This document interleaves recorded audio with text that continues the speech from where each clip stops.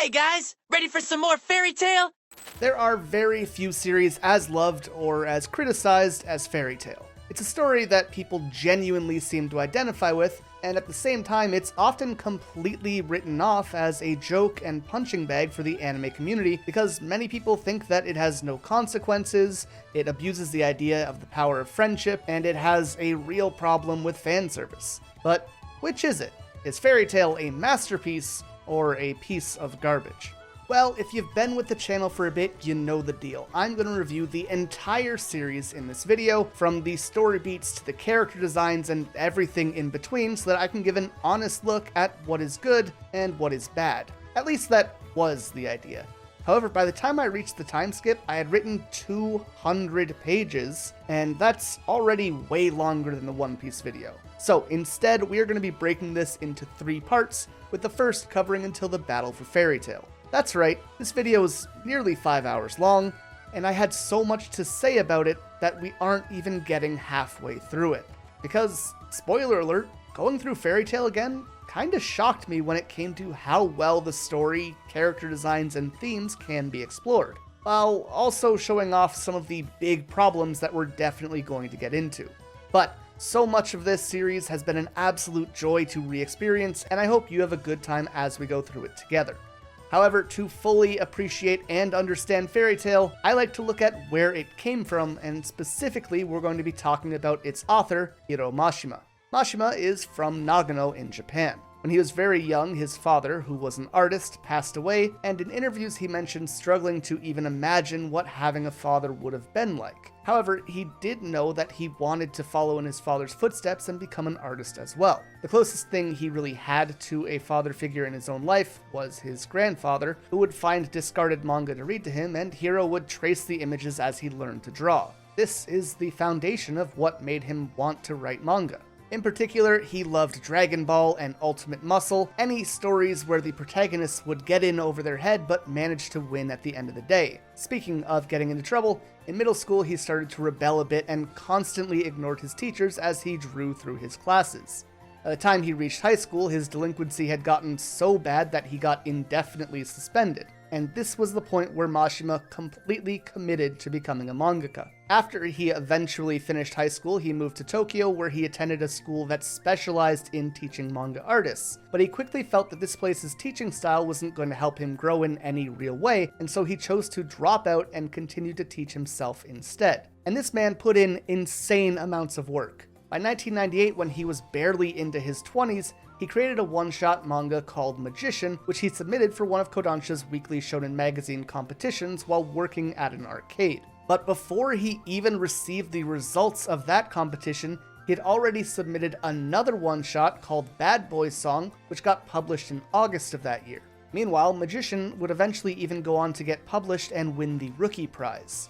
The following year, he released his first official serialized manga in Weekly Shonen Magazine with Rave Master, which ran from 1999 to 2005 over 35 volumes. Then, from 2005 to 2007, Monster Soul would be released in Comic Bomb Bomb, but before Monster Soul was even finished, Mashima was already releasing Fairy Tail in Weekly Shonen Magazine starting in 2006. This made the magazine immediately take note of him, with chief editor Morita Hiroaki calling him the ideal manga artist with a talent for creating both characters and stories, while at the same time being more productive than anyone else in the industry. And you might be saying, well, what about Oda? What about this guy? What about that guy? Well, consider that Fairy Tail was a weekly series with chapters nearly double and sometimes triple the length of most of its contemporaries at the time, and then add on that Mashima was working on an entirely different manga at the same time. He would work Monday to Friday to draw and ink Fairy Tail, then spent the weekends writing Monster Hunter, actively writing both series at once successfully. While Rave Master had been his biggest success up until this point, selling just over 20 million by 2020, Fairy Tail would go on to knock it out of the park, becoming one of the best-selling manga of all time, reaching over 70 million sales to date. But this was an inherently different story than Mashima had ever done before. Rave had been this grand adventure where he really wanted to focus on the idea of traveling and exploring the world. However, by the end of the story, Mashima said that it had become a bit sentimental and sad, so instead he wanted to make a story that purely focused on fun. There wouldn't be a bigger story that he would be working towards from the start, and instead it would be just about a guild of wizards and the jobs that they were hired for. We'd be following their everyday lives. The idea was almost like a slice-of-life adventure shonen. Specifically, he mentioned that he knew he was starting to get older, but at the same time, he still wanted to spend time with his friends, playing video games, and staying up all night together. And so he wanted to tell a story about a community of friends that felt like that. So, with this idea of creating a fun and open space where people could come together and enjoy themselves with friends at its core, let's take a look at Fairy Tail to see how this played out and to see how he explored this theme. Now, heads up, if you've seen my One Piece, Naruto, Demon Slayer, or solo leveling videos like this, you'll know how I like to look at these stories. Basically, I really dive into the first chapters to get a look at how a mangaka structures things and to understand their style, and then afterwards, we'll go through the story in a less moment-to-moment basis. I'll still talk about everything important, but we just won't be here for 6 hours. Unless we are still here for 6 hours. I'm only 3 pages in right now, so who knows how long this is gonna go. Future Axel here. Why did I do this to myself?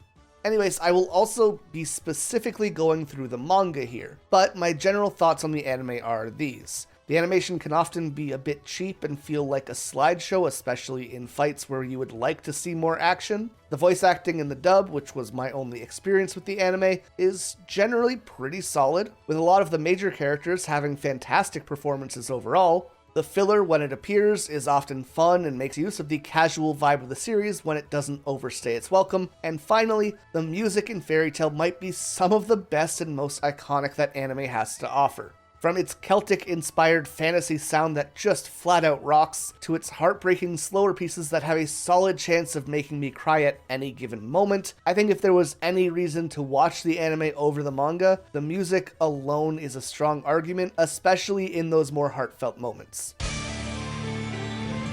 Anyways, over to the manga, which opens with a quick scene at the Magic Council, where we are introduced to 2 characters, Ultir and Seagrain. The council are wizards who seem to have earned their position purely through being powerful, which is interesting because going through the series, they don't really do much. However, in this instance, they're talking about a chaotic group called Fairy Tail, which causes a bunch of problems. And this immediately gives us an idea of how Fairy Tail is seen by the rest of the world. So, normally this scene is something I would skip over, but both of these characters are incredibly relevant as the series continues, and I wanted to bring up the idea of the Magic Council while we have a chance, as they do come up pretty regularly in the early half of the story. As we get into the actual story, we are introduced to a young man named Natsu who gets motion sickness as he rides the train. He and his friend, a cat named Happy, are traveling to the town of Hargion in search of the Fire Dragon Salamander. Now, up front, my whole experience with Fairy Tail up until this point has been through the anime, as I said. But something that I immediately noticed when reading the manga is that you can feel how fun the story is going to be.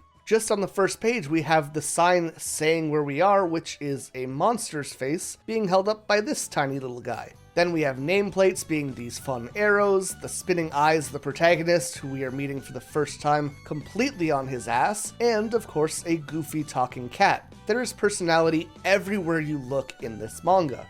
And I also want to take a moment to talk about Mashima's art in general as well here. And I'm gonna be honest, I was actually really surprised by how nice it is. I mean, the characters can often be anywhere from fine to very solid, but what really got me was the environment. This gorgeous train, the cobblestone on the streets, and even things down to the grain of wood panels and bolts holding things together.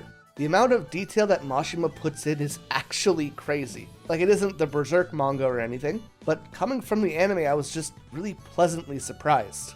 Anyways, Natsu ends up being too sick to get off the train and is taken away, which gives us an opportunity to jump to the second protagonist, Lucy. We find her in a shop looking for magic items to buy and eventually settling on a gate key. When she's told that it's going to be 20,000 jewels, she tries to flirt with the clerk for a discount, and when she only gets 1,000 off, she gets pretty angry. And this brings us to a bit of a mainstay in Fairy Tail: the use of fan service and sexuality by its characters. Now for fans, this is probably one of the most divisive parts of the entire series. And it can be done in very tasteful or fun ways, like Lucy flirting for a discount and using her sexuality to try and get the better of some pervy shopkeeper. Or, on the other hand, it can be done pretty terribly. For example, a couple arcs later, we'll see Lucy being tied down, only for plenty of comments about the sexy moaning she does while being bound. Now, in defense of all of this, you'll often hear about how Fairy Tail is a show with fan service for both men and women. I mean, someone on Twitter literally tried to tell me that just the other day, but for some reason, the fun side of fan service is multi-gendered, while the darker side of it is not. What I mean by that is, for men, we'll get moments like, haha, this guy strips every now and then and he's real hot. Cool, great, whatever. But for women, we'll get things like, haha, look how cute she is in this bikini, followed by, and now we're going to watch her get tortured and whipped and bound and chained and, it doesn't weigh out the same way. Regardless, I'll try and bring up both sides as they come up, and we'll see if it really does lean one way or the other. Now luckily, most of the characters in the series are adults, which is a nice change in a shonen series. However, some characters like Lucy are 17, so, we could probably leave those ones to people like Cody Ko. Editing Axel here again? Holy fuck, did this video take a long time to make. Is that reference even still relevant? Whatever, I'm just gonna put in whichever YouTuber was outed for being a pedophile this week, and hopefully it works all the same. God, we live in dark times.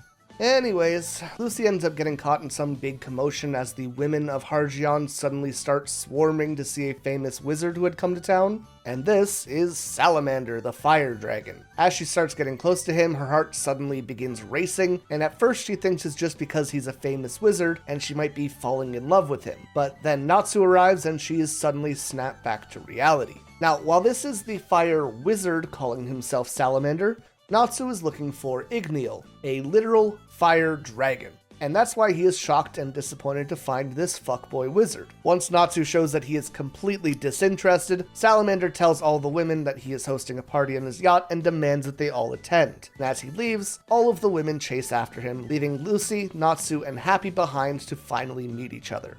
She takes the two of them to lunch as a thank you and explains that Salamander is using some kind of charm magic to make women fall for him, but when Natsu showed up, he broke that spell and set Lucy free. She then introduces herself as a wizard, but says that she isn't part of a guild yet, and this is kind of our first introduction to this idea of guilds.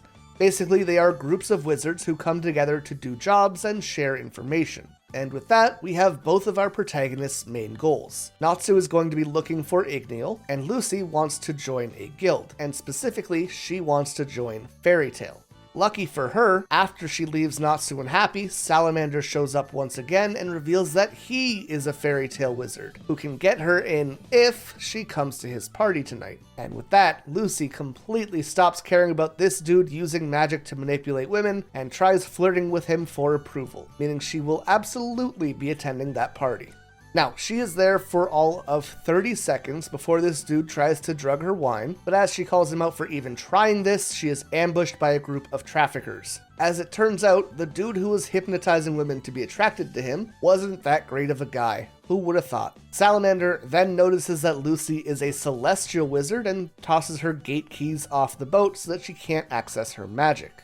Meanwhile, Natsu also finds out that Salamander is supposedly from Fairy Tail, which leaves him both shocked and confused, so he decides to check things out himself. He launches himself onto the boat, crashes through the ceiling just as Lucy is about to get branded, and he promptly folds onto the ground because his motion sickness sets in.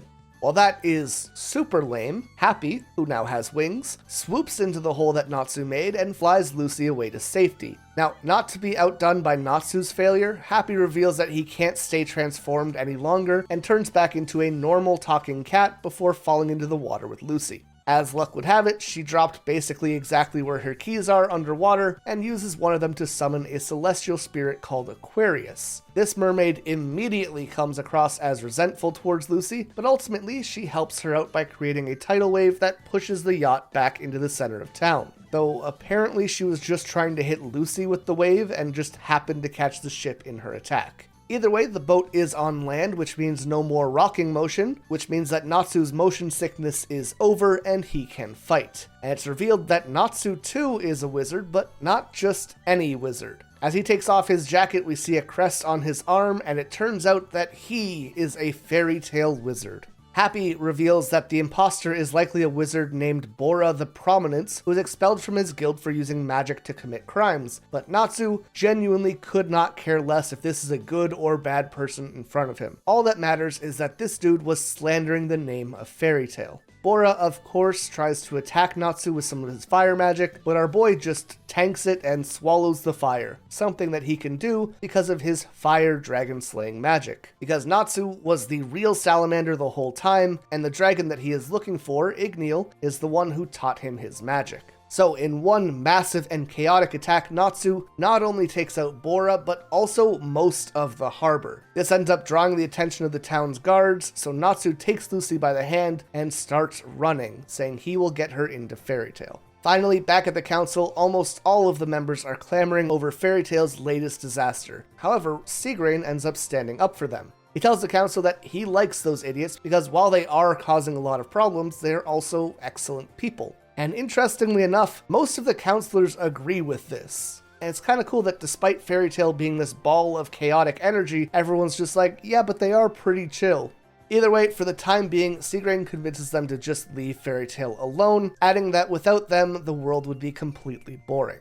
So, that is the first chapter and our introduction to Fairy Tail.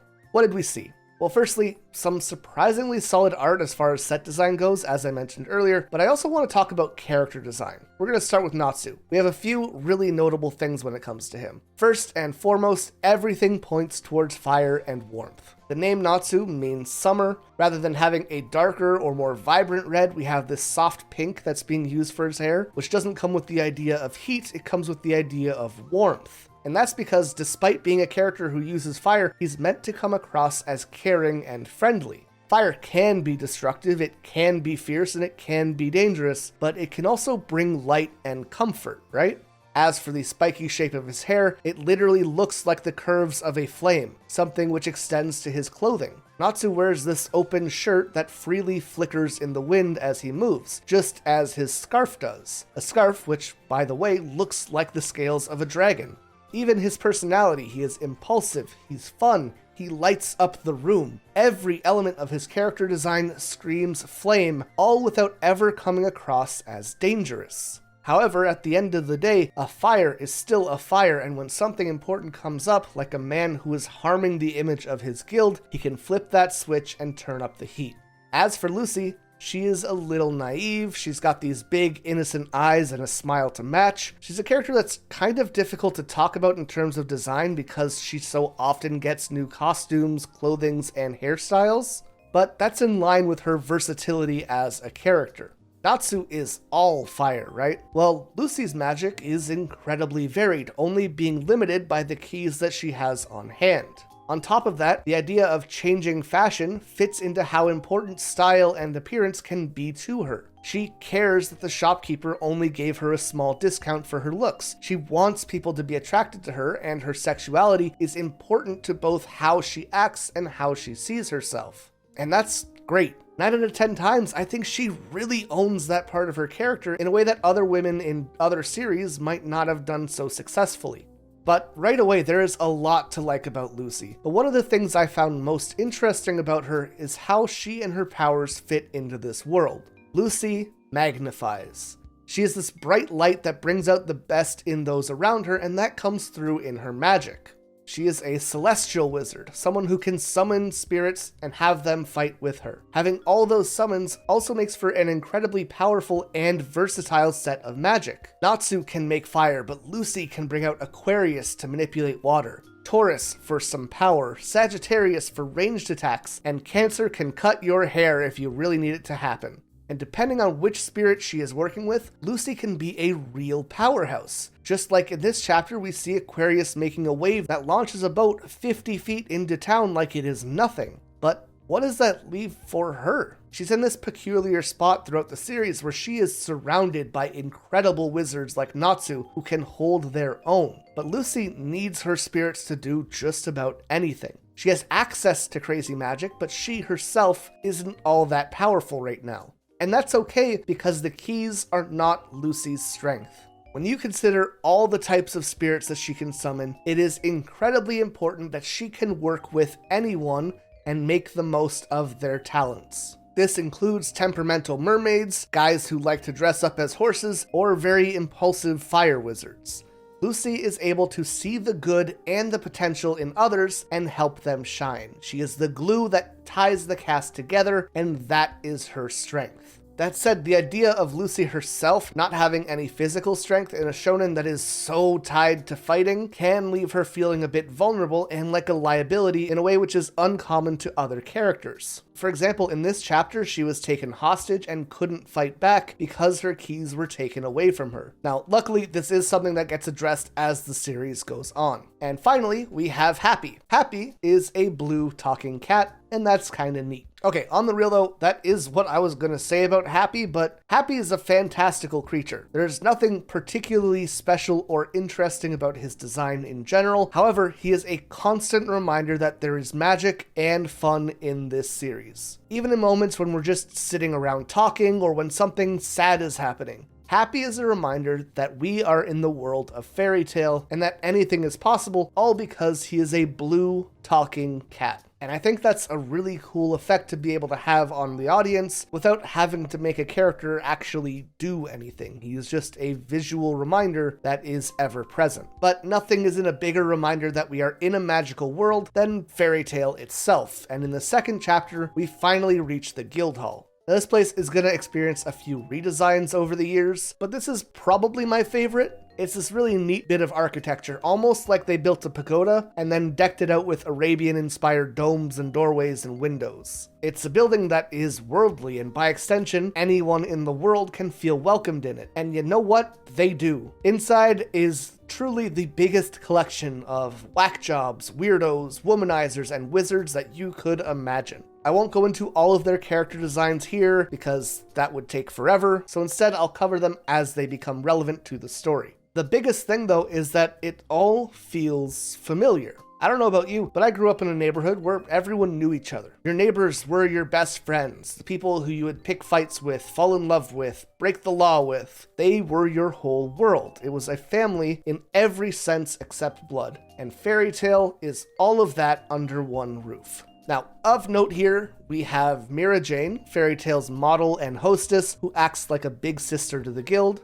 The Ice Mage Gray, who is constantly stripping down to his underwear. The guild's drunk, Kana. The man's man, Elfman. Our fuckboy, Loke. And of course, the larger-than-life guildmaster, Makarov. Now, while the guild is absolute insanity, Makarov manages to keep everyone more or less in line, even if he's a bit goofy himself. Right off the bat, he calls out that the council has been all over him for the damage that Fairy Tale has caused. Gray had rounded up a ring of smugglers, but then walked around town naked until he stole someone else's underwear. Elfman had worked as a security guard and then attacked the VIP himself. Kana drank 15 kegs of booze. Loki seduced a councilman's granddaughter, and Natsu just leveled half a city, stopping a couple bandits. And like the rest of the guild is not any better. Anywhere Fairy Tale goes to help, they will also bring destruction. And with all of that in mind, the old man simply burns the warning, tosses them into the air, and says that if they waste time listening to those in power, their own magic will never grow. Adding that following the path that you believe in is what it means to be a Fairy Tale wizard,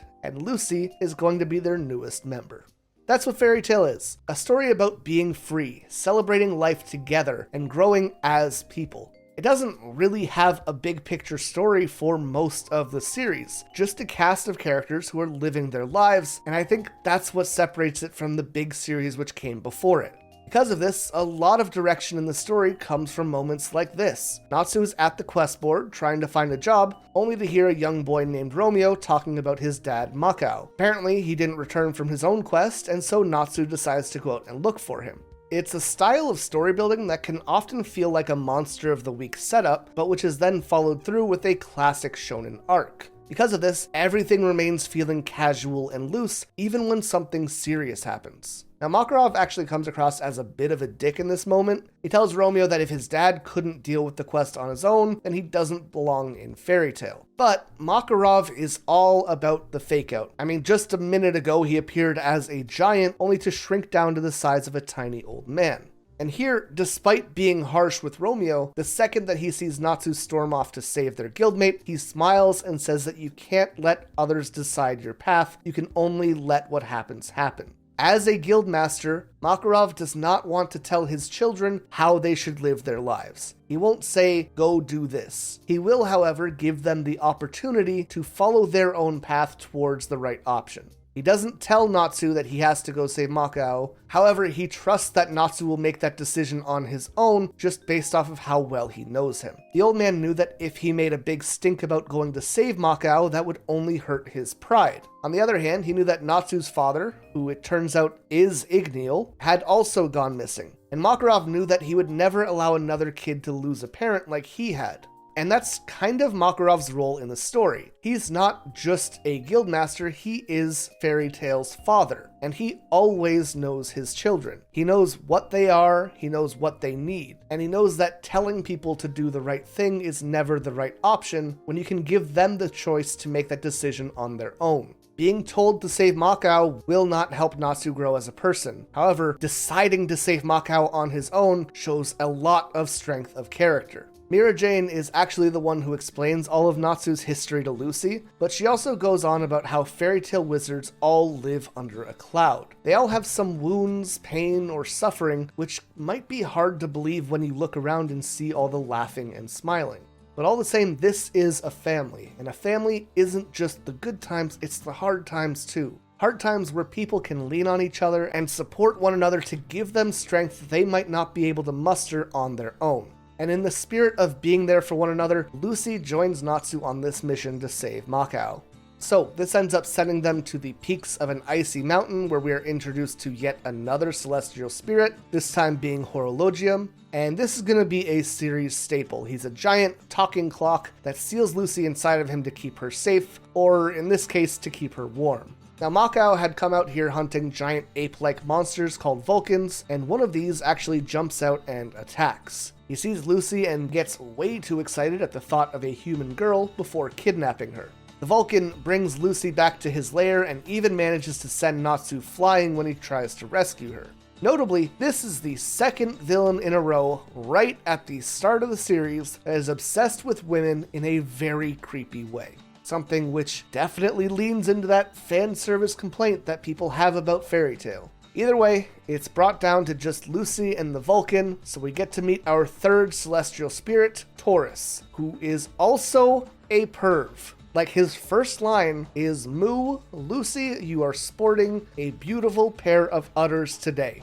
And like, I get it, but it is a lot, and I am very excited to get past this arc and beyond the growing pains of the series. Anyways, Lucy's magic is already worn down after summoning Horologium, so Taurus is on a bit of a clock, and the plan is to hold out until Natsu arrives. Luckily, he shows up pretty quickly as Happy gave him a lift, only to attack Taurus because he thinks he is a Vulcan. And if you're wondering why Natsu doesn't get motion sickness from Happy carrying him, the reason is because. That's kind of it. He doesn't see Happy as a mode of transportation, so it doesn't bother him. It's just a mental thing.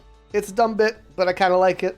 Anyways, the real Vulcan shows up and interrupts Natsu and Lucy talking, only to find that the snow attacks don't work on Natsu because he's a fire boy. And so the Vulcan picks up Taurus's axe and uses that instead. But as the Vulcan swings down on Natsu, he grabs the axe mid-slice, melts a drop of its metal into his mouth, and then spits it at the monkey man's head, creating just enough of an opening to take him out, which is a super fun way to end the fight. After the ape gets knocked out, it's revealed that Macao had been possessed by the Vulcan, and now the spell was broken. However, he's in pretty rough shape, so Natsu needs to cauterize his wounds to keep him from bleeding out. We then find out that he had beaten 19 of those monkeys on his own, only for the last one to take over his body, really solidifying in Lucy just how amazing fairy tale wizards are.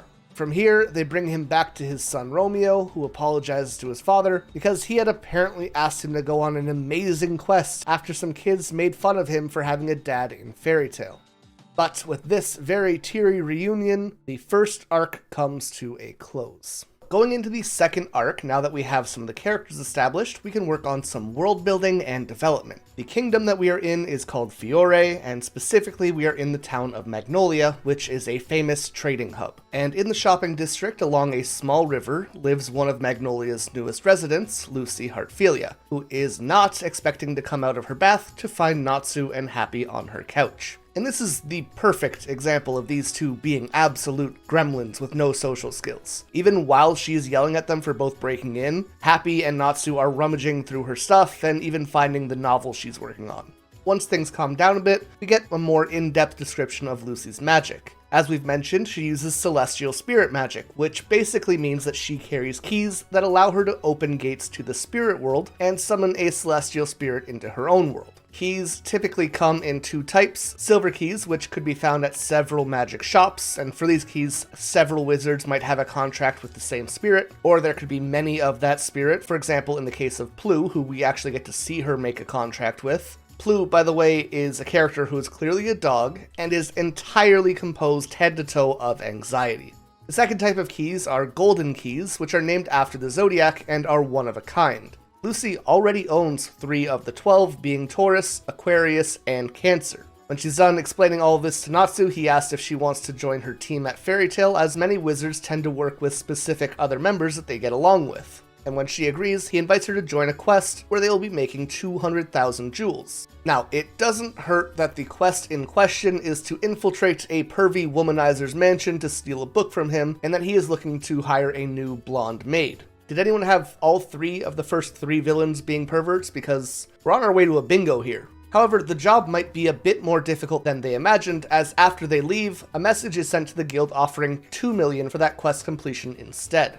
So, over to Shirotsume Village, where the boys grab lunch, Lucy goes off to buy a sexy maid costume, and again, she's kind of owning her sexuality in this moment. It's pretty much her whole thing to this point in the story, so while she was offended that they were using her as bait, she is also 100% confident that she is hot enough to win over the rich dude, and I can appreciate that. That said, Natsu and Happy start panicking because they were only joking and she took it seriously. It's a good bit, and regardless, she already has the costume, so they might as well see if Duke Everloo will hire her. But first, we have to meet with the client. This is Cabby Mellon. He wants them to break into Everloo's mansion and burn a book called Daybreak, and while he won't go into the details, it is important enough that he's offering 2 million jewels to do so. Once they understand what they're here for, they head over to the mansion, and Lucy tries to use her charms to get a job as a maid, but Everloo has a very specific taste. He summons his gorgeous collection of maids who burrow through the ground, stare at everything Lucy has to offer, and calls her ugly before sending her away. And being rejected as ugly when Everloo's maids look like this makes Lucy feel equal parts depressed and furious. Since she won't be able to sneak in as a maid, the team goes with Plan C, standing for Charge In. Lucy wants to keep things stealthy like ninjas so they don't get into any trouble, but it takes all of 3 seconds before they're found by the maids, and Natsu is forced to use the power of the ninja to defeat them. And this leaves an open path to the library where Lucy manages to find Daybreak pretty quickly. The book was by an author, Camus Zalion, who is apparently a wizard author that Lucy adores. However, despite being his biggest fan and reading everything he's ever put out, she's never heard of this book, so now she's hesitant to burn it like the client had wanted. But there's not really time to think that over as Everloo bursts through the ground along with his 2 guards, the Vanish brothers. Now, Lucy wants to read the book before they burn it, so it's up to Natsu to hold off both of them on his own. And they're fine, I guess. The one dude is like a Shaolin monk and chef kind of thing who carries a frying pan that can deflect fire magic or use it to launch his brother into the air for a combo attack. They talk a really big game, but Natsu just laughs it off and creates flames that spell out the words "come on," which is fucking rad. Now, the idea for these guys is to show off that wizards don't typically really train their bodies, and that is supposedly their weakness.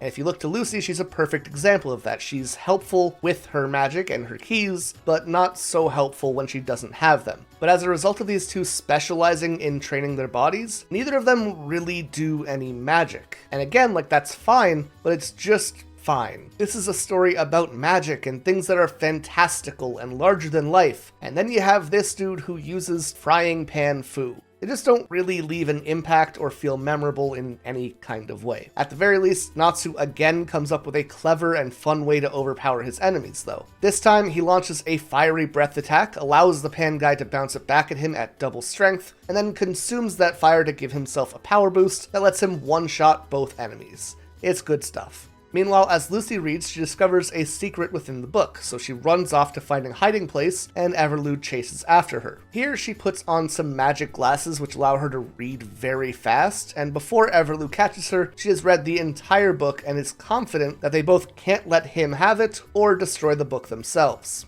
And these glasses are a really cool idea that I think Fairy Tail lets fall to the wayside in an unfortunate way. As the story goes on, there are less and less of these everyday tools that are infused with magic to make life easier. And I think in a world so full of magic, they really help to add some flavor and context to what life is like there. Like, of course there are magic glasses, of course there are magic cars. It's just something that I really appreciate that I wish we got more of for further into the story. But for now, we gotta focus on Everlu reaching through the wall and grabbing Lucy as he demands she tell him what the secret of the book is. Apparently, this old bastard had commissioned the book's creation, and so he feels that he deserves to know its secrets. So much so that he is willing to break Lucy's arm if she doesn't spill it. But luckily, Happy arrives in the nick of time and dropkicks the man to set her free. And so it is time for Lucy to show us what she can do. The reason Everlu has been able to pop through the walls and the floors is because he has diver magic. And Lucy needs to keep dodging his attacks while she interrogates him to figure out if what she read was true. As she learns, the man had blackmailed the author to write a book about him, threatening to revoke his family's citizenship if he refused. While he wrote, Zalion was kept in solitary confinement for refusing initially, and this lasted for 3 years. But while he was imprisoned, the wizard used his magic to hide a story within the book. Now sure that she is correct, Lucy summons Cancer from her keys and sends him after Everlu. But uh-oh, plot twist, he's a celestial wizard too and calls forth Virgo, who it turns out was the buffest maid the entire time. But something really strange happens. Natsu had been holding onto her when she warped through the spirit world, which Lucy sees and says, quote, "I can't believe a human could pass through the celestial spirit world. That's impossible." Now, if you know where the story winds up in a few hundred chapters from here, this is setting off alarm bells. But it's kind of hard for me to tell how far down the line Mashima actually planned out his manga. Like, I'm sure he had a general idea of where things were going, but the big Natsu thing is pretty far down the line. But at the same time, I mean, the next arc is Lullaby with a flute from the Book of Zareth. Then we have the Deliora stuff, the Ultir stuff, the Tower of Heaven, which fits the idea of what Zareth wanted to accomplish. And even if we go as far back as the first chapter's color spread, the word end is below Natsu and almost hidden by the Fairy Tail logo, which to me felt like a stretch at first, but I can't think of a single reason why the word end would appear on this page of this manga. Like, even in terms of image composition, there is no reason for it to be here. If these are foreshadowing, like, holy fucking peak. And if not, I mean, it's still fun in hindsight. However, the further I read into the early parts of the story, the more I genuinely believe that a lot of this was planned ahead of time by Mashima, and I am so goddamn impressed by it. Anyways, from here, Natsu takes care of Virgo, and Lucy grabs Everlu with her whip and launches him through the air towards Cancer, who finishes him off. And I really like her being more involved in a takedown like this. So, with Daybreak secured, the gang goes back to their client, and on the way, Lucy reveals that she noticed that the book was horribly written, which is weird for an author of this caliber, and that's what made her want to check for a hidden message. She gives the book to Cabby, who insists that they burn it, but Lucy stops him, asking if he is actually Camuzalian's son. He says yes, and explains that when his father had finally come home after being gone for 3 long years, he was a completely different man. He was so distressed at writing it that he even cut off one of his own arms so that he'd never have to write again. From Cabby's perspective, his father had just vanished for 3 years to write and completely abandoned his family the entire time. So he is furious at his father for throwing everything away just to write a book that ended up being terrible. But when he confronted his father about this, he simply smiled and said that he was thinking of Cabby the entire time he wrote it. Ultimately, the author would take his own life shortly after being scolded by his son, but even in death,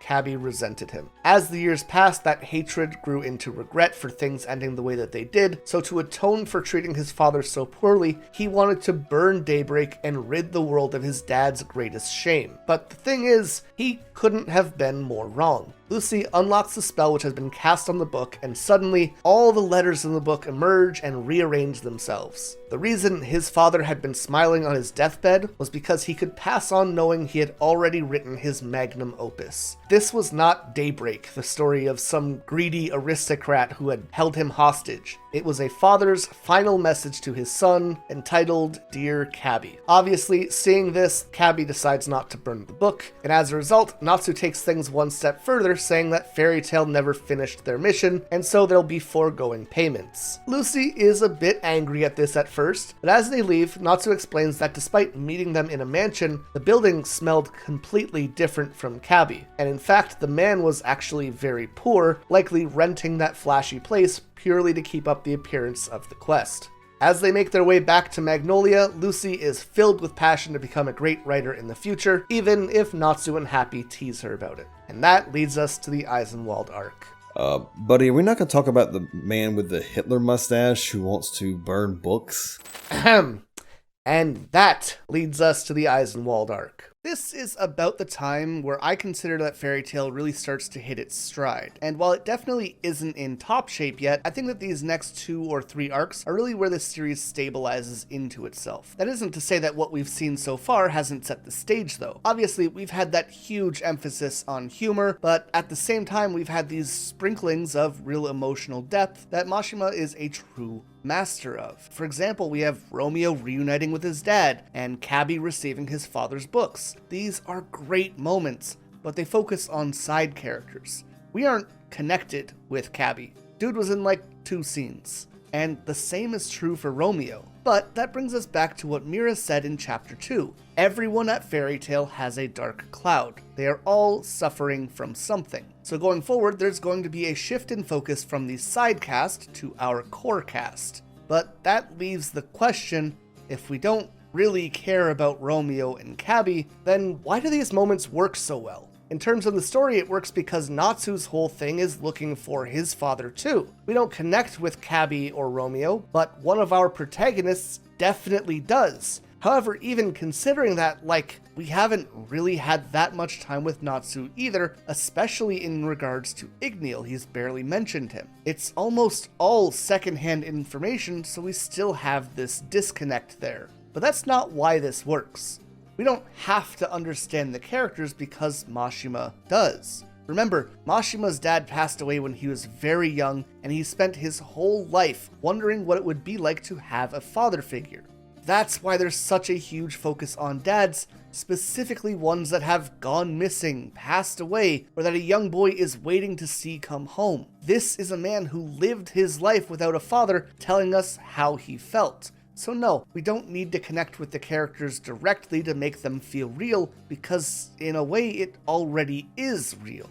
But now that he's opened up to us, and all that real pain was mixed in with the magic, the dirty jokes, and the silly talking cat, we know who Mashima is, and we can start getting into the actual story. And hey, look at that! This arc has no perverted villains, and no dads, and suddenly we are talking about actual world building and story development. The arc starts with Mira explaining how the system of government works within Fiore, being led by the Magic Council, who are supported by regions of guildmasters, and those guildmasters each have their own guild beneath them. It's a system where everyone is interconnected to ensure peace, balance, and security. That said, there are some guilds who refuse to be part of that system, and they are called Black Guilds or Dark Guilds, and they only exist to serve their own needs. Speaking of serving their own needs, Natsu asks Lucy to join up again, but she's upset because he asked her just because she's a blonde last time, and instead both Loki and Gray approach her to ask to join them. Luckily, both these guys are weirdos.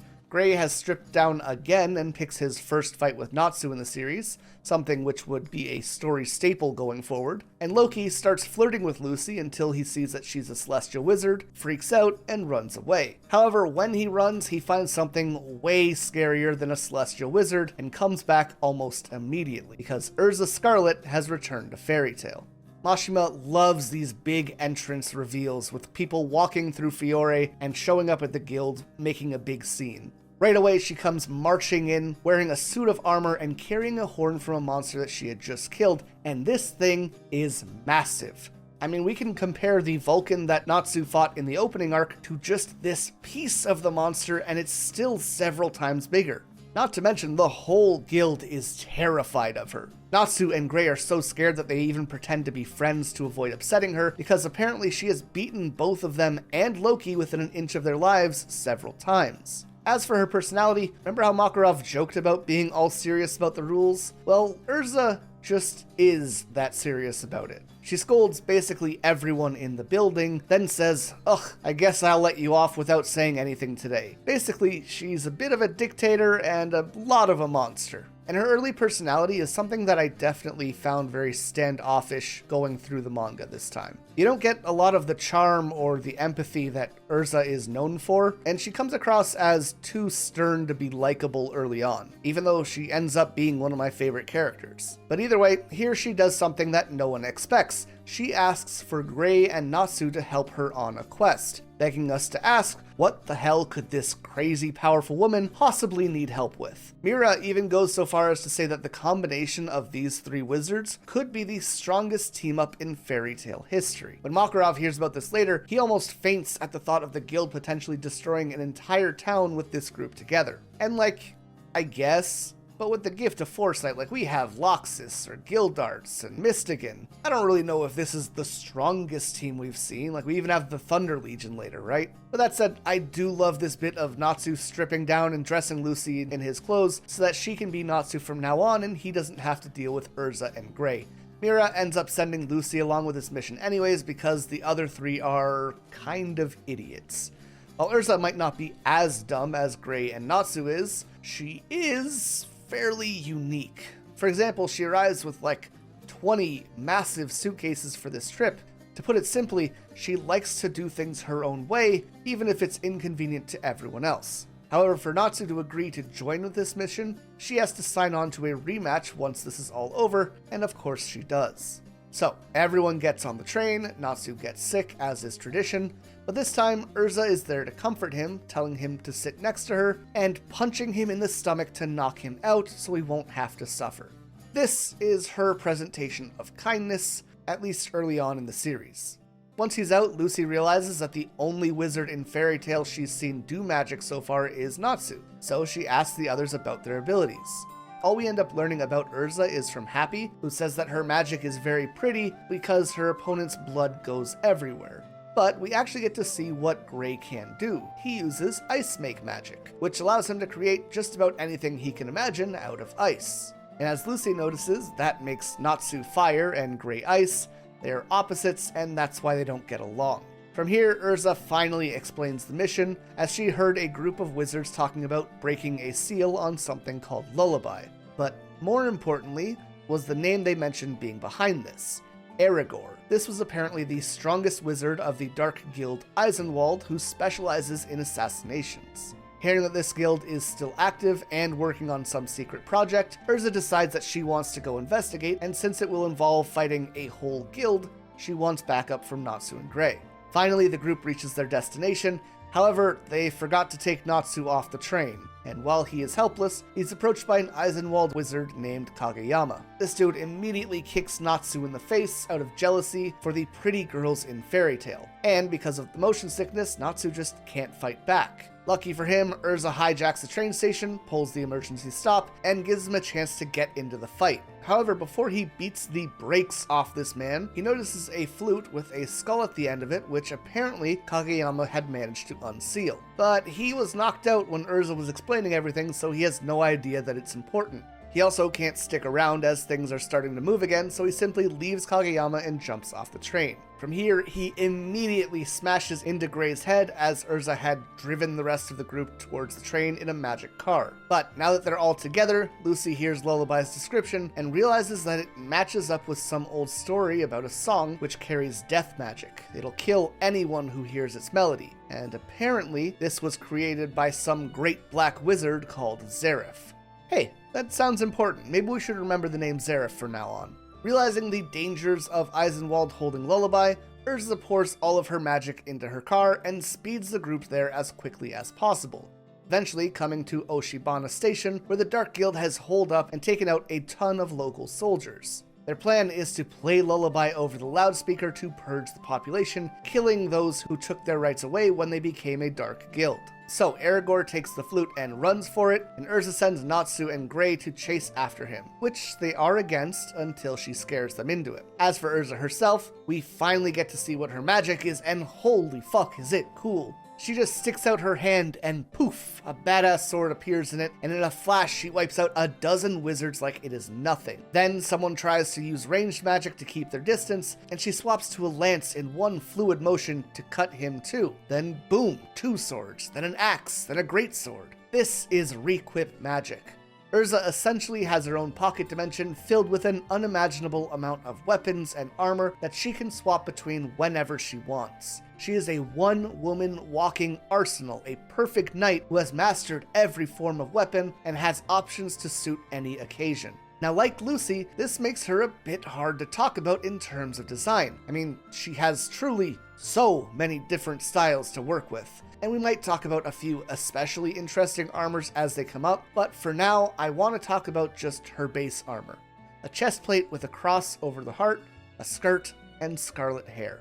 Starting with her hair, because it's the one thing that never changes, is this deep, bold red. It makes a statement. When Erza enters the room, your eyes are on her. She has presence, pressure, aura, hockey, whatever you want to call it. And the color scarlet itself is passion, courage, joy. In ancient Rome and Persia, it was a color of nobility along with purple. Officers in Rome were even called the people of red. By the Middle Ages, scarlet had become associated with the church, especially with cardinals and martyrs.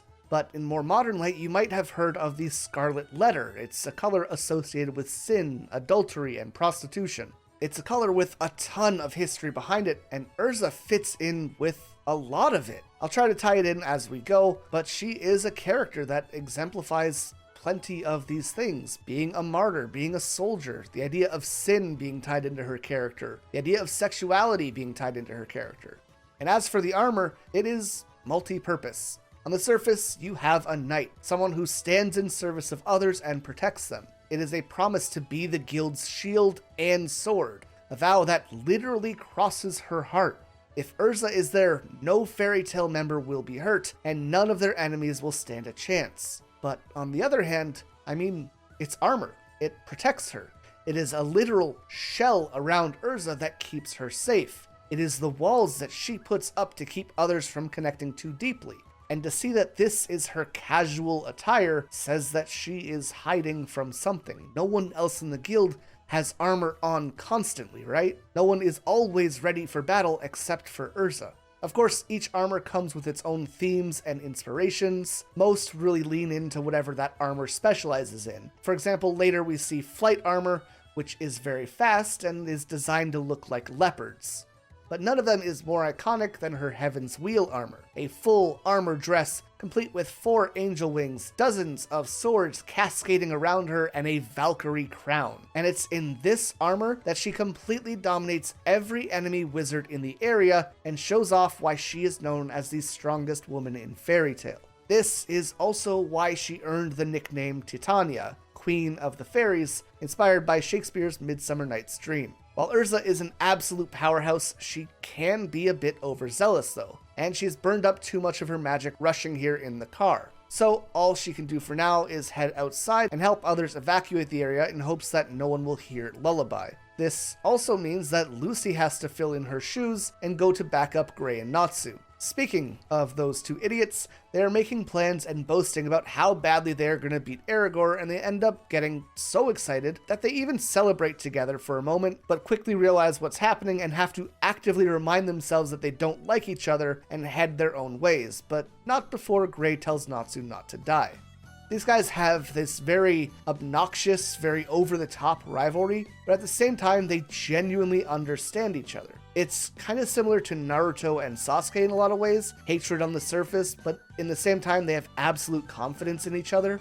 Natsu and Gray are true rivals. They push each other to be better and to be stronger, but in order to do that, they need to see each other as equals, even if they won't admit it. Someone who is lesser than you can't push you in that way. And that's why at the end of the day, if something happens and Natsu can't be there, There is not a single wizard in Fairy Tail that he would rather entrust that situation to more than Gray. Erza might be stronger, but Gray is Gray. He struggles just as hard as Natsu. He works just as hard as Natsu.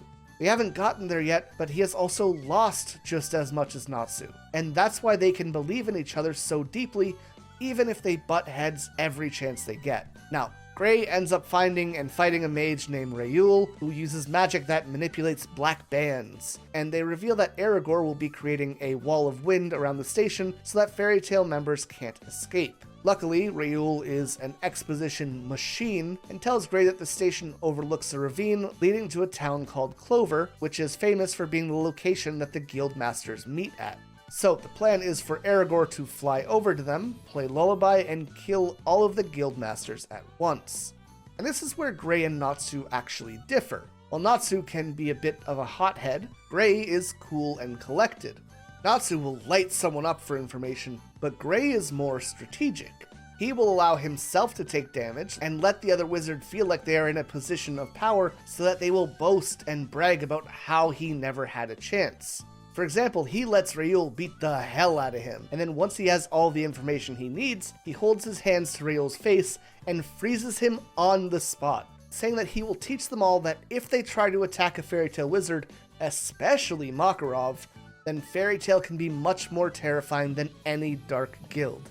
And just look at this panel. How can an ice mage look so fire? Now that Gray is on his own, he rushes to Erza to let her know the enemy's plan. However, even with this knowledge, anyone who tries to leave the station would be shredded to pieces by the wind walls, so they can't really make a move yet. This is when they remember Kageyama, the enemy wizard who dispelled magic to unseal Lullaby. And speaking of, Natsu is just coming across him now, so they can have their rematch from meeting on the train. And as we just mentioned, Natsu's plan will be to beat the information out of his opponent. And this isn't really a battle of equals. Natsu one-shots the guy, launches him into the air, and flips him down towards the ground. It isn't anything challenging, but it sure is flashy. Luckily, he makes enough noise to bring Erza and Gray right to him. Kageyama starts laughing at the three of them because they can't catch Aragorn, but Erza forces him into a wall, holds a sword to his neck, and demands that he dispels the wind wall, saying each time he says no, she will carve another slice out of him. This woman is terrifying. But before he can respond, one of his guildmates phases through the wall and stabs him in the back, literally. The traitor tries to escape, but Natsu takes down the entire wall and hits him in the process, but even so, regardless of how strong Erza, Natsu, and Gray are, they're still stuck. But you know who hasn't done anything this arc? Lucy. So Natsu comes up with a plan to let her shine. He suggests that using a celestial spirit, they can jump through the wall just like he did at Everlu's mansion, but again he needs to be reminded that humans can't do that. Just another jab at Natsu being strange. Plus, she would have to be on the other side of the wall to summon the spirit over there. But Happy finally remembers that he was given the key to Virgo after Everlu was defeated, and he gives it to Lucy. Weird that it happened all off screen and there's no real mention of it, but whatever. Either way, Virgo has the perfect power to get them out of here, as she can dive and create tunnels through the earth. So Lucy summons her, and hey, she's not a big gorilla-looking maid, she's actually super pretty, and had only changed her appearance to meet what Everlu wanted. Now, each celestial spirit comes with their own gimmick. Aquarius is angry and kinda bitchy, Cancer cuts hair, Taurus is a pervert, and as it turns out, so is Virgo, just in a different kinda way. Virgo is super into S&M play and calls Lucy mistress or dominatrix or princess. Really anything except Lucy. It can be a bit of a weird gag, but it usually only lasts for one panel or one punchline, so it's not super annoying. And is a character imposing what she wants rather than having it pushed onto her, so I guess that's better. I don't know, it's pretty inoffensive overall. Anyways, Virgo digs a hole beyond the wall, everyone makes their way out, with Natsu even carrying one of the enemy wizards so he doesn't die after they fought. But the whole time our wizards had been stuck in the station, Aragorn was flying towards the guildmaster. But the second they get out of the hole, Happy grabs Natsu, flies at max speed, and it's only a matter of time until he catches up and drop kicks Aragorn in his smug face. As for the others, Erza straight up steals a car and then hurries them towards the battle. They also bring along Kageyama, and he is just flabbergasted. He doesn't understand being helped by the enemy. He doesn't get them wanting to bring him to a doctor. At best, he expects to be a hostage, but Gray tells him that there are more ways to solve conflicts than life or death, something which is kind of a credo to the entire series. And that brings us back to the assassin that is fighting Natsu. In this fight, we learn that Natsu is able to change the quality of his flames. For example, Aragorn knocks him off the bridge, so Natsu uses his fire like a rope and swings back up to safety, which is equal parts stupid and kinda awesome. But hey, we get some leeway because magic. It does make you wonder though, what other changes can Natsu make to his fire? I wonder if we'll see any. Now, this tangible fire very rarely, if ever, comes up in the series again. I can't think of him making a lasso out of fire or anything at any other point, so it's weird that it happens here. It almost leans too far into Gray's magic, if that makes sense. Natsu isn't supposed to be about versatility, he's supposed to be about the rush-in kind of fight, right? And that's probably why we don't see it so much in the future. But this fight is actually the first one that Natsu really struggles in the series. Aragorn might be an edgy DeviantArt OC, but his wind magic is no joke. Eventually he even coats himself in armor that's similar to the wind wall, meaning that Natsu's flames get extinguished as he makes contact, and his body is shredded anytime he tries to get close. Aragorn eventually manages to land his ultimate attack, but even so, Natsu gets up. He's so frustrated that his fire keeps going out that he begins heating up, and Aragorn notes that magic shouldn't be tied to emotion this way. However, he does remember hearing about ancient fire magic that did. Now, this could be a reference to dragon slaying magic, but it could also be a reference to more about Natsu specifically, this idea of ancient magic. It's also strange that Aragorn says magic doesn't get influenced by emotions, because at every other point in the series going forward, it just very clearly does. So I'm going to chalk this up to just being early writing in the series and not really having a stabilized idea of how the power system would work, because emotions are pretty much the strongest force in Fairy Tail. Either way, Natsu raises his heat so much that Aragorn's winds begin being sucked up into him, and Happy, being the little bastard he is, then adds fuel to the fire by telling Natsu to give up and wait for Gray to beat Aragorn himself, and Natsu just erupts. The heat sucks up so much of Aragorn's wind that his storm armor is completely ripped off, and Natsu finally knocks this dude into next week, but it isn't over, and Lullaby rolls out of Aragorn's jacket. The rest of the gang arrives, and they try to decide what to do with the flute, opting to bring it to the masters for advice, but they don't get a chance. Kageyama grabs it, steals Erza's stolen car, and zooms away. And he gets pretty far, as Happy is now too worn out to fly Natsu there this time. That means that there is nothing to stop Kageyama from making it all the way to the Guildmasters meeting. Here, he comes across Makarov and convinces him to listen to one song before he leaves to find Erza, Natsu, and Gray to avoid them leveling whatever city they went to. However, as he's about to play, he suddenly stops. His guild was rebelling because they had been treated poorly by society, but here he was about to kill the man leading the only group of people who had been good to him. Erza and the others arrive, but before they can intervene, the other guildmasters pop up and tell them to wait and watch things play out. All of them knew, Makarov included, that this guy had some kind of weapon on him. They sensed the danger, the malicious intent, and the evil of Lullaby, and they still gave Kageyama a chance to be better than he believed himself to be. He thinks to himself, all I have to do is play it and I'll change everything. But Makarov cuts him off almost like he's reading his mind, saying that nothing will change. Weak people will always be weak, but not everything weak is evil. Humanity starts weak. Guilds exist because it's frightening to be alone. That's why you have friends. That's why we band together and march in step in order to live strong. And Kageyama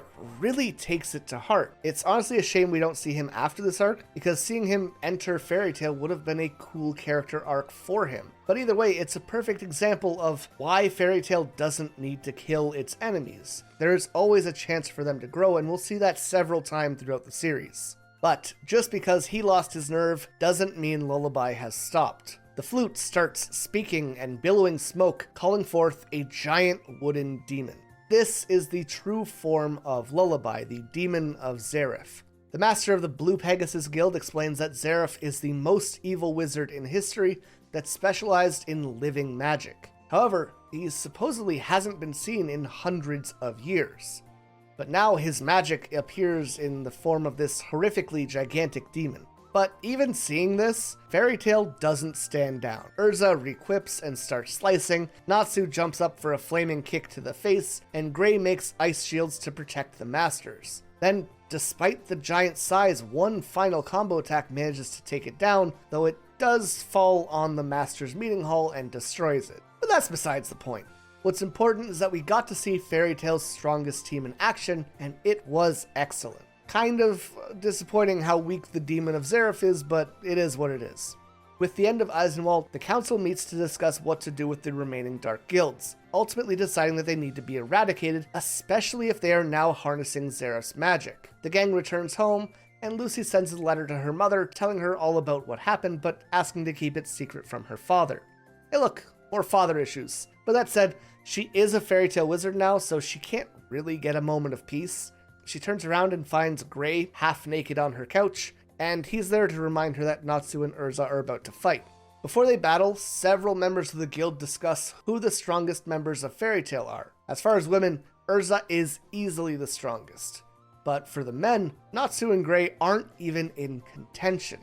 It's more likely Mistigan, Loxus, or Makarov, meaning that we have at least two people arguably on the level of Makarov if Erza isn't herself. Mira also clarifies that she meant that Erza, Natsu, and Gray would be the most compatible, not the strongest in terms of power, which makes more sense, at least. As for the fight, Erza kicks things off with Fire Empress armor to defend herself from Natsu's attack, which Natsu says allows him to go all out without worrying, and it's actually way closer than you would think. However, the fight's called off when an envoy from the council arrives to arrest Erza.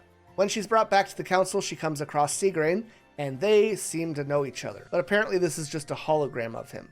He tells her that the council is essentially looking for a scapegoat, but also leans in close to warn her about speaking of some certain subject in her trial. Little bit of foreshadowing there. As his hologram fades away, the envoy tells her that she knows incredible people, but Erza corrects him, saying she knows evil people. You can play dramatic music now. And this whole scene is really interesting because every time we get a scene with the council, Seagrain has been a huge defender of Fairy Tail up until now. So to see this level of secrecy and Erza calling him evil is a real standout early on. Erza is on trial for the terrorism of Eizenwald so that the public doesn't panic and feel like the council was doing nothing about the dark guilds. But just as things get started, Natsu bursts in disguised as Erza, and both are arrested as a result. She explains to him that there wasn't going to be any punishment and it was entirely for show, but now things had escalated because of Natsu. And while he was an idiot, he was an idiot who cared, and knowing that made her pretty happy. At the same time, Seagrain also seems happy to have discovered that Natsu Dragneel is in Fairy Tail. So somehow these two are connected as well. That said, I don't know how he didn't know Natsu was in Fairy Tail. It's like a pretty core thing. The Salamander's a pretty iconic nickname. Seagrain is in the council. You'd think that would be apparent to him. Either way, we'll address that all later. In the end, both Erza and Natsu are released almost immediately once the public realizes that the issue has been dealt with. Naturally, Natsu tries to pick up the fight where things left off, and our boy gets absolutely one-shot despite Erza not even wanting to fight anymore. For now, she is still miles ahead of him, despite what the earlier fight might have suggested. However, just like their last match, this fight gets interrupted. In a moment of pure aura, everyone in the guild aside from Makarov is put to sleep as a wizard named Mistigan appears, picks up a quest with a massive bounty, and leaves without allowing anyone other than the master to see him. I think this was like the first moment that the series really made someone feel powerful in this way. Like sure, Natsu leveling half a town is crazy, Erza is an absolute monster, but Mistigan feels powerful in a very controlled way. Putting the whole guild to sleep feels as simple to him as walking, whereas every other instance of power has come with some great show of force. Along with that intensity of his introduction, Mystigan inherently comes with a sense of mystery. I mean, it's basically in his name, right? The man is draped head to toe and completely covered, which seems excessive, and he's already putting everyone to sleep so they can't see him. While he doesn't seem to put effort into his magic, he does put effort into ensuring that no one can recognize him. When everyone else wakes up, Loki explains that Mystigan is a candidate for the strongest man in Fairy Tail, and despite that, no one in the guild but the Master and one other person has ever seen him. And speaking of that other person, we get introduced to him right here, and he is also the other candidate for strongest man in the guild, Loxus Dreyer.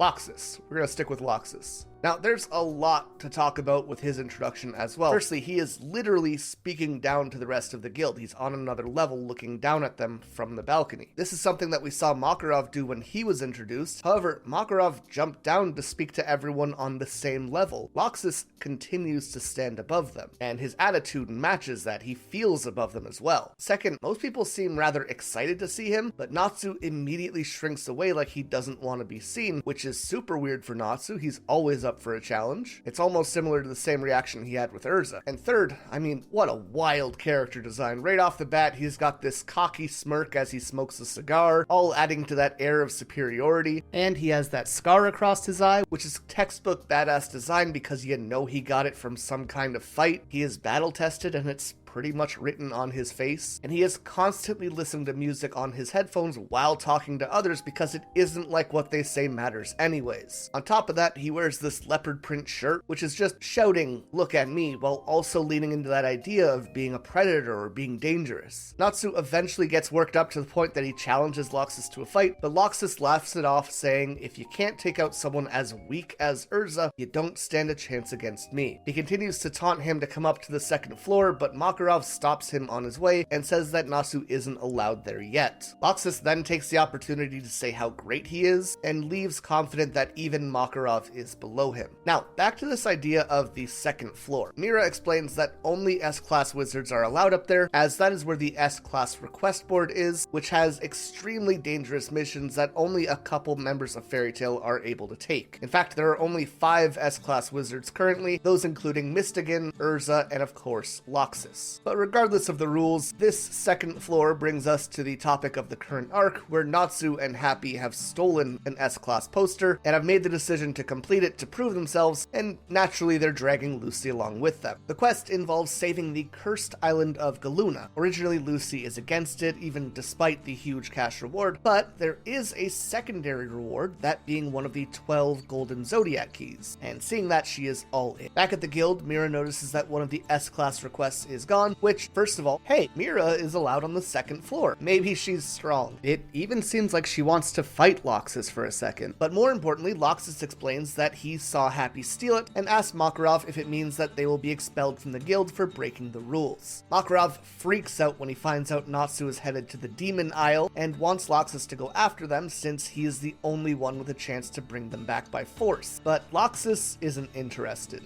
In fact, he throws back Makarov's sentiment from when Macao went missing, saying a wizard who couldn't take care of themselves doesn't belong in Fairy Tail. Luckily, Gray volunteers to go in Loxus's place because he believes he can stop Natsu. By the time he finds them, Natsu and Lucy are looking for a ship to bring them to Galuna, but they aren't having any luck. Gray tries to bring them back by force through fighting, but seeing their magic, one of the sailors calls out and asks if they are wizards going to get rid of the curse of Galuna. Lucy says yes, they get invited on board, and Natsu knocks out Gray and basically kidnaps him so that he can't go back and get Erza. As they head back to the island, the sailor Bobo explains that he is from Galuna and warns them about the demon curse as he holds up a transformed demonic arm. And as if that wasn't creepy enough, as they approach the island, Bobo suddenly vanishes from the boat and the wizards are on their own. However, there's no real time to worry about that as a massive tidal wave crashes down on them and washes everyone onto shore. Now that they're actually on Galuna and there's no turning back, Gray decides to wholeheartedly join the mission. After all, he can't let Natsu reach the second floor before him. Soon they come to a sealed off village, and after proving that they are from Fairy Tail, they are given entrance. Here they find an entire populace that is hiding themselves away under cloaks. They're led by a man named Mocha, who tells them to reveal themselves, and much like Bobo, everyone here has been transformed in some way. Though Natsu is more worried about Mocha's sideburns than his demonic body.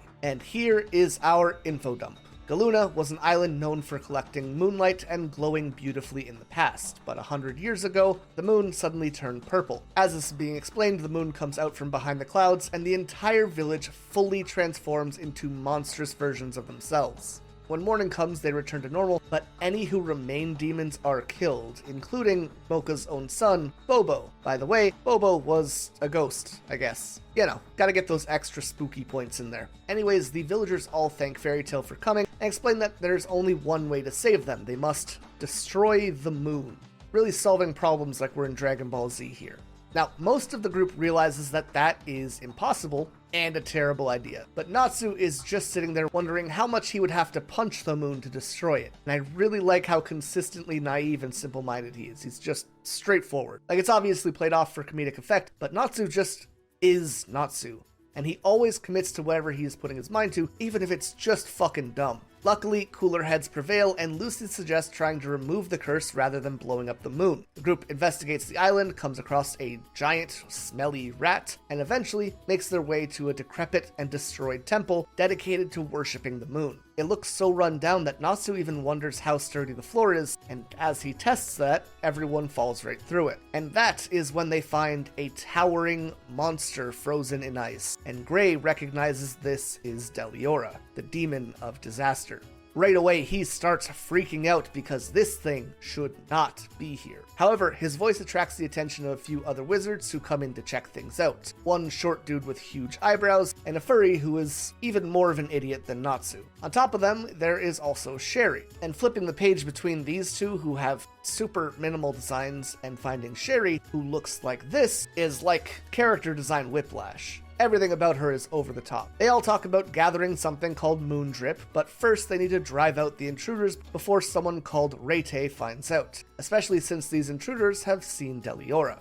And that brings us to Gray's exposition dump about the demon. 10 years ago, Deliora arrived in the nation of Isvan. Because of this, Gray's master Ur was forced to sacrifice herself by casting a spell which sealed the demon in ice. And now that same demon was on Galuna for some reason. Everyone assumes that Deliora must be the reason behind the island's curse. After all, the monster was only sealed, not killed. So Natsu being Natsu, he wants to free the demon and kill it here and now. But Gray puts an immediate stop to that, saying no fire magic should ever be allowed near it, because if Deliora escapes, it will be unstoppable. So what was this spell that sealed the demon? Well, it's called Ice Shell, and it will come up a lot in this series, so get used to hearing about it. Essentially, an ice wizard gives up their life to become a shell of ice that will trap whatever target they have inside of it forever. And despite Gray's reaction to Natsu, the ice is supposedly impossible to melt, which begs the question, if it can't be melted,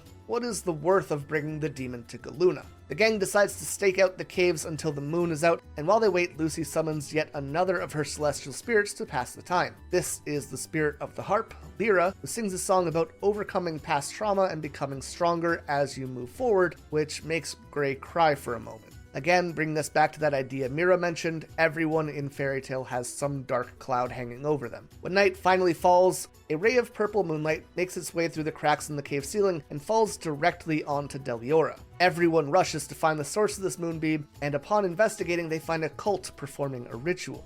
Lyra explains that this is the Belianese spell chant called Moon Drip, which was specifically created to melt the iced shell. And of course, leading the cultist is Rete, a cloaked man with a demonic knight's helmet who sends the wizards that we met earlier to the village to eliminate all the surviving townfolks. Naturally, Natsu and Lucy are concerned about the well-being of their new friends, but Gray is more concerned with the voice of Rete. Thinking quickly, Natsu shouts out that he is the one trying to stop them in hopes of ending the attack on the village, but Rete simply ignores him and tells the wizards to continue as planned. Now this kind of quick action is pretty in line with Natsu, but next it is Gray's turn to act impulsively, launching an ice attack across the ground towards Rete, who also uses ice magic to cancel his out. As it turns out, this man isn't Rete, it's Leon.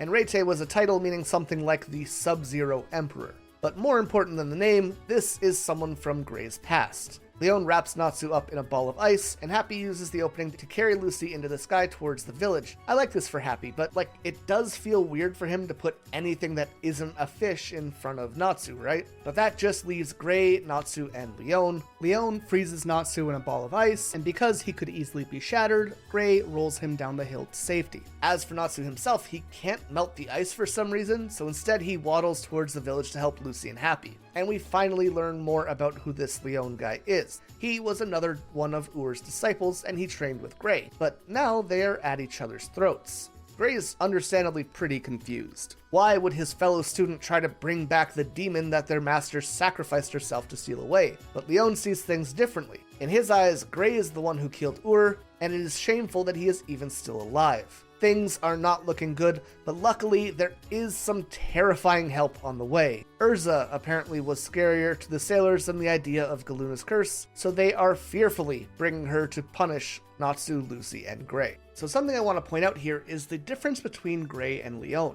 A huge part of Fairy Tail is the expression of characters through their magic, which is why we very rarely see people with the same types of magic. But here we have both Gray and Leon using Ice Maker magic. So how do they differ? Well, Gray tends to focus on static and inanimate objects. Things like shields, axes, swords, walls, things like that. Meanwhile, Leon makes ice with motion, living creatures. Practically, this allows for a really cool dynamic between the two of them in combat. However, in terms of character representation, these are expressions of how these two deal with their past. In both cases, they are frozen. They're unable to move beyond a specific moment, and that defines who they are. Ur's death created both of them. However, while Gray wallows in that, he remains static, if you will, Leon is seeking a way to take action to move beyond it.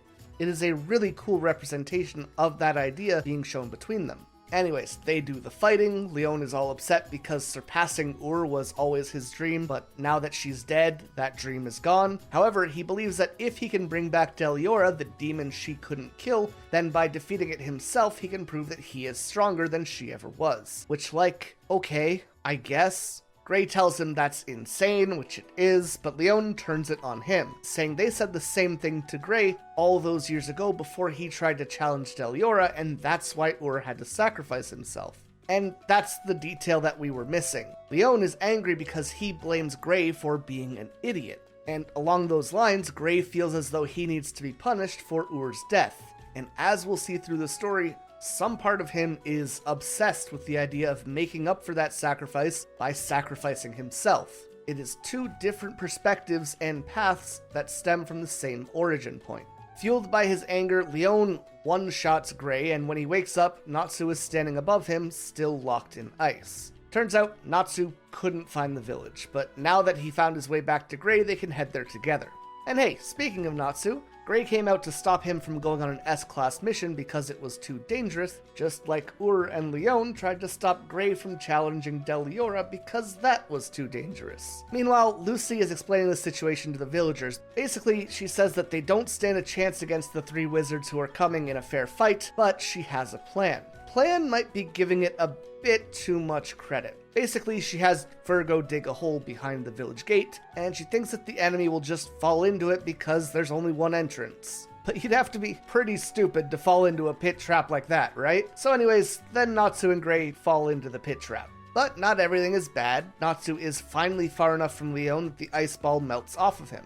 But wait, the wizards left for the village before Natsu and Gray. They should be here by now. Well, they took a detour to pick up the giant rat from earlier, and they ride them like a helicopter over the village with the plan to pour acidic poison jelly on the people below them. Sherry gives the command to pour the poison, but Happy grabs Natsu, flies towards it, and as they get close, he claps his hands together in a burst of flame that spits the jelly far enough for the people below to be safe. At least for the moment. With their plans ruined, Sherry, Eyebrows, and Dogman drop down to the village to finish the job themselves. In the chaos, the villagers begin to run away, so Sherry and Angelica the rat fly after them. But Lucy grabs on and tickles the rat's feet, causing them to crash land into the forest. So, once again, Happy flies out to make sure Lucy doesn't die, and Natsu is left with the other two mages alone because Gray is a sleepy boy. And finally, we get these two's name. Eyebrows is Yuka Suzuki, and the furry is Toby.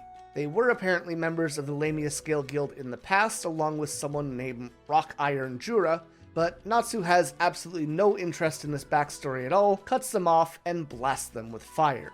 Yuka actually has some pretty interesting magic himself, though. Basically, he has the ability to create energy that negates magic from other wizards. But we know that Natsu can fight even without his fire, so he goes in to punch Yuka, only to find that his fist also gets stuck in the magic bubble. And when it does, he starts screaming in pain. But when does a wall ever stop Natsu? This man just continues to force himself into the bubble as Yuka taunts him, saying that even if he gets in there, he still can't use the magic. But rather than being discouraged, Natsu takes inspiration from this. If he can't use magic inside the bubble, he'll do it outside the bubble. So he winds back his arm, creates a jet of fire that propels it forward, and basically falcon punches the enemy. And that's one down. Next up is Toby, who explains that he has the paralyzing claws of the mega jellyfish, which have a terrifying secret. The secret is that they paralyze people, by the way. I'm pretty mixed on Toby. Like, he's such a fucking idiot that it rides the line between being funny and exhausting, you know? Anyways, he dives towards Natsu and starts swinging wildly. Natsu calls a pause to the fight, saying that Toby has something stuck on his head, and naturally, he goes to check it, stabs himself, and is paralyzed. And that's both mages taken down. We then have this really short scene where Natsu walks over to Bobo's grave to reassemble it after the chaos broke it apart. Not a big moment, but it is a reminder that Natsu isn't just all impulse, and he can actually take things slow and be thoughtful when he needs to be. More importantly though, some old guy in a mask is with Leon in front of Deliora, promising that if Gray returns, he will kill him next time. Meanwhile, Lucy is getting an earful from Sherry about how Leon will never love her after failing like this. She is real cranky about this, and so she has to fight Lucy. But what kind of magic does Sherry have? Well, like Lucy, she is a summoner, kinda. More specifically, she's able to control and manipulate anything that's not human. This includes a tree that she brings to life, and more importantly, celestial spirits. So, when Lucy summons Taurus to protect her, Sherry takes control of him and turns him back against her. This is an even bigger issue than you'd think because golden gates can typically only be closed when both parties agree on them. So Lucy can't even just send Taurus away. And this is actually a really cool opportunity to show off what Lucy can do without a spirit. I mean, the whole reason she made the pitfall earlier was because she didn't consider herself a fighting wizard, right? But then the fight gets really weird. Taurus comes out, does the whole Lucy has nice udders thing, which we've unfortunately already had to talk about. And then Sherry calls her a loose woman for making him think like that. And once Sherry takes control of Taurus, she tells him to rip off all of Lucy's clothes. Luckily, before this progresses too far, Lucy demonstrates that she is a strong enough celestial wizard to force his gate closed. But like, I don't know, man, that just feels weird. Like, why even make this rule if it's only going to be there long enough for Taurus to try and strip Lucy? It's never come up before, and unless there's a special condition on top of the rule, it never comes up again because we know Lucy can close the gates, so it's just kind of weird. Anyways, how is she going to fight back without her spirits? Okay, so I would have loved to explore her fighting more without the spirits a bit, but she's actually really clever in this fight, so I'm pretty okay with missing it here. First, she summons Plu, and while Sherry is confused at seeing such a weak spirit, Lucy attacks with her whip, and this is all great until Sherry makes a rock golem and chases Lucy to the sea. And this is where she shows off how well she knows her spirits. Of all of them, there's one that doesn't let anyone control them, and it happens to be her strongest spirit by a mile, Aquarius. So once they reach the sea, Lucy summons her, Sherry tries to take control of her, and this only pisses Aquarius off, so she makes a tidal wave that hits both Lucy and Sherry. After all, when has Aquarius ever worried about hitting an ally? This leaves both wizards pretty much tapped out of magic and energy, which is when we find out that Angelica the rat was not under Sherry's control, she's just a big rat friend. And so it attacks Lucy even without orders. But at the last moment, Erza finally arrives, meaning that now there's something way scarier than Deliora on this island. Lucy apologizes for coming here, but says that she wanted to help the people of Galuna, but Erza says that she has betrayed the master and that can't go unpunished, and God do I love this panel. The next day, Gray wakes up in the new makeshift village and finds Erza waiting for him with Lucy and Happy tied up next to her. She explains that regardless of the situation, she is taking everyone back to the guild the second they find Natsu, but apparently no one knows where he is right now. And I gotta say, Erza is cool and strong and terrifying and all of that, but I really don't like this all-or-nothing, heartless, duty-bound side of her. Knowing the person that she becomes throughout the story, this side of her is really off-putting in a weird way. It doesn't feel like Erza. I love this character, but this side of her is just so strange. It doesn't care about other people, and that's just not who she is. But again, this is one of our first times seeing her. There's some growing pains when writing a character like this. She literally says that despite seeing the people of Galuna suffering, she only cares about punishing the people who broke the guild's rules. Even Gray calls her out on this, saying that he thought she was better than this. As he pushes back against her, she summons a sword and says that if he intends to break the rules, he will be punished as well. So he just grabs the sword and holds it, letting it cut into his hand as he pushes it out of the way, telling her she can do whatever she wants, but he decided his path already, and that there are things he has to do here. He will see through this mission, and if she wants to attack him for it, she can do that. This is a banger moment from Gray.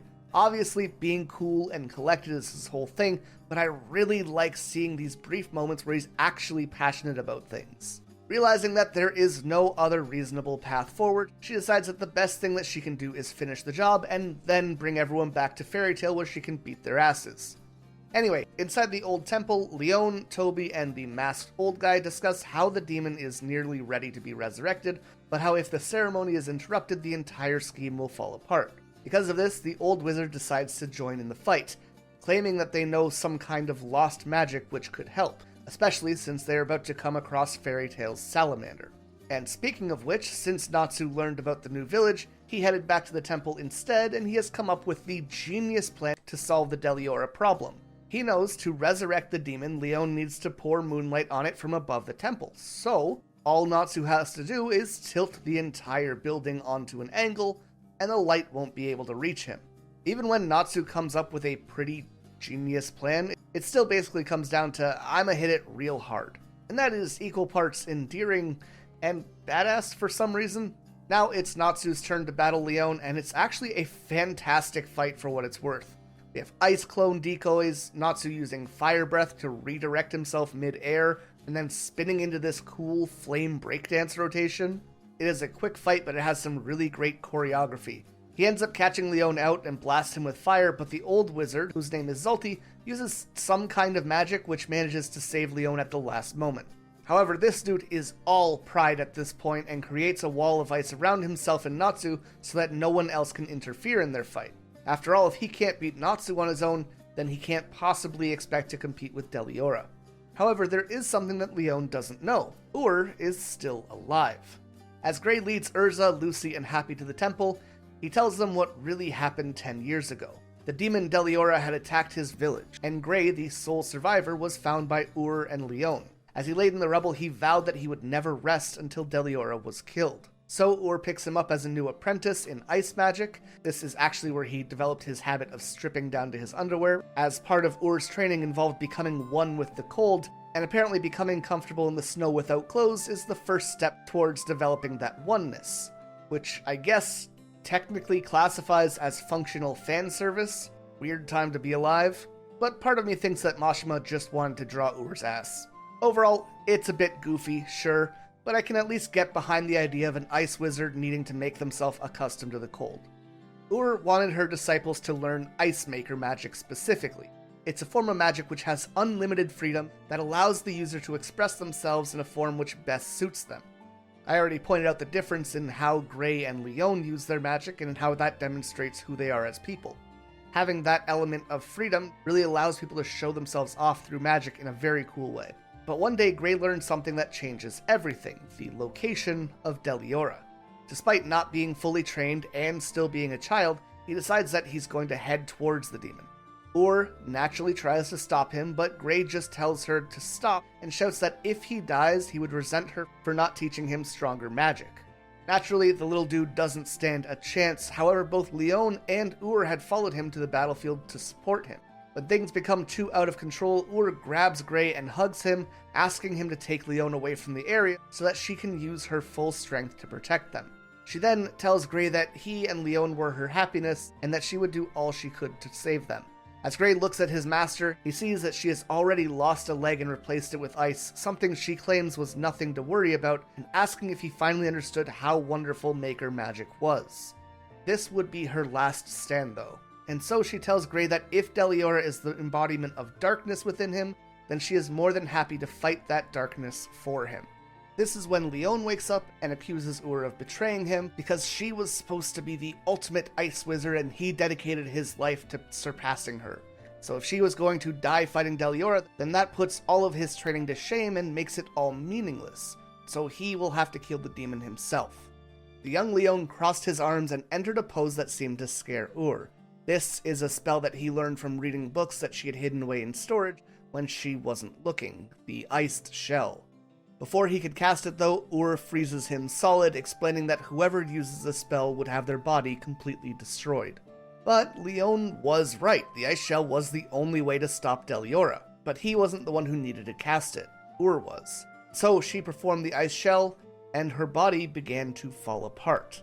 With her last words, she explained to Gray that she would become eternal ice that would freeze the demon in place, but asked him to tell Leon that she simply died so he didn't waste his life trying to melt the ice and set the monster free. She didn't want her disciples to obsess over her any further than that day. She wanted them to go out into the world and see everything it had to offer, but she would no longer be able to take that journey with them. When Leon woke up, he was enraged and obviously blamed Gray for challenging Deliora and putting Ur in that position. And that brings us to the modern day where Gray breaks the ice wall surrounding Natsu and Leon and asks to fight his fellow disciple on his own. He wouldn't allow Leon to put any more people in danger or to melt Ur's ice, and so Gray would perform the ice shell to seal both of them away so they could never harm anyone again. This is going to be probably the single most recurring part of Gray's personality throughout the entire series going forward. Because he can't forgive himself for Ur's death, he feels he has no value. Not only that, but Ur's final action was her ultimate demonstration of how much she cared for her students. So when his friends are in danger, he defaults to sacrificing himself in an attempt to save them and show how much he cares. But there's a difference. Ur used the ice shell as a last resort, but for Gray it becomes a first choice in a lot of these conflicts.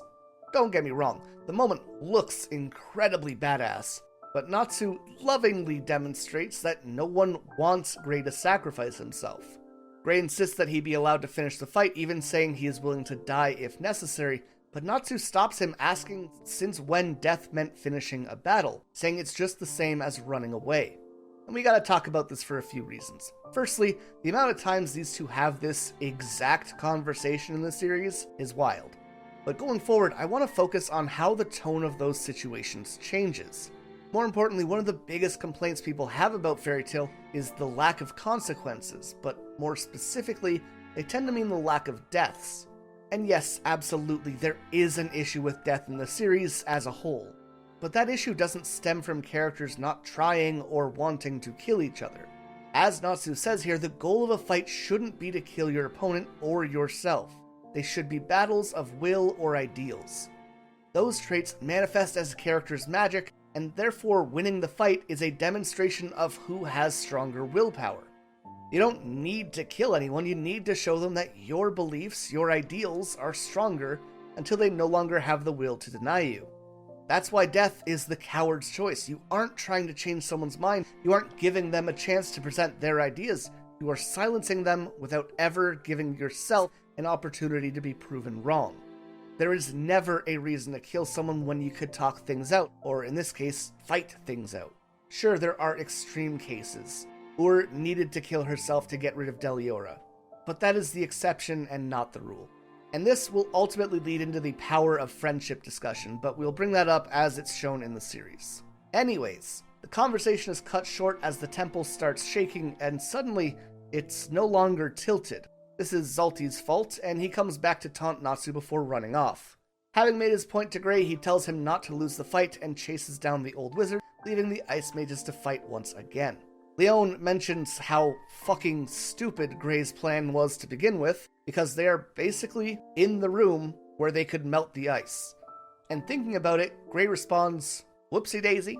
He then goes on to explain to Lion that the ice he thinks he's trying to melt is actually Ur and she is still alive, and Lion goes, "Really?" and then stabs Gray in the stomach, saying he knew that all along. The fight continues for a while. Lion makes a cool ice dragon, and Natsu finally catches up with Zalti, mentioning he smells like women's perfume. However, he's already too late. Toby is on top of the temple performing the ritual, and the moon drip pours down on Deliora's ice, starting to melt it. Natsu tries to stop Toby, but Zalti gets in his way and won't let him escape, ultimately challenging him to a fight. There's a moment I really like here early on in this fight where Zalti warns Natsu not to use his fire because it will just help melt the ice faster. But Natsu is able to put it together that if fire worked on the ice, there would be no point in bringing Deliora to Galuna. So it's better to go all out and defeat Zalti right away. We love to see our dumb boy actually thinking. Meanwhile, Gray and Leon's battle continues until Gray launches an ice cannon that knocks his opponent out in one massive hit. But Gray didn't exactly get off without injury though. He's still bleeding out and needs to freeze his wounds closed just to stay up. But as he forces himself to his feet, he hears a deafening roar. Deliora has been revived, and once again, Gray's thoughts turn to the ice shell. You know, despite just talking about how here is an awful place to cast that. Luckily, revived might be a bit of an exaggeration. The moon drip ritual is still going on, and Erza figures that until it's complete, Deliora won't fully be back, but that is just a matter of time. Speaking of time, Zalti's lost magic is the Arc of Time, and that gives them complete control over time in relation to objects. However, it can affect living beings. Basically, she can return something to a state or position it wasn't in the past, or that it will be in the future. Or she could just stop time altogether. However, she is unable to affect living things. What this means for the fight is that they are going to have a crystal ball that they can move all over the room in the temple, because at some point the crystal was or will be over there. And as it moves around, it smashes into Natsu over and over again. I'm not a huge fan of the logistics of that explanation, but it makes for a decent enough fight, I guess. In my head, to make it work, I'm like picturing Zalti taking the crystal ball before or after the fight and like physically moving it around the room so it matches that destiny, but that's just kind of funny to me. More importantly, remember what I was talking about when we covered the difference between Gray and Leon's magic? Specifically them being frozen in time, and their magics being ways to express how they deal with that? Well, look at Zalti. The person pitting Gray and Leon against each other and pulling all the strings has the ability to manipulate time. By manipulating their trauma, he is controlling their actions here. It is super cool thematic connection between these three, and I absolutely love it. Anyways, Natsu realizes Zalti's in charge, but notes that the situation doesn't make sense. Sure, Leon wants to kill the demon to surpass Ur, but that doesn't explain why Zalti would be working with him to make that happen. And he hits the nail on the head. Zalti knows Leon has no chance of beating the demon. He just wants someone to do all the heavy lifting of melting the ice so that he can take control of the demon. And hearing this, Natsu is completely disenchanted, saying that he thought Zalti would have something more interesting or impressive planned, not just making a demon puppet.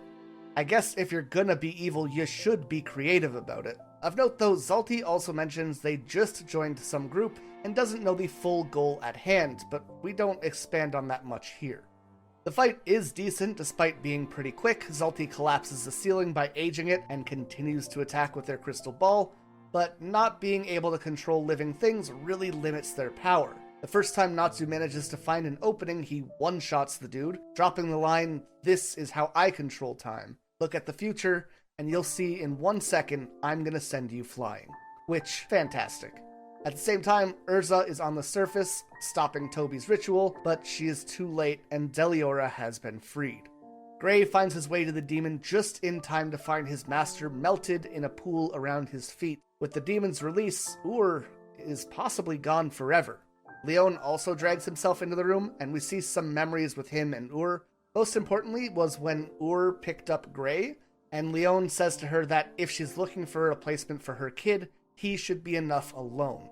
And though she slaps him for saying this, She reassures him that she never thought of him as a replacement for her daughter.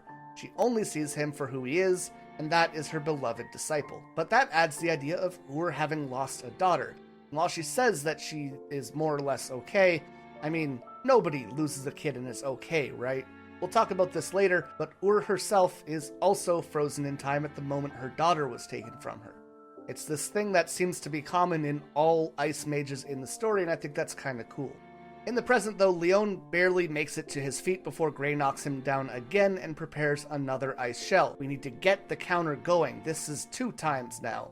Natsu again gets in the way, saying he will fight the demon, and of course Gray tells him to step aside.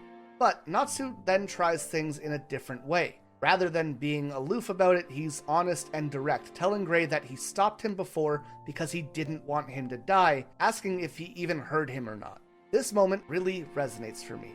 For better or worse, I've always been one of those guys who really has difficulty expressing that I care about people.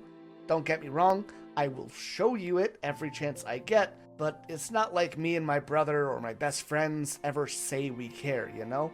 We do that by calling each other dumb, making jokes, arguing over stupid things that don't matter.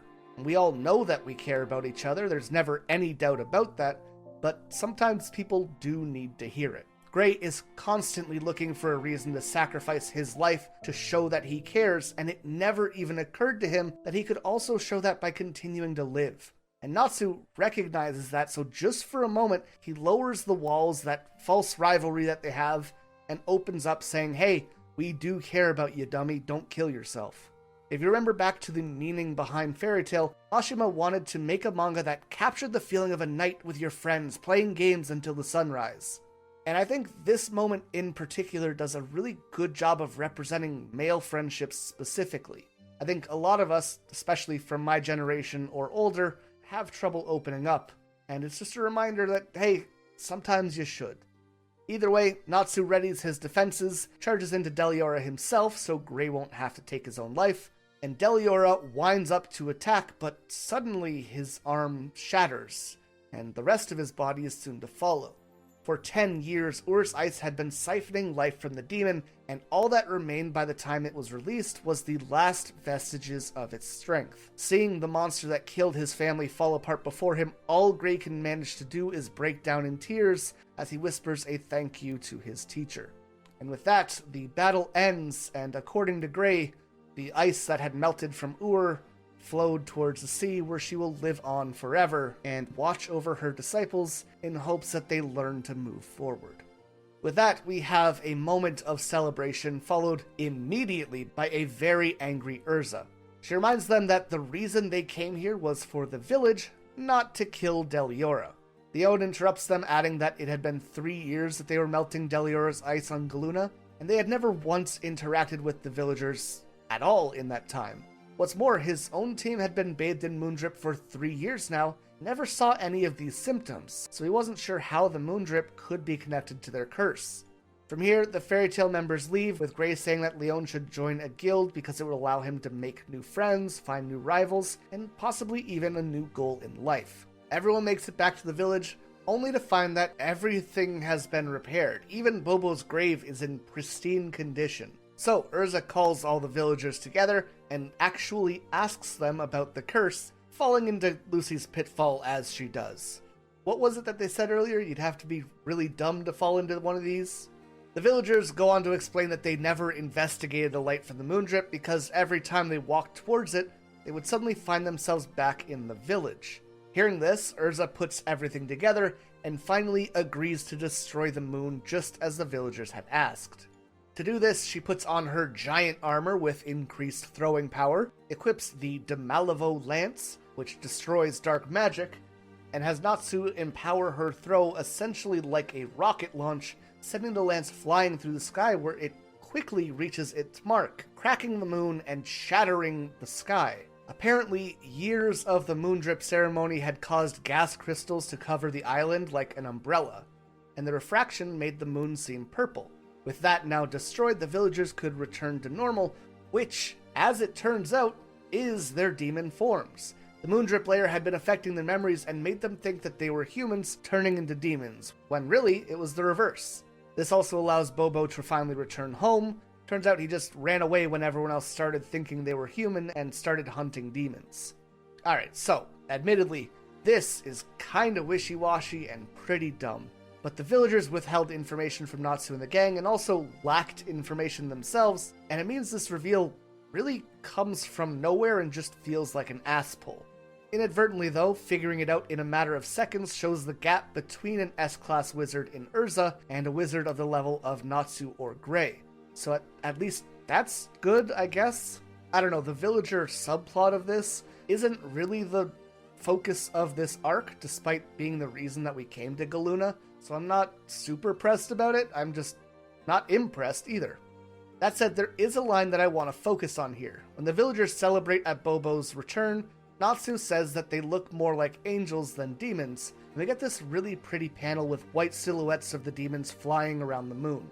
We've met two true demons to this point, Lullaby and Deliora, but I think that this little moment is meant to make a note in our minds that not all demons are necessarily evil, sentiment which in the END might come into play.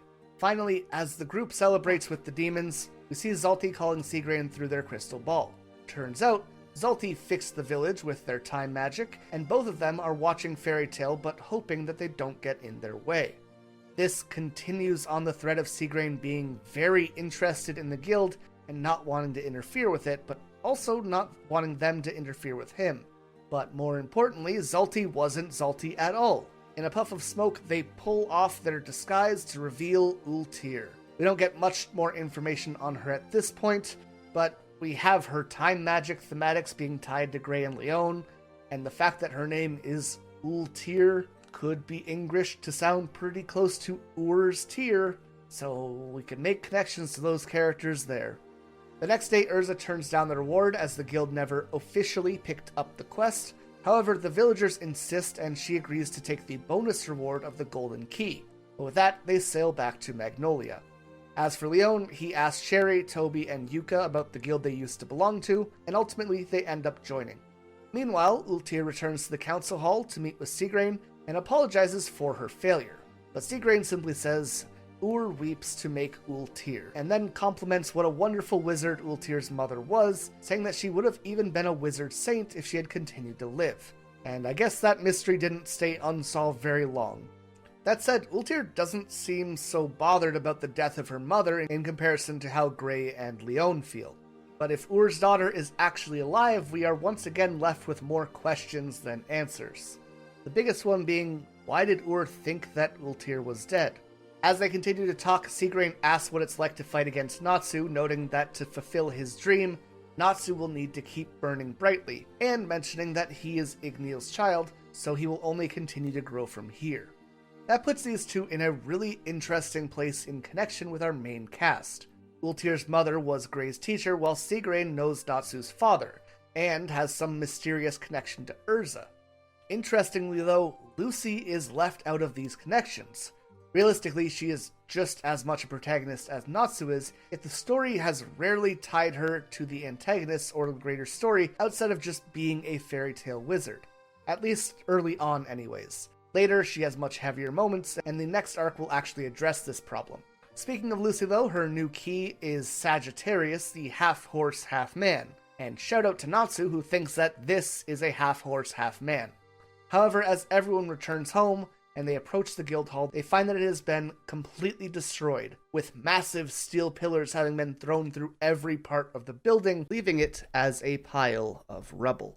Given the fact that the building is in ruin, the only punishment that Makarov gives is a bonk on the head for all the men, and a slap on the ass for Lucy because, of course. More importantly, a guild called Phantom Lord has attacked in the middle of the night and caused all of this damage. While most of the guild is pretty upset, Makarov waves it off as a bunch of weaklings who could only muster the courage to vandalize an empty building. When the master leaves, Mira explains that he is just as upset as everyone else is, but armed conflict between the guilds is strictly forbidden by the council, so so his hands are kind of tied. With no other option for the time being, all they can do is head home, but naturally, when Lucy opens her front door, she finds Natsu, Happy, Gray, and Erza inside, all eating her food. I do want to note, moving on from the last mission and going forward, is where we really have the establishment of our main party of Fairy Tail, although obviously Wendy isn't here yet. Lucy, Natsu, and Happy at the core, with Gray and Erza typically rounding things out. The reason I'm mentioning it here is that Erza is kind of the last quote-unquote official member, and this is the first time she's really getting in on the shenanigans. This time, there's actually a reason for everyone to be in Lucy's house though, as the guild is supposed to be staying in groups until the issue with Phantom Lord is resolved. Now, did they have a reason to dig through all of Lucy's underwear? No, but at this point, that's just kind of par for the course. So the gang starts talking about what is happening, and we learn about Phantom Lord's master, who is a wizard saint, just like Makarov and Seagrain. A wizard saint being one of the 10 strongest or most influential wizards in Fiore. On top of that, it is just a flat-out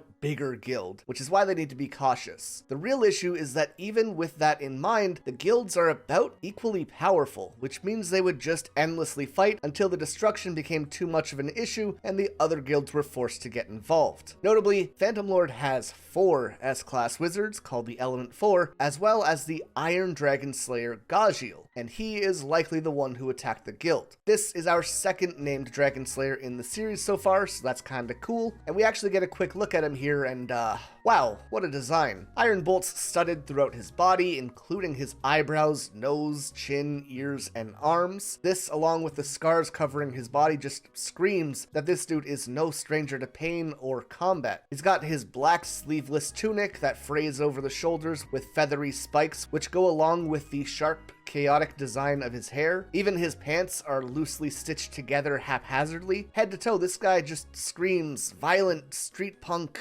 rocker style, and that really makes him stand out in the story. On top of that, his face kind of looks dragonic. The lack of eyebrows, the defined cheekbones, and his all-around sharp design really comes together with his snake-like eyes to feel like a dragon in a way that Natsu's design rarely follows suit in. Fitting to this design, Gajiel crucified 3 members of Fairy Tail, being Jet, Droy, and Fairy Tail's best girl, Levy. Not only that, he marked them with the crest of Phantom Lord, which is just adding insult to injury. However, Gajiel's guildmaster apparently made it clear that there was one member of Fairy Tail who must not be killed no matter what. Seeing this, Makarov makes his decision. The guild hall was just a building, but these are his children dangling from a tree, beaten, humiliated, and disgraced. So Fairy Tail is going to war. Despite not having any real time with her so far, we do get a quick look at Levy's first meeting with Lucy. Both are 17, they both love books, and they immediately became great friends. And also, Jet and Droy are there, I guess. I do wish we got to see some of this before the attack, as it could have given a bit more of an emotional kick to the scene, but like, we already had 3 people hanging from a tree. Even if the emotions aren't really there, it's still good enough for shock value. Importantly though, this gets Lucy engaged in an upcoming conflict before actually being involved in it, rather than being dragged along by Natsu and becoming involved later. Meanwhile, over at Phantom Lord's guild hall, their members are laughing about the attack. That is, until Natsu blows through the front gate and they find all of Fairy Tail standing before them. And it is a slaughter, as Fairy Tail beats through all of these no-name members of Fairy Tail. One of them even calls out how Makarov is a monster, and Makarov just calls back saying, "And you laid a hand on that monster's children, so don't even dream of hiding behind human laws to save you," which is so metal. He then calls out to the guildmaster, Jose, asking him to directly come and fight one-on-one. Gajiel, though, takes notes that only Erza is here, adding that Loxus, Mystigan, and someone named Gildarts aren't here, those being the remaining S-class wizards in Fairy Tail. Poor Mira gets left out as usual. You know who else isn't there though? Lucy. She was left behind as she isn't exactly a fighting wizard, and that's gonna be an issue because Juvia of the Great Sea and Monsieur Sol of the Great Earth, 2 members of the Element 4, have been sent out specifically to find her. Before Lucy can even react, they encase her in a giant bubble, keeping her alive, if only barely, as they were ordered to bring her back to Phantom Lord alive. alive. And to make matters worse, Lucy has dropped her keys. At Phantom Lord, Gajiel enters the fray and starts fighting Elfman. We get to see a bit of Elfman's takeover magic, which allows him to turn part of himself into the equivalent form of a monster. However, he doesn't really stand up to Gajiel, and so it quickly becomes Natsu's job to fill in, and this is a solid battle where both Dragon Slayers basically go blow for blow. But even more exciting than that, Makarov continues his onslaught through Phantom Lord and comes face to face with Jose. But this is all part of Jose's plan,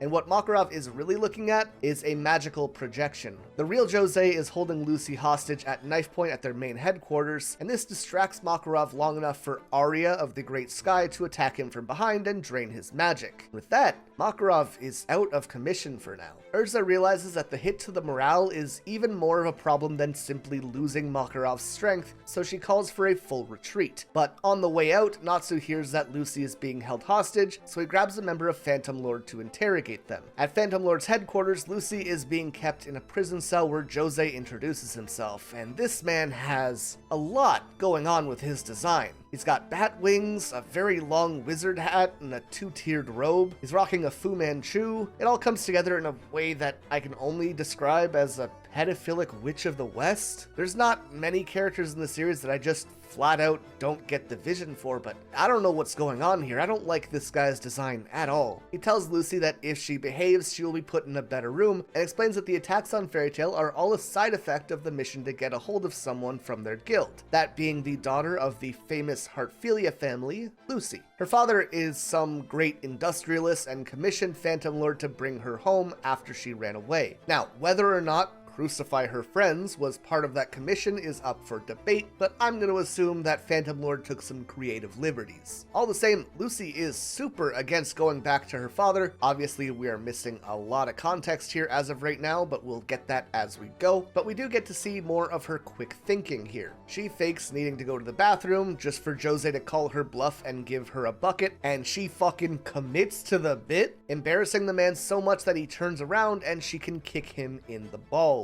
This ends up not really helping though. As she makes it past him and opens the door, she finds herself standing at the edge of a platform several stories in the air. Jose laughs at her for even trying, and Lucy jumps out the fucking window. She screams Natsu's name, confident that he will catch her, and like it's a very close call, but he does. And this immediately has become one of my favorite character moments in the series. Natsu and Happy start arguing about what to do next, and as they do, Lucy breaks into tears. She thinks of all the suffering that her guild has gone through and feels responsible for all of it. But at the same time, she doesn't want to leave this guild that she loves so much, and she knows there will be more suffering until this battle comes to an end. Real quick, let's just talk about the absolute balls on Lucy. Being able to call the guildmaster's bluff, then jump out a window rather than remaining prisoner is insane. And the absolute respect and trust she has in Natsu, knowing that he will be there, is so cool. While Natsu was on his mission to rescue Lucy, the other Fairy Tail members brought Makarov to a healing wizard called Porliusica. She lives in the woods because she hates people, and I completely understand that, but once he's in good hands, everyone meets back at what's left of the guild hall, and Lucy talks about going home to avoid all the chaos. But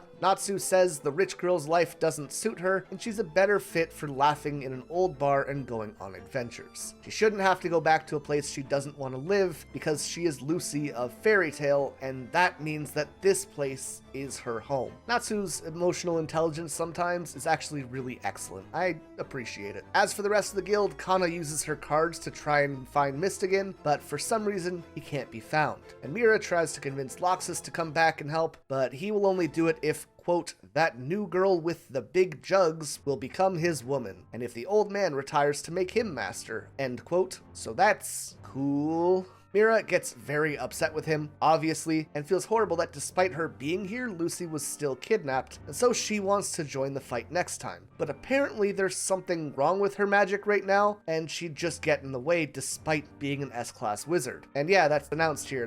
They tell us Mira's an S-class wizard. Whoa, who could have seen that coming? Whoa. So, Makarov is out, Loxus is a bastard, Mira is useless, and Mistigan is MIA, and that really just leaves Erza when it comes to high-level wizards. Guildarts. If only there was someone else who could come save them. Well, remember how Gajild mentioned that other name earlier? Guildarts? Well, he isn't here, and we're still kinda fucked. And things only get worse when Phantom Lord's entire guild hall turns into a giant mech and prepares to fire a massive Jupiter cannon at Fairy Tail. Things are hopeless. But when that's the case, Erza is definitely the one you want on your side. This crazy woman re-equips into adamantine armor, her strongest defensive form, and just fucking tanks the attack. Like, not well, but she at least stops it and protects everyone else, even if she is down for the count as a result. But as she falls, there are officially no S-rank wizards available, and we are now taking on 4 of them, plus a wizard saint, plus a dragon slayer. Jose says that he demands they hand over Lucy, and with the last of her strength, Erza responds, if it's handing over a friend or death, then I choose to die. With that, the war is back on, and Fairy Tail has 15 minutes to defeat the enemy before the cannon recharges. Suddenly, the guild with no options left has only one choice: make it happen, and everyone jumps into action. Kana and Loki play defense, Elfman and Gray form one team, Natsu and Happy another, Redis takes Lucy to safety, and Mira wants to help, even if she can't fight, so she transforms into Lucy to become bait. Now, Natsu dives into the barrel of the cannon and follows it into the guild, where he finds a lacrima that controls it. Lacrima basically being a magic rock in this universe that can do something. Sometimes it just holds magic, sometimes it activates things. Magic rock. Unfortunately, here he meets with the final member of the Element 4, Totomaru of the Great Flame. He controls flames. Anytime Natsu makes a flame, Totomaru just forces him to punch himself in the face with it. This is a bit of a comedy fight for a while, and the entire time Happy is freaking out about the timer going down while Natsu and Totomaru either eat each other's fires or control each other's fires, and it all devolves into a fist fight where Natsu thinks to swing a flaming punch only for it to be redirected, and when it is, he extends the flames far enough back to swipe at the enemy. Using this, Natsu bluffs a repeat attack, forcing Totomaru to back up, but when he does, it creates enough range for Natsu to freely attack, and with less than 30 seconds, he blows up the lacrima with fire. With Jupiter down, Kana and the others are free to attack alongside Natsu and Gray's group, but unfortunately, Phantom Lord's guild isn't done transforming.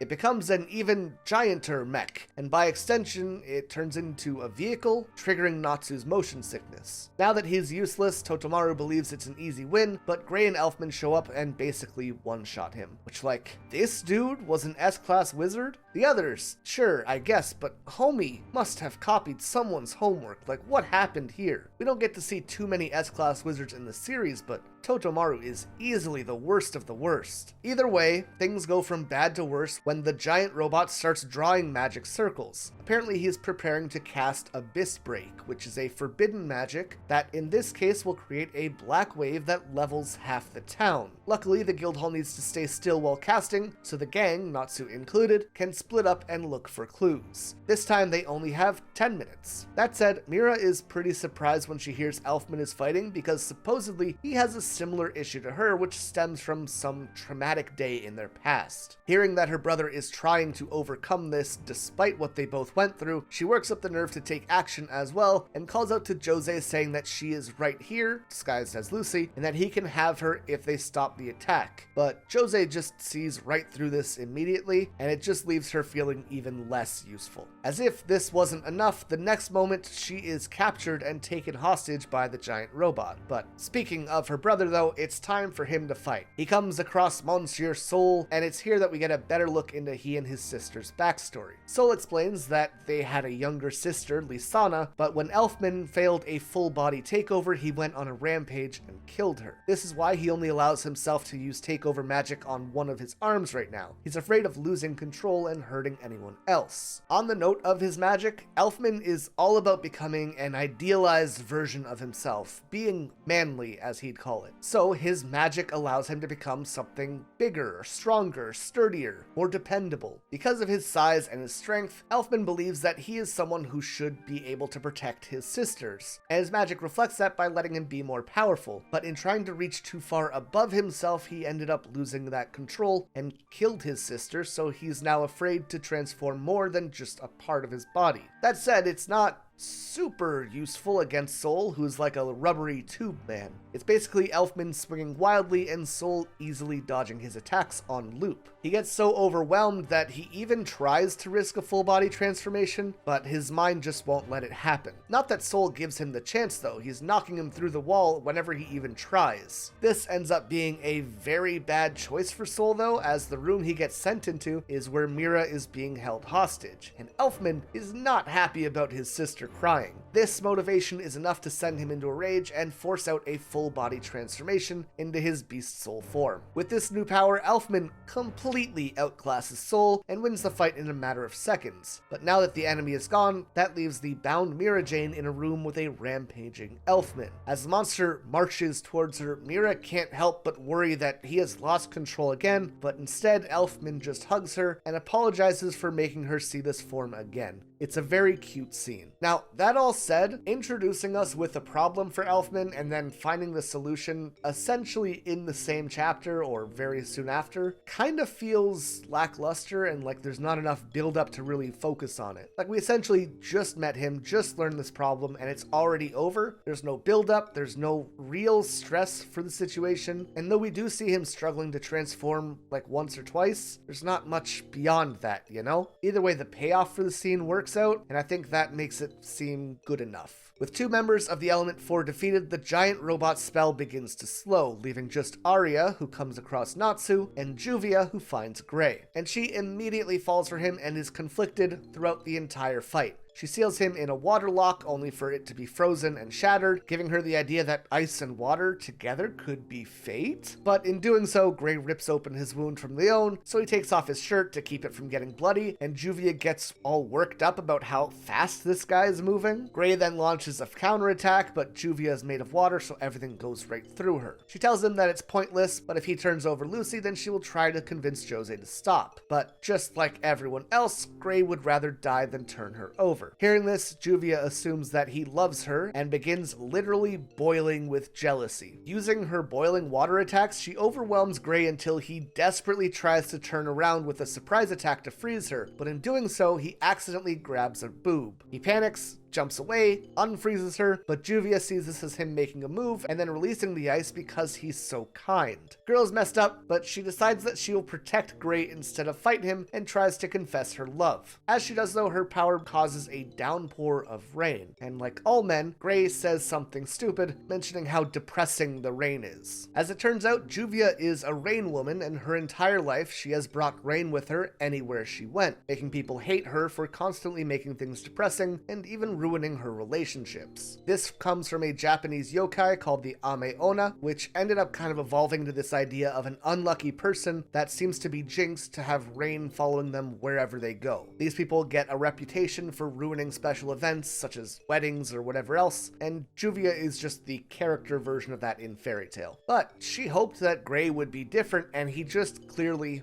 wasn't. So she goes fully on the offensive, kind of flip-flopping back and forth between loving and hating this dude, and Gray ends up freezing both her attacks and the rain, beating her with a single ice geyser. But in doing so, he parts the clouds above them, and for the first time in her life, Juvia gets to see how beautiful a blue sky is. And just like that, her crush on Gray is bigger than ever. While Gray was dealing with Juvia, Natsu was getting beaten down by Aria. This guy uses air magic with invisible attacks that make him very difficult to approach, but worse, he can drain people's magic into thin air. Luckily, as he tries, support finally arrives. Erza, covered in blood and bruises from the Jupiter attack, flies in and wants to take revenge against the man who hurt their master. But in seeing someone he considers to be a real opponent, Aria removes his blindfold and unseals his magic. Again, just a reminder of how much stronger people believe Erza is than Natsu, because she is at this point. Aria prepares an attack that sucks the life out of people, but as he launches it, Erza re-quips into Heaven's Wheel and slices through both the attack and its caster in one swing. Outside, the Guildhall spell is just about to cast, but as Aria falls,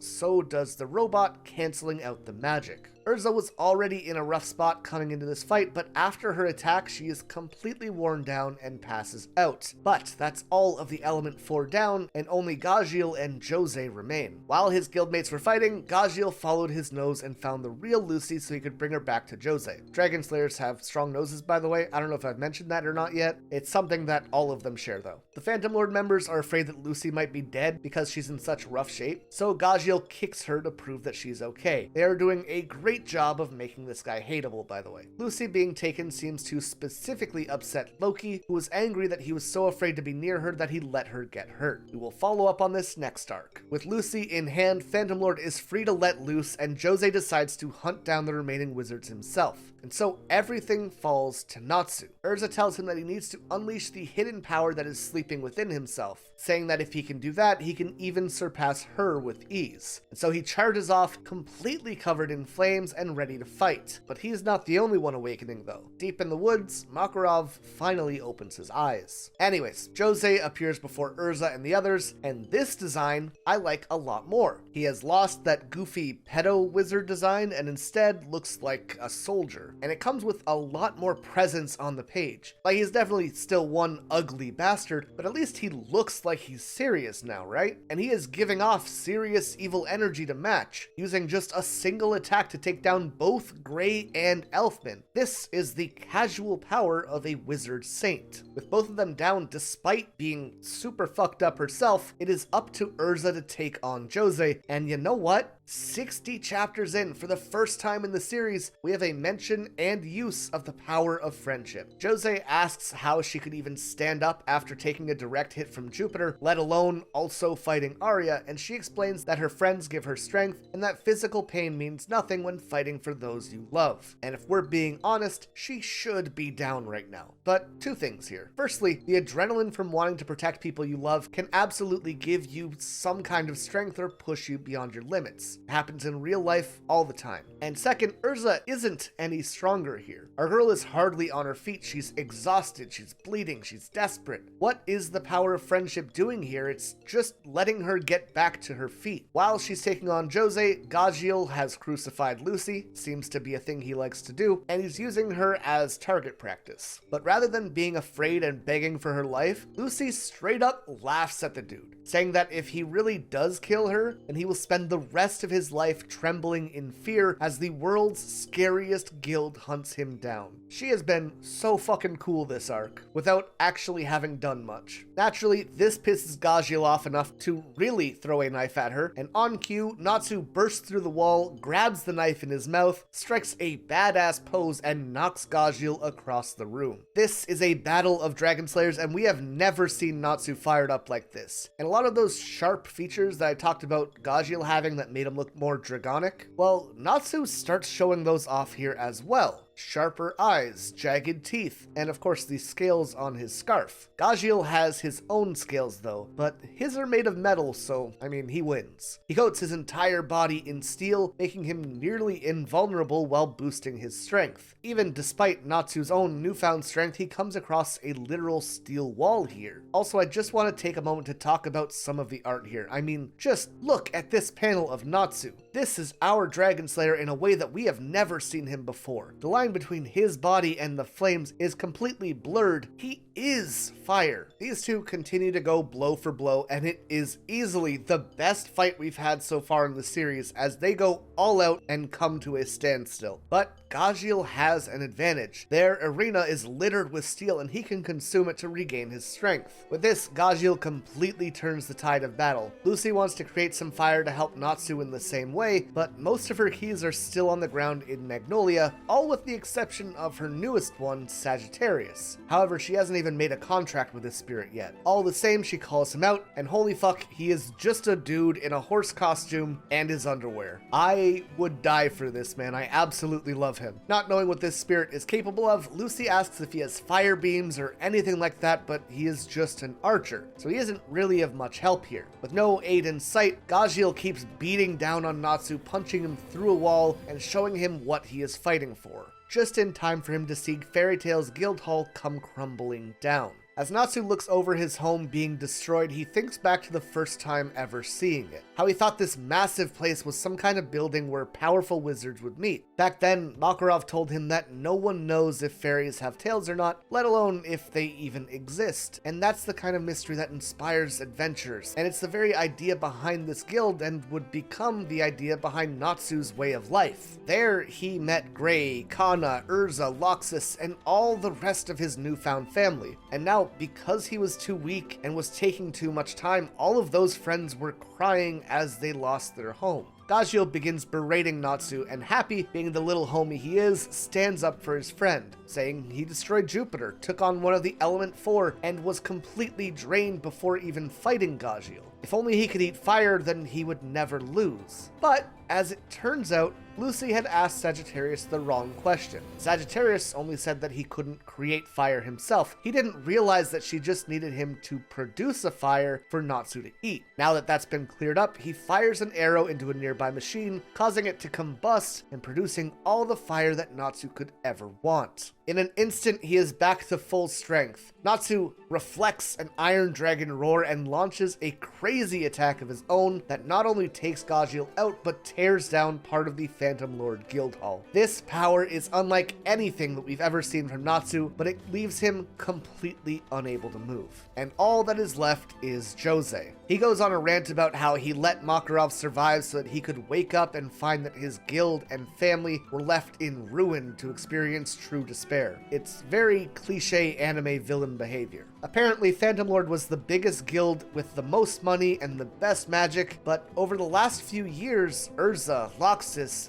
Mystigan, Guildarts, and even Natsu rose in popularity and prominence. Basically, Jose is just a cranky boy because he has to share the spotlight now. But the tipping point was recruiting Lucy Heartfilia, because he believed that her family fortune came with her. But Erza explains that he is drastically misinformed. Lucy ran away from home. She has no access to her father's money. She is just a wizard in the guild like anyone else, and I love the line, "A flower cannot choose where it will bloom." You can't choose where you are born or what you are born into, but you can choose where you make your home after that. But following that, we begin one of Fairy Tail's worst traditions. Remember last arc where Erza was this badass who solved the puzzle of Galuna Island in an instant and was unbeatable and terrifying? Well, once he's heard enough, Jose goes in to finish Erza off, and look at this, she is being stripped down. Going forward, almost every arc that Erza is in, she will be stripped down at one point or another. If not, tied up, bound, gagged, whatever. And it's this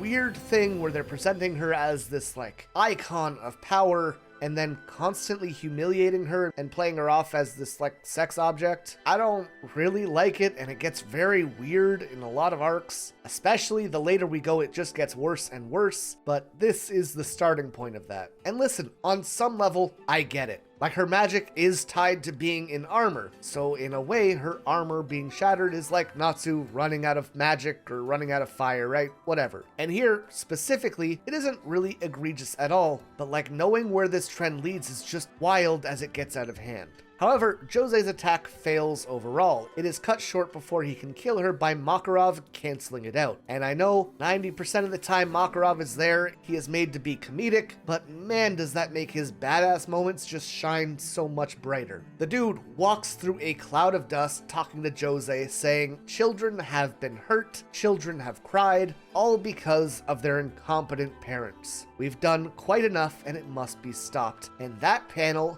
is stunning. Jose asks him if he plans to cause a natural disaster, as that is what's supposed to happen when two saints clash, and Makarov coldly says, "If it is for my family, then yes." He might be 3 feet tall, but when he is serious, he has the presence of a giant. And suddenly, his magic makes a lot of sense. Back at Porliuska's place, she talks about how the world is trembling and that's why she hates dealing with humans. Interesting choice of words. But joining her is Mystigan, and unlike he does for his other guildmates, he hasn't put her to sleep, which implies that she is someone very important or someone who is too strong to be effective. collected. Apparently, Makarov was able to heal so quickly because Mistigan collected magic for him. Poor Lyuska asks why he doesn't just go enter the battle himself if he's so worried about Makarov, and this fucking man tosses about a dozen flags into the air. While Fairy Tail had dealt with one branch and then challenged Phantom Lord's headquarters, Mistigan had eliminated all of the other branches himself so that they couldn't offer support in the battle. Now, obviously, those branches don't have Dragon Slayers, they don't have S-Class Wizards or a Saint, but it still leaves you asking, who the fuck is this guy? Meanwhile, on the battlefield, the Saints are face to face, but as Makarov tells his children to leave, suddenly an aura fills the area. A warm feeling appears in the bodies of all the Fairy Tail members in the area, and everyone who was taken out begins to rise to their feet. The tiny guildmaster begins drawing a sigil in the air as he calls out to his children to take pride that they are Fairy Tail. He is not saying that they are members of the guild, he is saying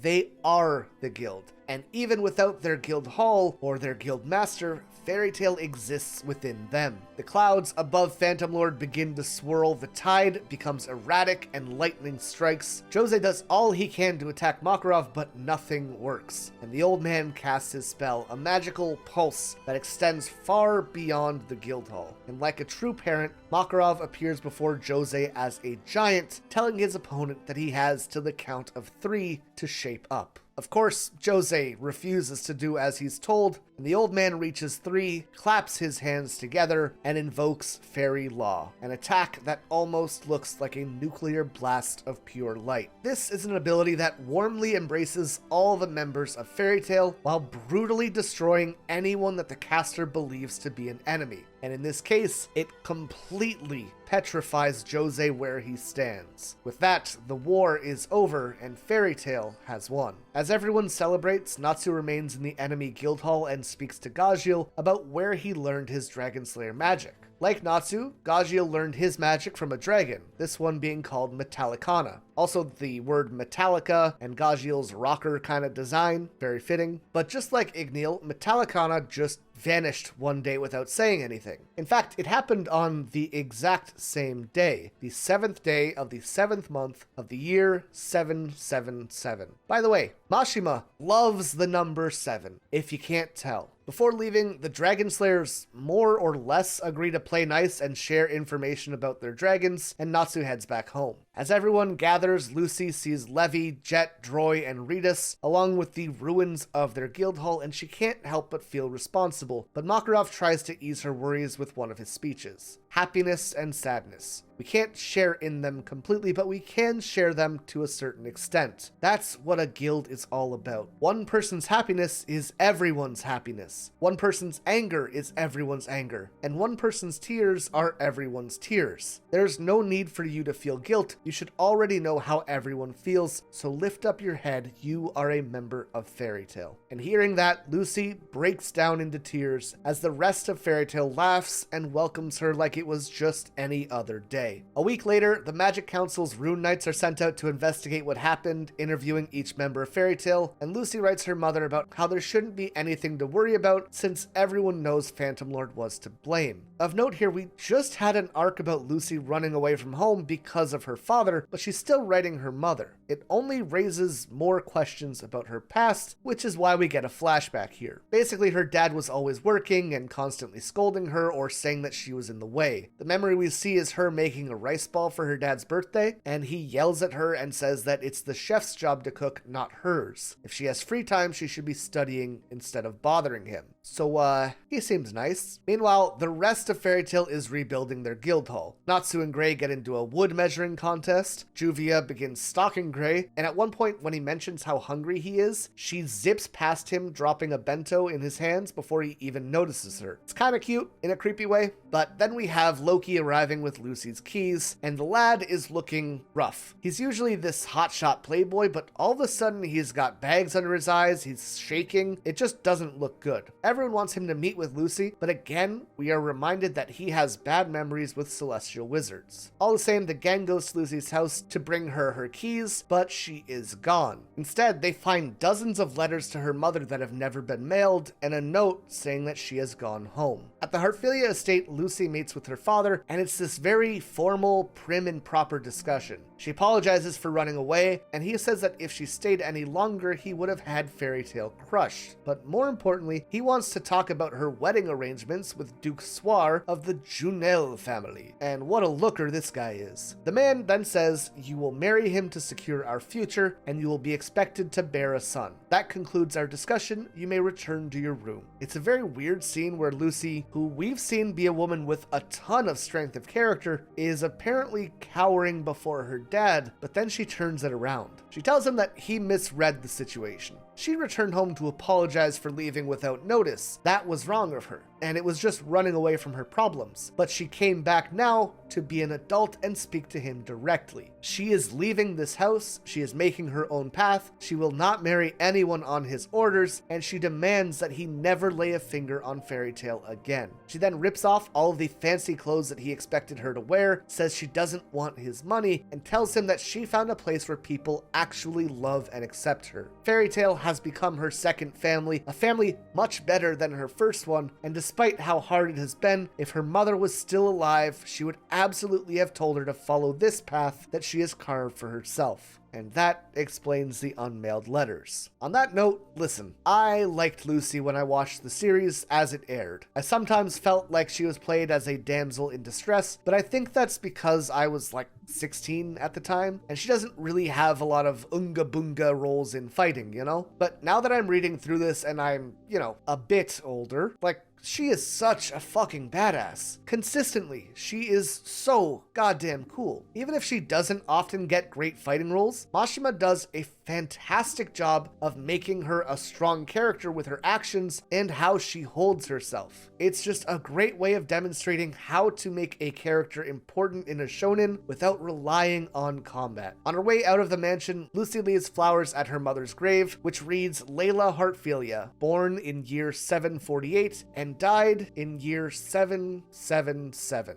The same year that the dragons disappeared. However, paying respects gets interrupted when Gray, Happy, Natsu, and Erza arrive, having traveled all the way from Fairy Tail to stop her from leaving, completely reinforcing everything Lucy just said about them to her father, who, by the way, is watching this reunion from the window of his office. Meanwhile, back at the Magic Council, Makarov is on trial for his war with Phantom Lord, and our man is sleeping on the stand. Despite that, Fairy Tail has been found innocent, Phantom Lord is disbanded, and Jose's title of Saint is forfeited. We get some interactions with the other council members here. We meet Makarov's friend Yajima, who helps defend Fairy Tail whenever something crazy happens, and the idea of Makarov's retirement is brought up since he is getting so old. This idea is echoed by Loxus, who feels the weak members of the guild need to be removed, in particular Levy's group for being beaten by Gajiel, and Lucy for causing all of these problems in the first place. Natsu takes a swing at Loxus for being such a creep, but Loxus turns into electricity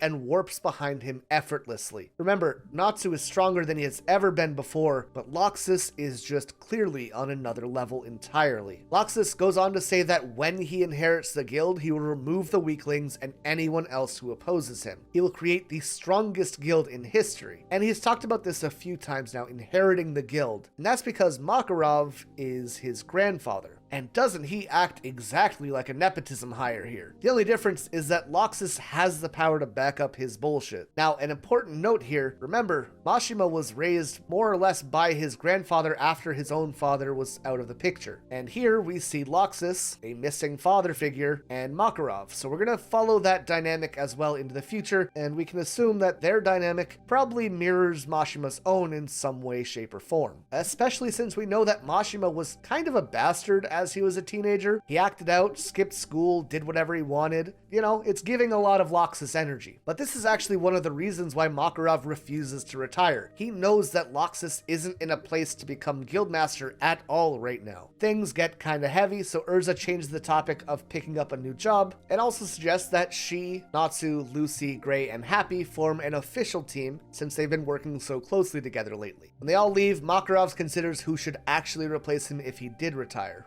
Roxas is an asshole, Gildarts is out of the question, Mystigan has a problem working with others, and that just leaves Erza, but she's still too young. These thoughts all get taken away when Mira tells him that Erza's team destroyed half the town on the job they took, and reinforces the idea that he can't retire while his children are still acting like, well, children. And that brings us to what is a very short arc, but probably also what I consider to be the point that Fairy Tail really becomes Fairy Tail. To this point, we've had this great expression of comedy, we've had solid fights, and a few small moments of really good emotion, but that's always been the weakest link to now. This is the arc where I think Mashima really nails emotional weight for the first time. This is the Loki arc. It begins with what I can only describe as a canon filler episode where Lucy wants a job where her whole team won't destroy an entire city, so Mira sends them to be actors. Of course, they end up destroying the theater anyways, but nothing else really important happens here, so moving on.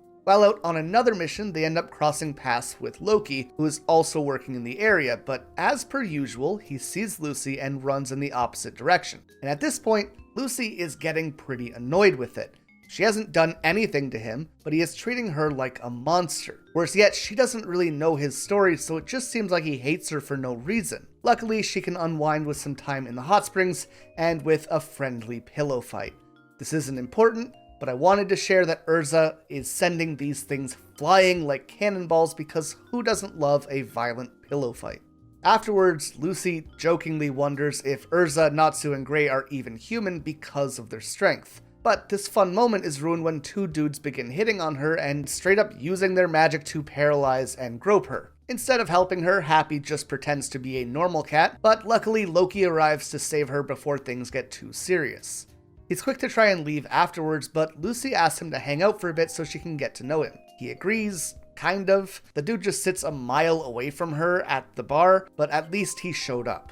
She tries to get him to open up a little bit, but he's pretty vague about everything, so she decides to call it a night and respect his privacy.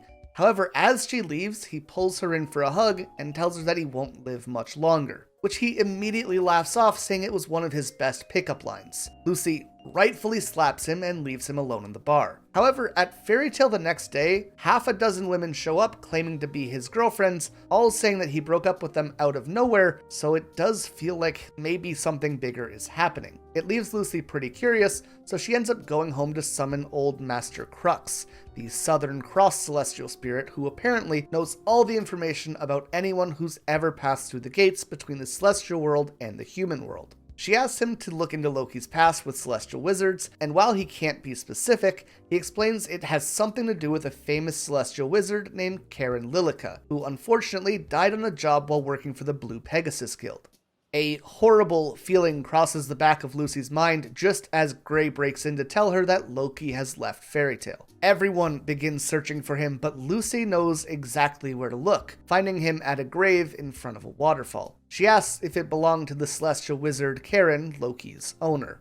Turns out, Loki is actually the celestial spirit Leo. When a celestial wizard dies, their contracts are broken and the celestial spirit is supposed to return to the celestial world. As we've discussed, humans can't live in that spirit world, and as we find out here, spirits also can't live in the human world very long either. The longer they stay here, the more their life force is drained. Sure, being summoned for a few minutes or an hour here or there is fine. However, extended periods of times become very serious and extremely dangerous. And as we find out here, Loki has been living in the human world for 3 years now without a wizard, with his own life force being pulled away the entire time. He wasn't kidding earlier, he really was just about to die as he finally reaches his limit. So, why has he been here the whole time? Well, he broke a sacred rule for celestial spirits, and he killed his owner. He is the reason that Karen died. 3 years ago, Karen had both Leo and Ares under her control, but unlike Lucy, she believed that celestial spirits were simply property. She would summon Ares and essentially treat her like a slave. She'd use her as a shield to avoid attacks, force her to act as a maid, and of course, she also had her, entertain men at any chance she had. And if Ares ever pushed back, she would be severely punished. For example, she would call her just to beat her, and one time even wanted to lock her in the human world for an entire week, essentially torturing her as her life energy was drained away little by little. Karen was sure that her own magic would last an entire week, but the idea of 7 days in the human world for a spirit was unbelievable to either of them. And this is where Loki came in. He forced Ares to swap positions with him and demanded that both her contract and his be made null and void with Karen. But of course, she refused and tried to seal Loki's gate by force. But Loki simply told her that he wouldn't return until his contracts were cancelled and remained present. Unlike Lucy, Karen didn't have the ability to force a gate closed, nor does she have the ability to summon 2 spirits at the same time, meaning that for as long as she refused, she would not be able to access her magic. Even more so, the longer this went on, the longer her magic would be drained. With that in mind, she believed that after 10 days when her own magic ran dry, Loki would be forced back, but again he shook his head saying that he would stay with his own magic for as long as it took. Those 10 days came and went, and it was rough for him. But Karen wouldn't give up. She promised to treat Ares better, but Loki didn't believe her and insisted on his position. So Karen decided to start stomping on him, beating him, saying that if he died, she could summon Ares again and work her like a slave. Without her magic, this wasn't really a threat to Loki though, and by the time 3 months had passed, he had become used to the human world. It still drained him, but at least it wasn't painful anymore, or he had become numb to that pain. He figured by now he could go and make peace with Karen, and that she would have learned her lesson, but by the time he looked for her, she was already dead. Karen tried going on a job without being able to use her magic, like an idiot, and got herself killed. Although I guess that isn't really fair criticism, as this was her livelihood, right? That's 3 months where she's unable to work, with no income, and eventually no food to put on the table. However, as far as Loki and the celestial world were concerned, this was his choice that led to her death, and so he was banned from returning home. And that brings us to now. 3 years later, his body is beginning to dissolve into stardust as he tells Lucy how wonderful it was to meet a celestial wizard like her before he passed. But Lucy refused to let him go. She desperately searched for a way that she could send him back to the spirit world to save him. She tried to force the gate of the lion open, but nothing was working. She promised Loki that she'd save him, vowing that she would show him that she could force a gate open even if it was impossible. But as she clung to him, her body was starting to get caught up in all of this as well, and began dissolving the same way that he was. Loki screams at her, begging not to pile on any more guilt than he already had, but she just called back saying that if those are the rules of the celestial world, then she would find a way to change them. And with that, her magic began swirling and erupting. The waterfall behind them starts flowing upwards and spiraling together. She had failed to open the gate of the lion, however, she had called forth something greater. The Celestial Spirit King had appeared before them. The king explained that Loki had broken the celestial covenant with mankind and killed his key holder. This act was indirect, but it still resulted in Karen's death, and so the rules would not allow him to return. He talks about how much it hurts his heart for his old friend to be in this position, but Lucy cuts the king off. She says Loki has been tortured for 3 years for an act of friendship meant to save Ares. It wasn't a matter of the celestial spirit's old friend. They were talking about a friend who needed help right now and who was dying right in front of them, and she couldn't accept anything but him being declared as innocent. She even calls the king a bearded old fart in the process. And this is more of the side of Lucy that I love seeing in the story. It is passionate, it's strong, she's standing up for herself and for the people that she cares about in a way that very few other characters in the series get to do. This isn't a battlefield at all, but we are still seeing just how strong Lucy is in this moment, and it's a really cool experience. For Loki's part, he isn't even asking for forgiveness. He just wants to vanish and atone for his sins, but then Lucy does something amazing. We've talked about the miracle of summoning 2 spirits at once, how only a few wizards in the world can manage it. But in this moment, Lucy corrects Loki, telling him it wasn't a sin to protect his friends, and as she does, she manages to call Plu, Taurus, Virgo, Aquarius, Cancer, and Sagittarius all out of the celestial spirit world at the same time to stand with her, saying they all feel the same way. This girl, who most of us would have seen as the weakest in our core group of fairy tale wizards, if even just for a moment, has summoned 6 celestial spirits. An ungodly task that requires unbelievable magic that is incomparable to what we've seen in the series so far. Of course, using this totally exhausts her and she falls to the ground, but she still calls out to the king one more time, saying if he really is a celestial spirit too, then he should understand how Loki and Ares felt. Seeing this unbelievable moment before him, the king rethinks his position, and in recognition of these bonds of loyalty, Loki is given the right to return to the celestial world. And if he still wants to atone for his sins, he can spend the rest of his life in service to his new friend who saved his life. With that, the king smiles a goofy-ass smile to Lucy before vanishing into the stars. Loki is quick to follow as his gate finally opens. He says that this might not take away his guilt, but at least it gives him the courage he needs to keep on living. And as a final thank you, Lucy is given his key, and the arc comes to a close. Now, when I tell you that this made me bawl my eyes out when I first saw it, it doesn't even begin to put justice to the moment. Even now, it's just really excellent. I think the addition of the music and everything really helps in the anime, but still, it's just a fantastic arc, especially considering how short it is. Now, I should mention that this time through, I drew an immediate connection between this scene and Gray's ice shell on Galuna. In both cases, we have someone feeling responsible for someone else's death and resigning themselves to die to make up for that. But I think that this has 2 things going for it that Gray's moment just didn't have. Firstly, Ur died because Gray was reckless, Karen died because Loki was selfless, trying to protect his friend. Not to mention, he then endured 3 years of suffering because of that kindness. But more importantly, this issue is resolved. Loki is changed as we go forward. He doesn't try to end his own life or sacrifice himself every 3 arcs trying to make up for his past. Instead, he takes this gift of a second life he was given. He tries to make that second life worth living. And I think that keeps me from feeling jaded about this moment in the way that I am about seeing the ice shell over and over again in the series. Okay. While Loki's short story is one of my personal favorite arcs in the series, I think the next one, the Tower of Heaven arc, is where most people really get into the story. Loki gives the gang tickets to a hotel resort that he can't go to since he can't stay in the human world long enough to actually use his tickets, so everyone goes and has a good time. Lucy hits a dude in the head, there's fan service, beach volleyball, haha, fun everywhere. And then the craziest tonal whiplash comes up as Erza goes to take a nap, and we get a view of her time in slavery as a child as the words "freedom does not exist in this world" pop into her head. And like, holy fuck, I knew it was coming at some point, but that really caught me off guard in a wild way. 1 second you're having fun and the next, boom, slavery.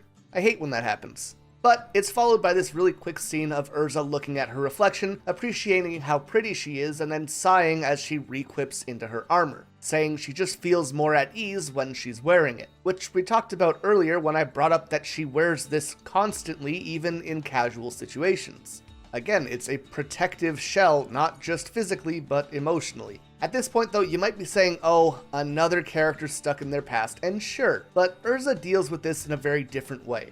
Yes, she wears the armor to keep herself guarded, but she also appreciates every moment of her freedom. So when Lucy asks her to go to the casino, she puts on a fancy dress and goes to have a good time because she knows that wasn't always going to be an option for her.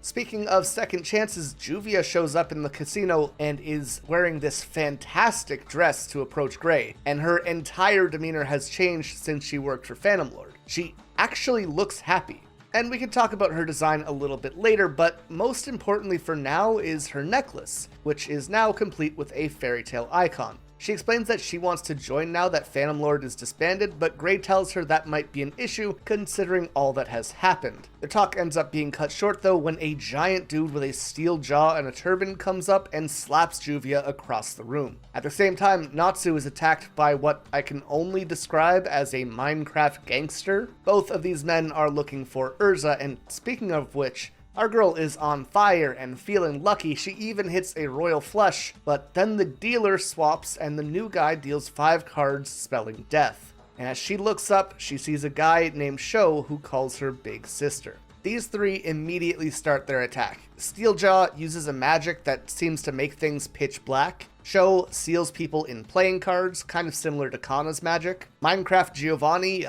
shoots Natsu. Not quite sure what his deal is, he just seems to be made of squares and is holding a gun. You know, classic wizard stuff. They're joined by a cat girl named Miliana, who uses a whip tentacle thing that ties Lucy up, because we're now 2 chapters into this arc and that hasn't happened yet. And seeing this, Erza immediately tells them to release her friends, but Sho interrupts her, saying they used to be her friends, and then she betrayed them. And Erza is shook by that accusation. Then Minecraft Mario warps over to them. His name is Wally, apparently, and the Steel Jaw dude follows shortly after. His name is Simon.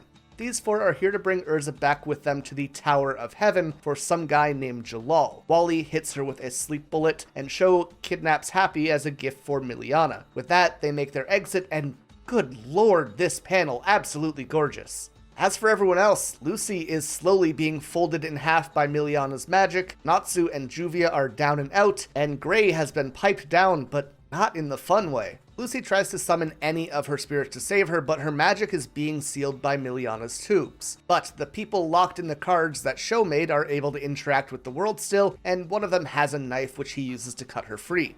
And gee willikers, do they ever make a whole lot of sexual comments about her being tied up here. This is followed by Juvia revealing that the Gray that was stabbed was an ice clone and the real Gray was hidden inside her watery body, clarifying that Gray was inside her and not Lucy. And like, is this it? Is this the point where the offhand sexual comments begin crossing the line into becoming excessive? Looking back, there's like always one scene here or there. It was never too big of a focus, but looking back on this script now, and this is probably the tipping point where those moments become much more egregious and much more common. Anyways, as for Natsu, he is fine because, quote, usually his mouth can take a lead bullet no problem. I'm not even going to elaborate on that. We're just going to move on to the tower where Jalal is sitting in the throne and talks about getting ready to sacrifice Erza for his dreams. Currently, she is on a boat leading her to the island. Sho tries to comfort her and says how much he missed her, but eventually he just erupts in anger, asking why she betrayed Jalal. And as Erza thinks back, she remembers her childhood with all 4 of her captors, as well as Jalal, who has the same face markings as the Magic Council's Seagrain. Speaking of the Magic Council, they are freaking out about something called the R system, explaining that 8 years ago there was a religious cult which worshipped black magic and aimed to build that system. They created 8 towers and the council tore them down, though one is currently being rebuilt, the Tower of Heaven as Seagrain calls it. The council goes on to say that a man named Jalal is behind it, but they don't really know anything about him. Meanwhile, Natsu, Gray, Juvia, and Lucy are in a rowboat working their way towards the tower, while Erza is being brought to her cell. And here, she thinks back to 8 years ago when she was still a slave. At one point, her and the others tried to make an escape effort, but they were captured. A guard decided that rather than punishing all of them, only one would be selected so that the others could get back to work. Jalal volunteered himself as the ringleader, but the guard blamed Erza for it instead and took her away to be tortured. In the present, she talks to Sho about the R system, explaining that she knows that it was actually the revive system, and by sacrificing one person, they'd be able to bring back another, a forbidden magic that breaks the laws of humanity and magic. Sho tells her that they're going to bring that man back to life, and the world will be reborn as a result, with them in control of it. And I can't believe I've never made this connection when I first watched, but when we consider the goals of that wizard, the R system is right in line with his studies. That idea of wanting to bring someone back to life, right? Seeing Sho obsess over getting revenge, Erza manages to knock him down before breaking free of her bindings and equipping into her armor. Now, complicating things for us a little bit is Jalal talking about how he's worried what the council will do. While at the same time, Seagrain suggests to the other council members that peaceful methods will not be enough, and an orbital Etherion strike on the tower is the only option.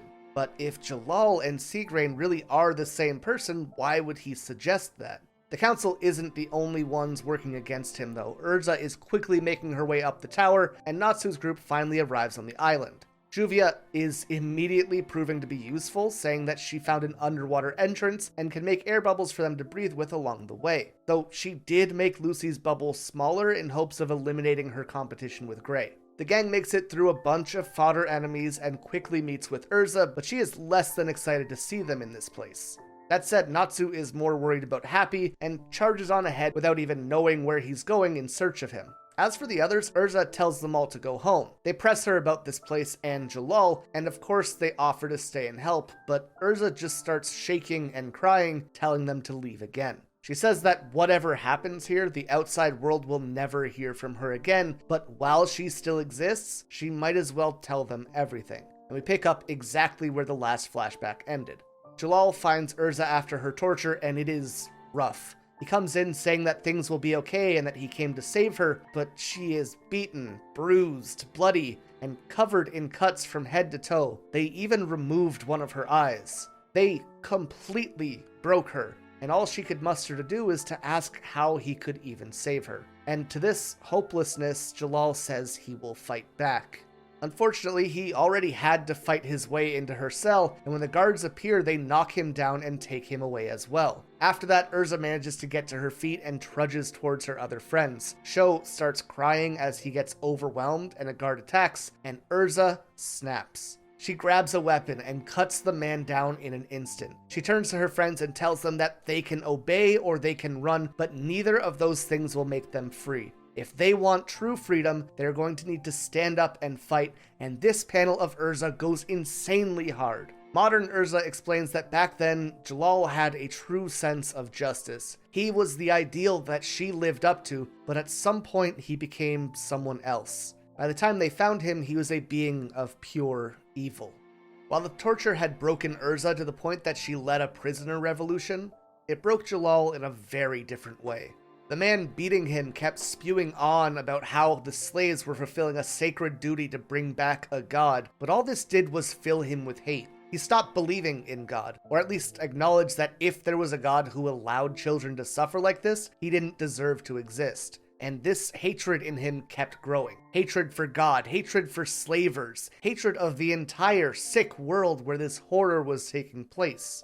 And that hatred drew in something darker. The spirit of Zareth, the very god the tower was meant to resurrect, who approached Jalal directly, saying it was his hatred that allowed him to sense the Dark Wizard. Meanwhile, Erza's riot was running into trouble. They had made solid progress, but Simon stopped to try to confess to Erza at literally the worst time. What the fuck, Simon? Only to be hit by a spell that disfigured his face. This breaks the morale of the prisoners, but Erza tries to rally them again. This just makes her a target, and an old man they called Grandpa Rob needs to dive in front of an attack to protect her. This is actually the person who taught Erza about the idea of magic and how it connects to a person's heart, but taking this kind of attack at his age proves to be too much for him, and he dies. However, as he collapses, we see a fairy tale icon on his back.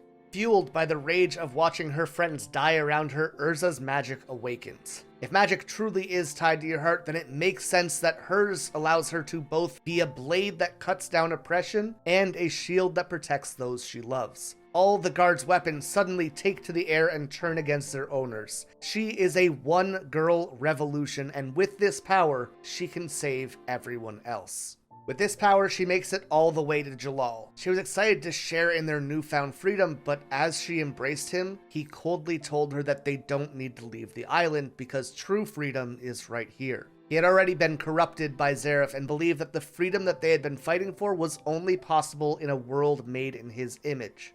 He says the slavers were merely believers of Zareth, but believers could never truly understand Zareth. Only he could. And as he says this, he stomps through a guard's head, then uses magic to whip another against a wall so hard that they burst into a bloody mess. That ideal of hope that Erza had been chasing was suddenly an all-powerful monster killing for sport. She tries to talk some sense into him so that they can leave the island, but he launches her across the room as well, saying if she wants to leave, he will let her do so, but only if she does it alone. Everyone else has to stay at the tower and keep working. He concedes that he wouldn't even abuse the slaves. He would feed them, he would even give them days off, but under no circumstances would he allow anyone else to leave with her. Jalal starts strangling Erza with his magic, but decides that since she killed the guards who would have opposed him, he owes her a debt. And so he allows her to live freely in exchange for never being allowed to talk about the tower or anything else that happened there. An idea that echoes exactly what Seagrain told her the first time we saw them meet in the series. He goes on to say that if anyone else was to find out, he would have to remove the evidence by destroying the tower and everyone inside of it. And if Erza ever came back, he would kill Sho at the first sight of her. This would be her freedom. A life knowing that her friends were suffering and that she could never help them because she chose to leave. And that's how Erza made it out of the tower, eventually working her way towards Grandpa Rob's old guild, Fairy Tail, and now being placed in a position where she has to stop Jalal herself. Meanwhile, Seagrain has gained favor over 3 council members when it comes to firing the Etherion attack on the Tower of Heaven. With one more, he will have all the approval he needs. But while this seemed to oppose Jalal's goal earlier, we see Jalal reacting to the council in real time, as if both people are the same person. And just as a reminder, the first time we met Seagrain, he was a hologram being projected into the council building. So the idea of him being in 2 places at once is pretty reasonable. Even more important than all of that, though, is the idea that Jalal was speaking with Zareth in the past. And if you remember, all the way back to the 3rd arc, the Eizenwald arc, you'll know Zareth as the wizard who creates demons like Lullaby, and as Erza explains here, Deliora as well. Without really drawing attention to it, about half of the story so far has essentially been dealing with the remnants of Zareth. However, this is really the first time that we're putting any real focus onto that. While Erza only meant for Gray, Lucy, and Juvia to hear this, Sho overhears all of it and is traumatized. He remembers that 8 years ago, Erza set off a bomb on their escape ship while she ran off alone, and it was only thanks to Jalal's quick thinking that the rest of them managed to survive. Basically, Jalal is the king of gaslighting, and at this point, Sho was 8 years into the lie and refused to believe otherwise. But while Sho struggles with this reality, Simon completely believes her and they have a really touching reunion. He had been waiting for Erza to return when she became strong enough to stop Jalal. The fact that she brought a group of strong wizards is just a nice bonus. However, if their allies start taking each other out, then it'll all be for nothing, so they need to find Natsu before he and Wally fight. Of note, Simon is really gassing up Natsu. He keeps mentioning how he will be vital to stopping Jalal and how no one has yet to realize his true power. Speaking of which, he just found his way to Miliana's room and immediately gets stuck in a big cat head, kind of cutting the wind from Simon's sails a bit. This is when both Wally and Miliana show up to attack, between her nullifying tubes catching him off guard and Wally's blocks, I guess. They manage to overwhelm Cathead Natsu, but Happy arrives, hits Wally with another cat, and creates an opening for Natsu to counterattack and take both of them out in one massive swing. With that fight complete though, all the slaves have been dealt with. Simon and Sho have turned to the good side, and Miliana and Wally are down for the count. The only one Jalal has on his side is this dude Edolas, who has popped up a few times, but hasn't really done anything worth mentioning to this point.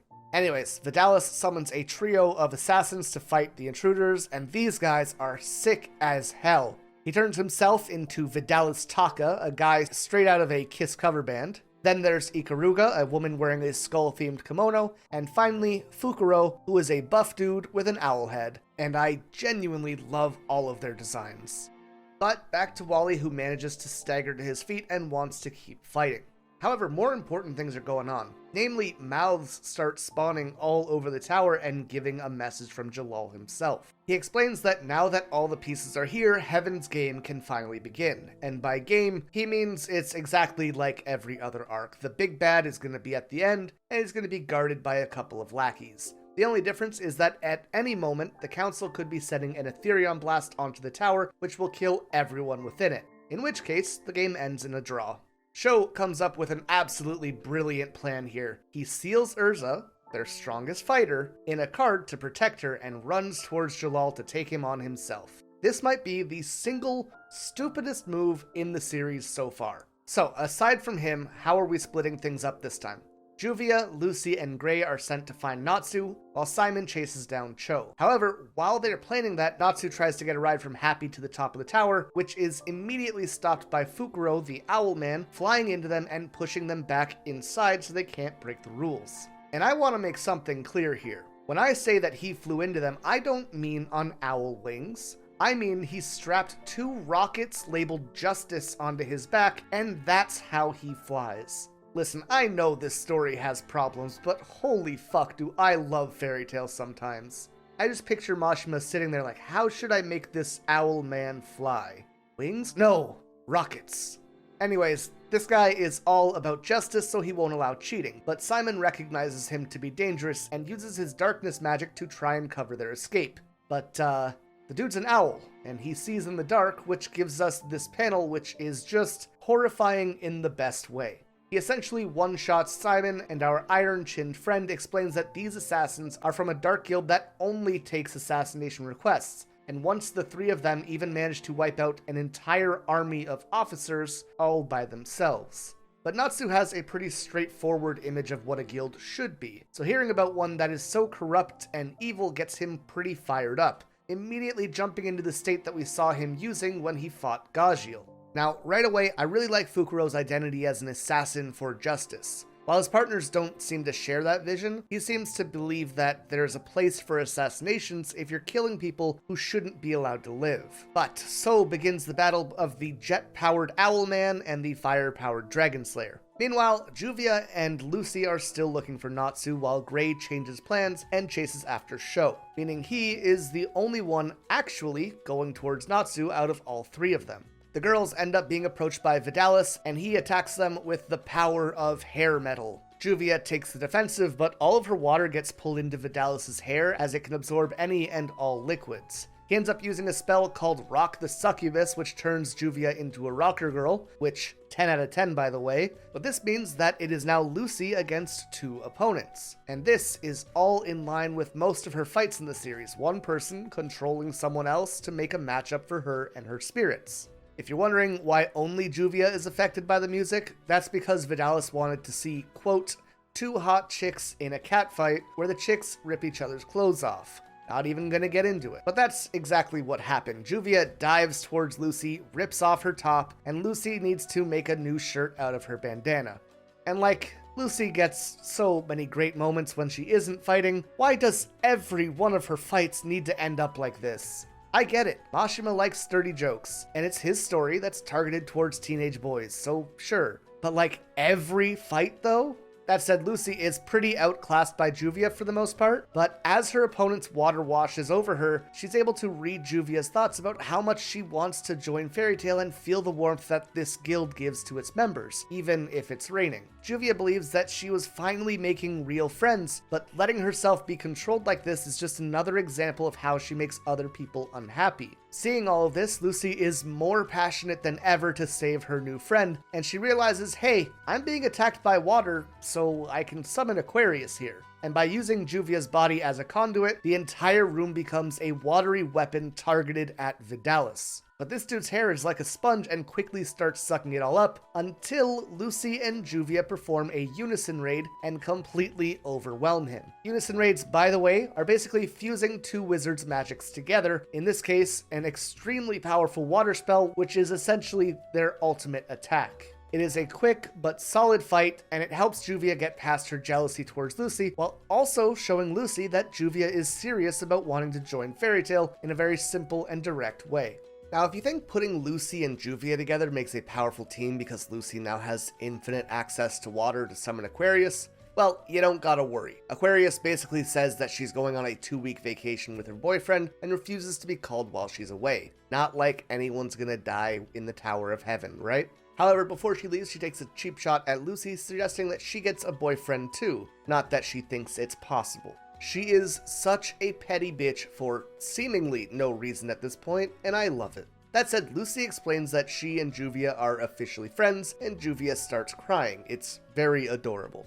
Also, Jalal notes that some people spend their entire lives trying to achieve Unison Raid, and they still fail, making what Lucy and Juvia did truly exceptional. This is now the second once-in-a-lifetime talent that Lucy has achieved, following the multi-spirit summoning. There's of course been this focus on how Natsu has something special within him, but then there's Lucy out here also making miracles happen on a regular basis, and that just kinda goes overlooked, which I think is a shame. With one assassin down, Jalal has Seagrain push harder to gain the council's approval, and to do that, he reveals his trump card. He tells them that Jalal is trying to revive the Black Wizard Zareth. This, he gains the approval of the council members, except Makarov's friend Yajima, and the Etherion cannon will fire in an hour. Back at the tower, Natsu is still fighting Fukuro, and the owl attaches his rocket to Natsu to trigger his motion sickness. And once he's incapacitated, Fukuro just straight up eats him. That's Fukuro's magic, by the way. It has nothing to do with him being an owl. His magic is that he can swallow enemies and use their magic while they are inside of him. He's basically Kirby, and using Natsu's fire, he blasts Happy out of the sky. Gray catches up just in time to see Happy burnt to a crisp. Everyone explains the situation to him, and Fukuro says that he has 10 minutes until Natsu's body is fully digested within him. And Mashima has really been pushing these timers on things ever since Deliora. He's been spamming it like a new Smash player hitting the C-stick. Regardless, Gray takes over the fight, Fukuro starts blasting him with Natsu's fire, and I love seeing him tank these hits and basically saying that Natsu's actual fire is way hotter than anything this fake can make. It's little moments like this where the two hype each other up that always make me smile. Through the fight, Gray starts thinking back to when he first met Erza, how she showed up at the guild beaten down and wearing rags, how she always wore armor afterwards even when they were safe, and how that used to really bother him. He thinks about how he always lost fights against her and wouldn't accept her as a guildmate. And he thinks about how she told him that being around others made her uncomfortable, but how one day he found her sitting crying because she was all alone. But most importantly, Gray thinks about how he wasn't going to let some stupid owl get in his way of bringing Erza back to Fairy Tail so she doesn't have to cry ever again. What a fantastic moment for him. He almost always puts forward the side of him that's as cool as can be, right? Yet when push comes to shove, he always shows just how much he really cares about his family. The bird then tries to swallow him since his copied magic won't work, but Gray counterattacks with a chain of ice slashes and wins the fight on the spot. And just like that, 2 assassins down, but only 27 minutes remaining until the Etherion Blast is fired. Back at the council, they are getting everything in order for the attack, but as Seagrain and Ultir discuss their plans, Yajima overhears what's really happening. But there isn't really much he can do at this point. And speaking of being useless, Sho is still running towards Jalal when he crosses paths with Ikaruga. He tries to attack her with his cards, but she's just so fast with her sword that she slices every one of them in half. And just to be clear, not in half either of the ways you would expect. She slices the front and back of the cards apart, which is just a crazy flex that she didn't need to do. She then goes on to attack Erza's card, but this only frees her and allows her to fight back. However, while it seemed like Erza blocked everything, her armor and sword shatter moments later. This woman is clearly a threat, so Erza breaks out the Heaven's Wheel armor right away, but her attacks are too slow, and again, all of her blades and armor is shredded in a single attack. Flame Empress armor, shredded. Purgatory, shredded. Ikaruga is straight up toying with the strongest wizard that our team has to offer. None of Erza's armor give her enough protection to stand a chance. But this whole arc stems from the reason that Erza wears her armor at all, right? The trauma from Jalal that she's been carrying around her whole life. However, she isn't alone anymore and she doesn't have to carry that weight on her own. She is a fairy tale wizard and they will carry that burden with her. Or put another way, she doesn't need that armor to protect herself anymore. She doesn't have to carry all the weight of that steel or those memories. Her friends will help her do that. And that brings us to her clear heart clothing. And again, clothing, not armor. She's wearing a sarashi, which is the cloth chest binding, and loose hakama pants. On top of that, she has a katana in each hand, and in other words, she has dropped every effort to guard herself and is finally ready to really fight back. After swapping into these clothes, Erza and Ikaruga do one of those samurai-style jump slash things. Each takes a pretty brutal hit, but only Erza remains standing. All 3 assassins are now gone, which is great, but there's only 15 minutes left until the Etherion attack. With that in mind, Erza tells Sho to gather everyone else and leave the island, and promises that she will try to meet them if she can, but she has to end this first. When she finally reaches Jalal, he tells her that the Tower of Heaven is complete, so everyone else is free to go, but Erza must stay to be sacrificed to revive Zareth. Meanwhile, Natsu wakes up and Simon asks him to help Erza, but Natsu says that it's her fight and she wants to do it alone so he won't interfere. But Simon keeps pressing, saying that Erza would never be able to win this fight because despite everything, she will never be able to bring herself to truly hate Jalal. As terrible as he is, a part of her will always love him, and it's sad to hear that coming from Simon, who has always felt the exact same way about Erza. But hearing this actually changes things for Natsu. It's no longer a matter of whether or not he believes in Erza, it's a matter of not allowing Jalal to prey on her feelings for him for an unfair advantage. Simon doesn't even believe that she's trying to win this fight. He's certain that she's planning to stay with him for the next 10 minutes to ensure that both of them die together. And he's right, she isn't afraid of dying if it means that she can guide Jalal to the afterlife. We finally get to see more of Jalal's magic here, and it's really spooky looking. He keeps bombarding her with these ghost-like wraiths that are similar to the image of Zareth which appeared before him as a child. But even with this magic, Erza holds the upper hand. She manages to pin him down to the ground, but rather than taking that chance to kill him, which is supposedly why she was here, she lets him talk and explain himself. She even goes on to press him about the R system being complete. While she was away from the tower, she did her own research, and she feels that he has missed a crucial step. Even before the need for a sacrifice, there needs to be a huge amount of magical power. So much that even if they took every wizard on the continent, it just wouldn't be enough. And that's where the Etherion attack comes in. He convinced the council that this would be the only way to stop him, but in reality, it was supplying him with the energy that he needed. Jalal interrupts, saying that Zareth's spirit already took over his body. He says that because of that, he wasn't able to save himself or his friends, and since that moment, he's been sure that there's no heaven nor any true freedom in the world. It's a genuine moment of apology as the Etherion prepares to fire, and Jalal says that he is just an engine that Zareth is driving, and now they are too far to be stopped, and Erza is free to kill him. But hearing that, Erza drops her sword just as Simon warned she would, and says that she will now pay for the crime of not being able to save Jalal. They embrace each other, and in a flood of light, Etherion pours down on both them and the tower. And as it does, a wicked smile crosses Jalal's face. As the light fades, the tower reveals itself to have been entirely turned into a giant lacrima crystal, while both Jalal and Erza remain unharmed. Not only them, but both Simon and Natsu are alive down below. Thanks to the council's attack, the R system has finally been completed. As Erza begins to realize that she's been fooled, she turns to see that not just Jalal, but also Seagrain are in front of her. Apparently, when they first met, Seagrain told Erza that he was Jalal's twin. But what a twist! They were the same person after all. Which would have been a great bit of writing if we were included in that lie about him being Jalal's brother. The way that Jalal knew about everything happening at the council already made me feel like Seagrain was just a hologram being controlled in the first place, but the idea of them being twins has never come up, so why is it supposed to surprise us here? If it had been brought up back when we first saw Erza meeting him in the council, that would have been a great plot thread for us to follow, but now it just feels like it comes out of nowhere. Also, just because you're twins doesn't mean you have the same face tattoo. It just all feels like such a missed opportunity that could have been a really cool idea.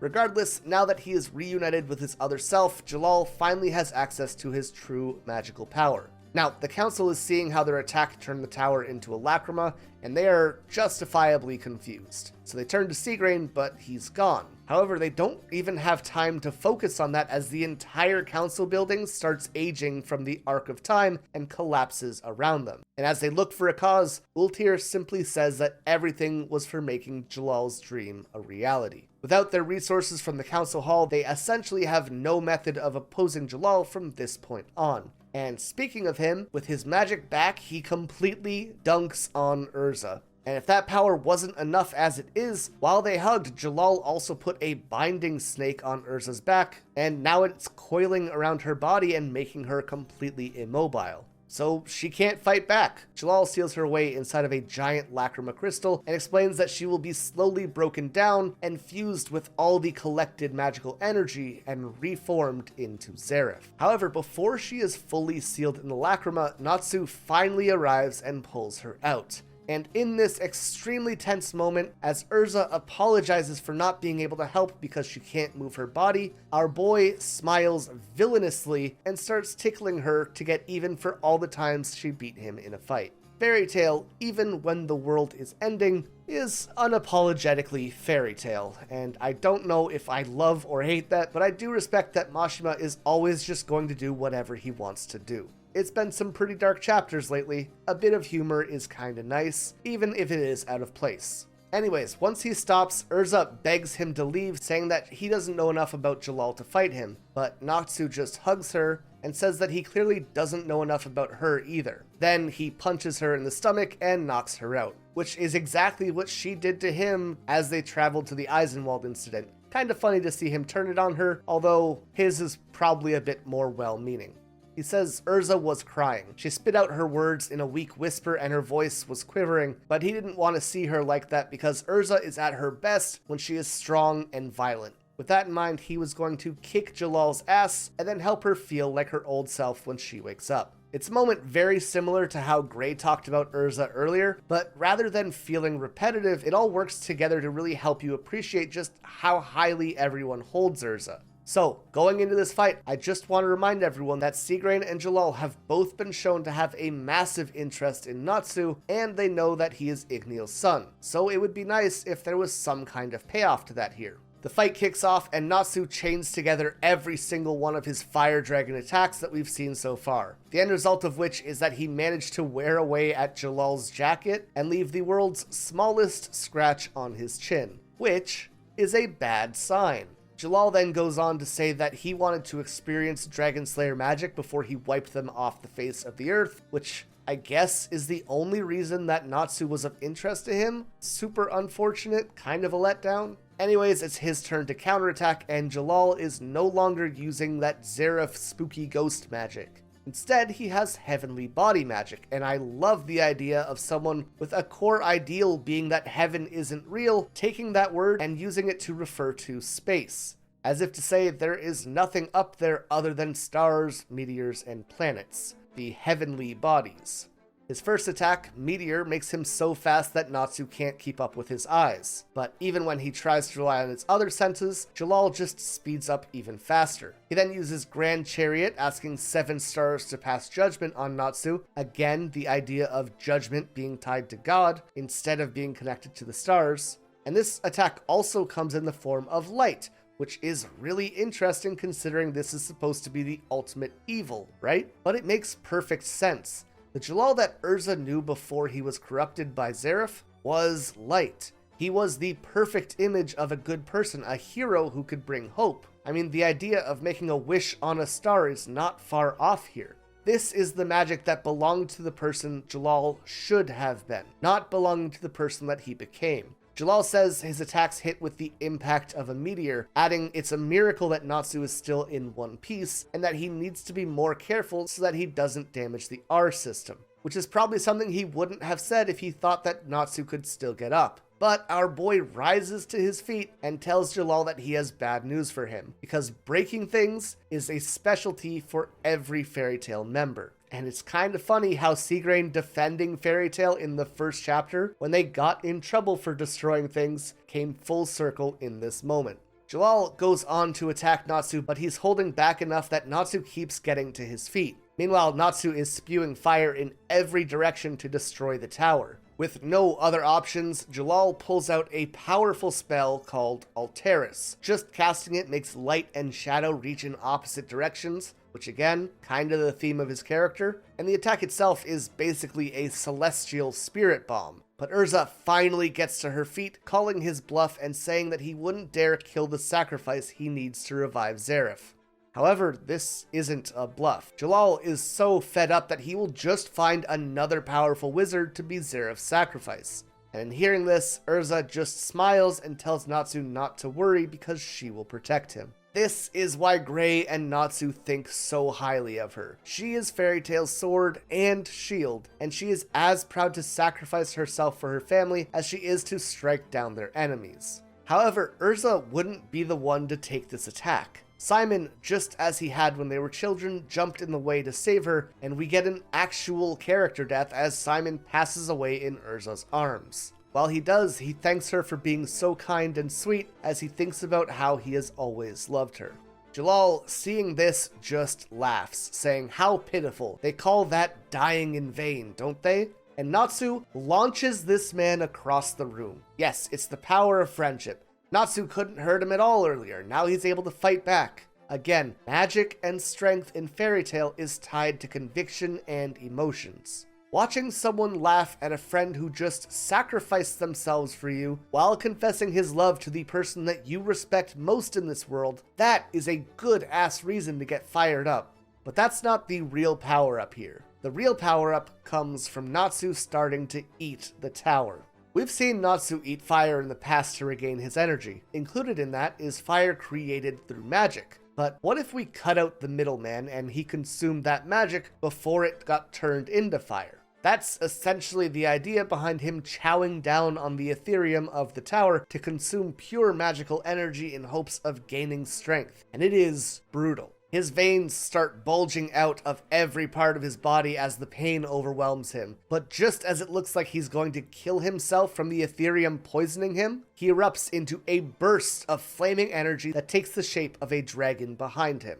Natsu has evolved in this moment. This is the Dragon Force. An Etherion, Natsu Dragneel, if you will. His face becomes covered in dragonic scales, and in one blindingly quick attack, he smashes Jalal through several floors of the tower.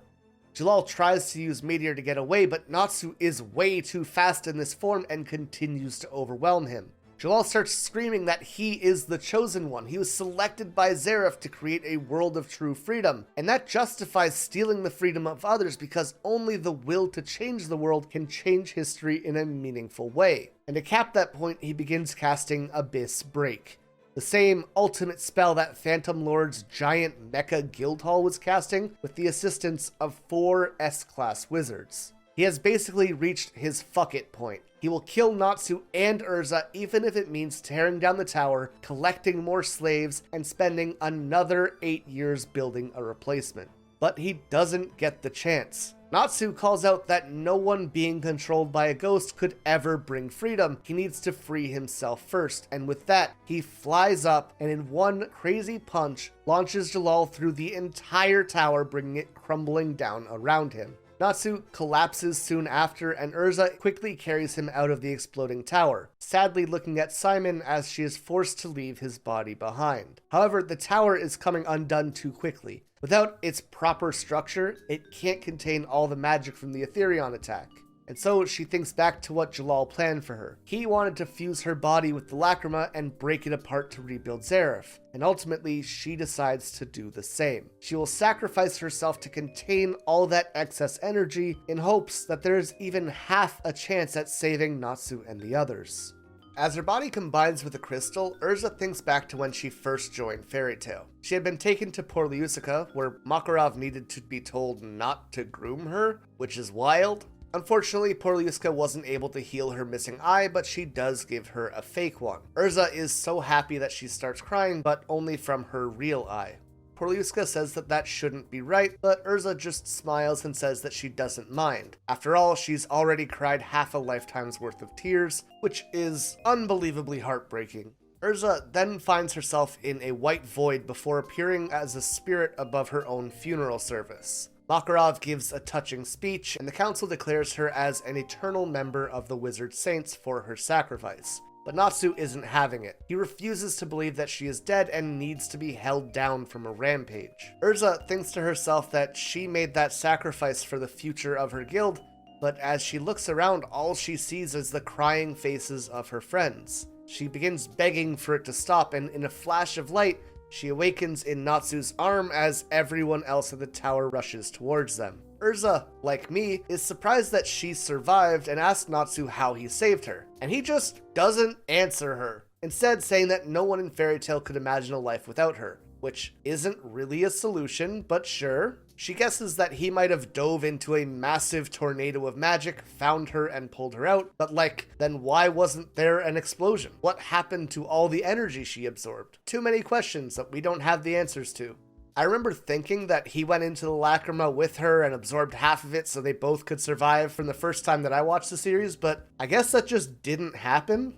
Regardless, it is a very beautiful scene where Erza thanks him and thinks to herself that people shouldn't die for their friends, they should live for them. It's great, it just doesn't make sense, unfortunately. We do get the answer later, but even that isn't super satisfying. Anyways, turns out Natsu really did poison himself with Etherion and spends a few days passed out. And in true Fairy Tail fashion, after that near-apocalyptic event, we get a goofy shot of Happy cooking a fish in the comatose Natsu's mouth. This is a 10 out of 10 friendship. We also have a moment where Gray makes fun of Natsu, and Natsu wakes up from the coma. Then Gray calls him out for being eaten by an owl, so he goes back to sleep again.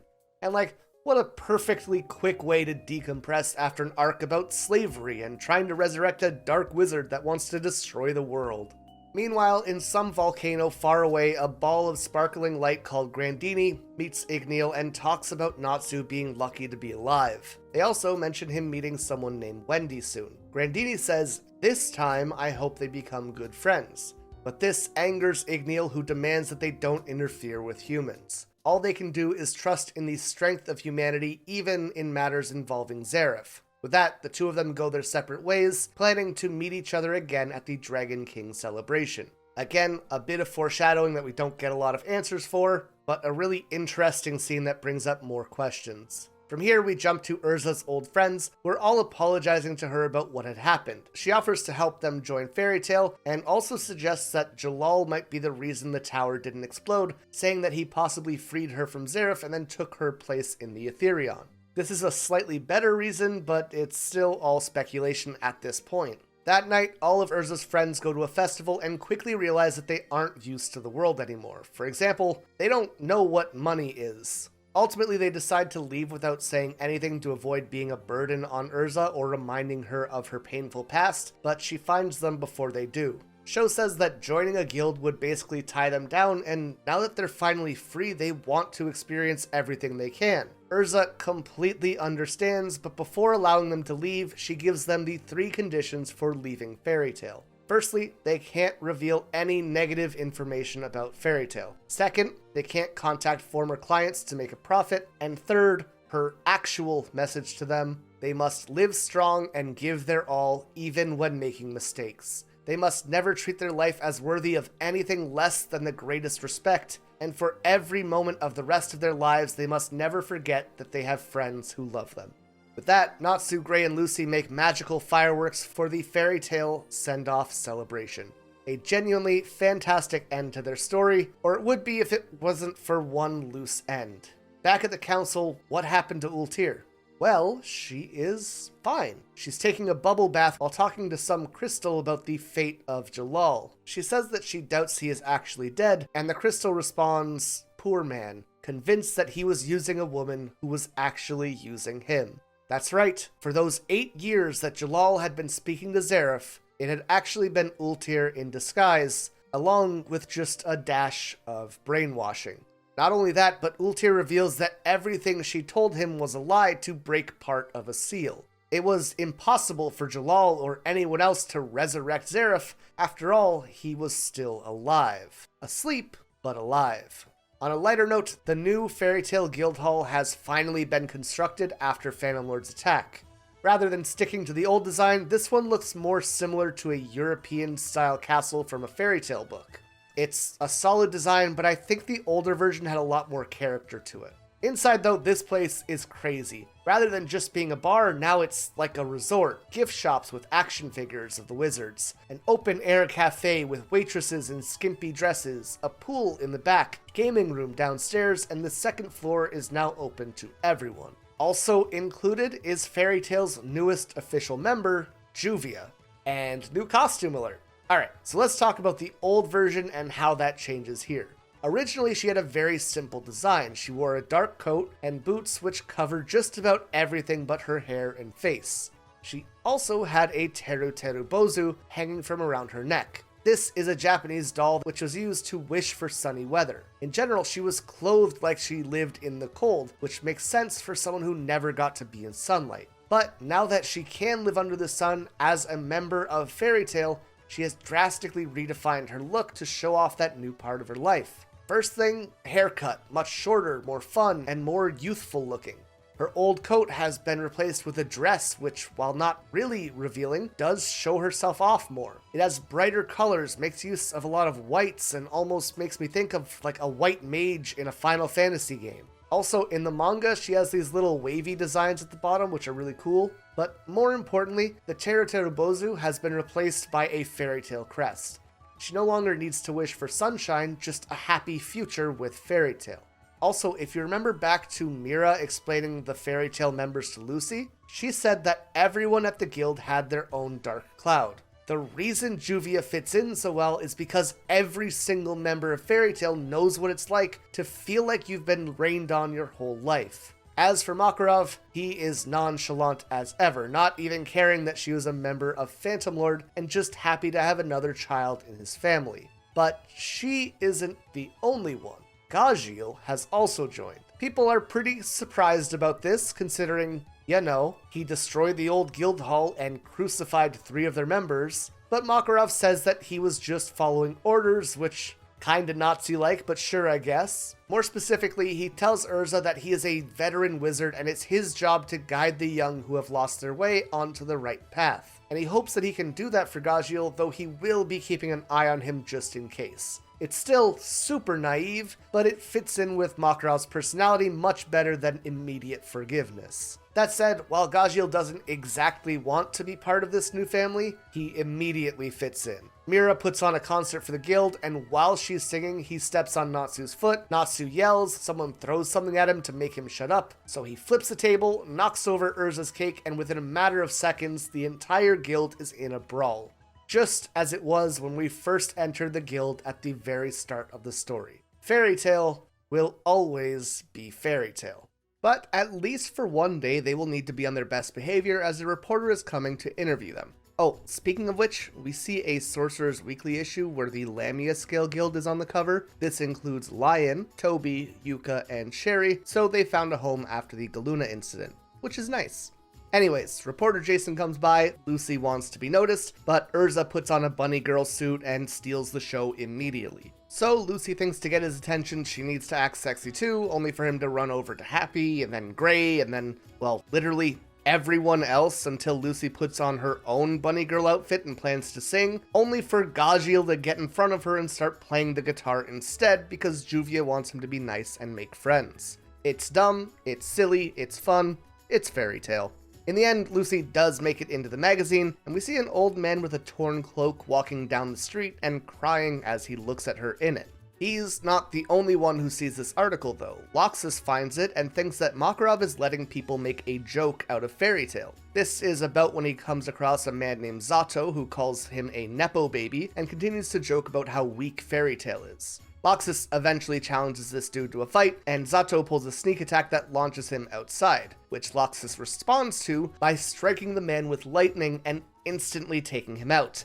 And our boy is furious that their guild has suddenly become a laughingstock. After all, not only does it reflect him personally, but in his mind, it will also be his guild one day and he doesn't want to inherit a joke. As for the rest of the guild though, Gray and Juvia go on a job together, Erza leaves to refit her armor, and Natsu is still kinda goofy from the Etherion. Lucy ends up looking for a job that she can do on her own, but Gajiel takes the one she's looking at. This upsets Jet and Droy, the guys that Gajiel pinned to a tree with Levi, and so they pick a fight with him. However, Gajiel takes all of their attacks and never tries to fight back. This is supposed to be his way of allowing them to get even and to show that he isn't a threat anymore. But then Loxus shows up, sees the man that attacked their guild and is now a member, and becomes completely enraged, citing this as exactly the kind of thing that people are laughing at Fairy Tail about. And so, he fucking fries Gajiel with lightning, but the Dragon Slayer still won't fight back. Levi gets pretty emotional over this, and Jet and Droy feel like assholes once they realize what's happening, but Loxus doesn't stop. He shouts that Gajiel can apologize by dying, and claims that he will kill anyone who opposes Fairy Tail, which is big talk for someone who didn't show up to defend Fairy Tail when Phantom Lord attacked. Jet tries to calm him down, but Loxus just spins and fires a lightning strike, missing Jet, and on its way to hit Levi, but Gajiel finally makes a move and jumps in front of it. This effectively wins over everyone other than Loxus, and after receiving the beating of his lifetime, Gajiel just asks if they're all finished because he has work to do and walks away. Absolutely a banger moment for Gajiel, and one that really sets Loxus up to be just this ball of rage. Speaking of Loxus, he has reached his limit though. He's no longer willing to stand aside and watch as his grandfather ruins the guild, and so he vows to take it for himself. Now, before we go on, I do just want to mention, if we go back a few arcs, Natsu needed to put in effort to hurt Gajiel, it was a big thing, and Loxus is out here doing it as if it's nothing. This is just a reminder that this dude is still miles ahead of Natsu, and by extension, 99% of the guild. Lucy returns home that night to find Natsu sick and in her bed, and Happy explains that this happened before when he tried to eat Loxus's lightning. Apparently, a long time ago, Natsu challenged him and was beaten almost immediately. He then tells Lucy about a beauty competition coming up, where she could earn some money to help pay her rent. Anyways, more importantly, the Dark Guild Ghoul Spirit is attacked by 3 wizards who take out the entire guild by themselves. These are the Thunder Legion, a group who works for Loxus, but who has been away for quite some time now. They include Evergreen, a woman with clothes that look like a fairy and has abilities that turn people into stone, Bixlow, a tall man in knight-like clothes marked with skulls, who uses flying totems that shoot lasers to fight, and Fried, who looks like a French noble from the Enlightenment with lightning-shaped strands of hair coming from his head, though we don't know his magic as of yet. With them on their way home, Loxus calls for the fairy cannibalism to begin, and Makarov's time as guildmaster to come to an end. While Loxus is planning this coup, his grandfather is setting things up for the Harvest Festival and thinks back to when Loxus was a child. There was an event called the Fantasia Parade that Loxus had wanted to watch, but because he was so short, he couldn't see it. So Makarov got underneath him, turned himself giant, and boosted Loxus high enough to watch the event with wonder in his eyes. As he watched Fairy Tail's float pass by, he thought about how he couldn't wait to become a member of Fairy Tail himself, and how his grandfather must be the greatest guildmaster of all time. But the man he grew into was far from that happy child, and Makarov reflects on this memory, wondering how he ever turned out the way he did. The day of the festival arrives, and the beauty pageant begins with several Fairy Tail women taking part and hoping to win the prize. You have the correct choice, Kana, Juvia, Mira Jane with Happy's face on for some reason, Erza in a fucking adorable outfit, Biska, Best Girl Levy, who I think misunderstood the assignment, Lucy, and Evergreen. But as Evergreen gets on stage, all of Fairy Tail panics, and in an instant, she turns all the other contestants into statues. The rest of the Thunder Legion arrives with Loxus, and they take all the women hostage to force every other wizard to take part in what they call the Battle of Fairy Tail, a battle royale where whoever is left standing is declared the winner. And naturally, Natsu's excited because it's easy to understand and he gets to fight. Notably with the current hostages though, we have Erza, Mira, Kana, Juvia, and Lucy all being sealed away, and that is a decent amount of Fairy Tail's manpower. Woman power, I guess. In fact, it leaves Loxus as the only S-class wizard in the competition. Anyways, I love this scene of Natsu charging in to fight Loxus right away, and everyone's like, he kicked your ass last time. And Natsu just says, yeah, but that's when I was a kid, only to be corrected that it was just last year. Amazing. But Loxus just swats him down with lightning and continues to explain the rule. There are 80 plus members of Fairy Tail who need to defeat the 4 members of the Thunder Legion within 3 hours. If they don't, the hostages get turned to sand. The battlefield is the entire city of Magnolia, and once they find the targets, their fights can begin. With that, Loxus makes a flash of light and his team vanishes. So, everyone rushes to leave the guild, but Makarov can't. We finally get to see Fried's magic, which creates traps and wards with runes, and using them he can impose rules on an area, and in this case, the rule is that anyone over 80 years old and any stone statues cannot leave the building. With that, the strongest remaining fighter is removed from Fairy Tail's side. And yeah, I know, the Thunder Legion is part of Fairy Tail, but that's what we're gonna be doing here. Fairy Tail versus the Thunder Legion, just to keep it simple. Along with Makarov, Ritas also stays behind because he's afraid, but he is sent to find poor Lyusica in hopes that she can find a cure for petrification. Natsu is also still here, and once he wakes up, Makarov sends him to find Loxus because with the remaining fighters, he's really the last chance they have, as bad as those odds are. But something strange happens. Natsu can't leave, which is weird because he's not a stone statue, and he sure doesn't look over 80. But then again, when we look back at his character sheet, his age is marked as unknown. Interesting, curious, wonder what it could mean. Kind of a cool bit of foreshadowing if you know where it goes. Meanwhile, groups of Fairy Tail wizards are exploring Magnolia together, but when Jet, Droy, and Alzak enter the city square, they find themselves surrounded by Fried's rules. The rule that's been set up here is that only the strongest of those who enter this area are allowed to escape. And because Biska is already a stone statue, Alzak has zero hesitation and beats down the other two so he can try and save his girlfriend.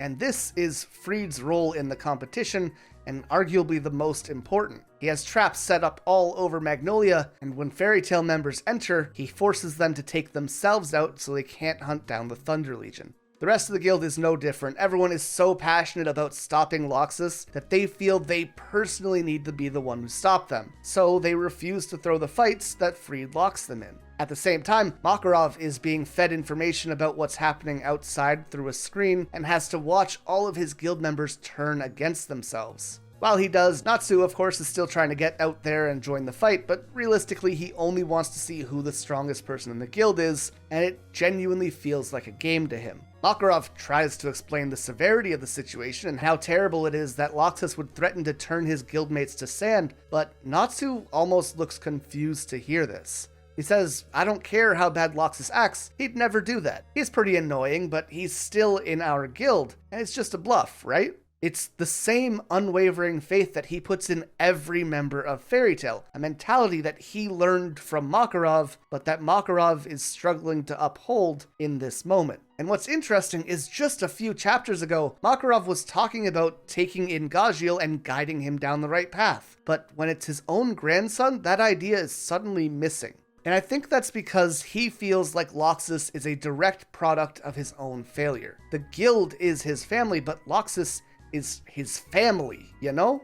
But speaking of family, what's going on with Loxus's parents? We have never seen them so far. Why aren't they in Fairy Tail if this is such a core part of their family's identity? Does that have anything to do with why Loxus has become such a bastard? Did Makarov spend so much time focusing on his guild family that he neglected his biological one?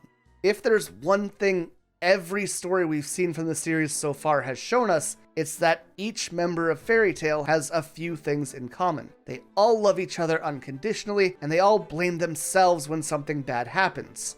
Well, I guess except for Natsu. Natsu has a surprisingly well-developed self-esteem.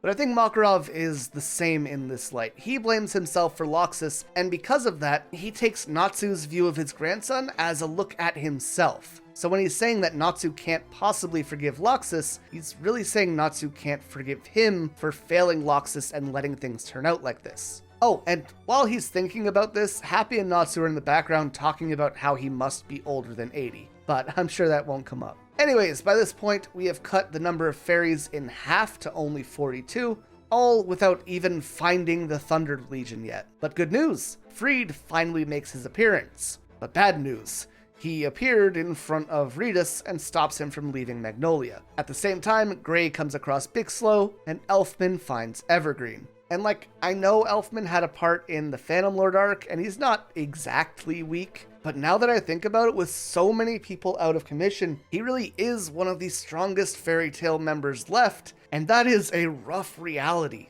His magic essentially comes down to brute force, and that's not gonna do much here. The top tier we have here is Gray, Gajiel, and Elfman, and then basically no one, and Gajiel's missing right now, so Elfman's kinda number 2, which is insane to think about.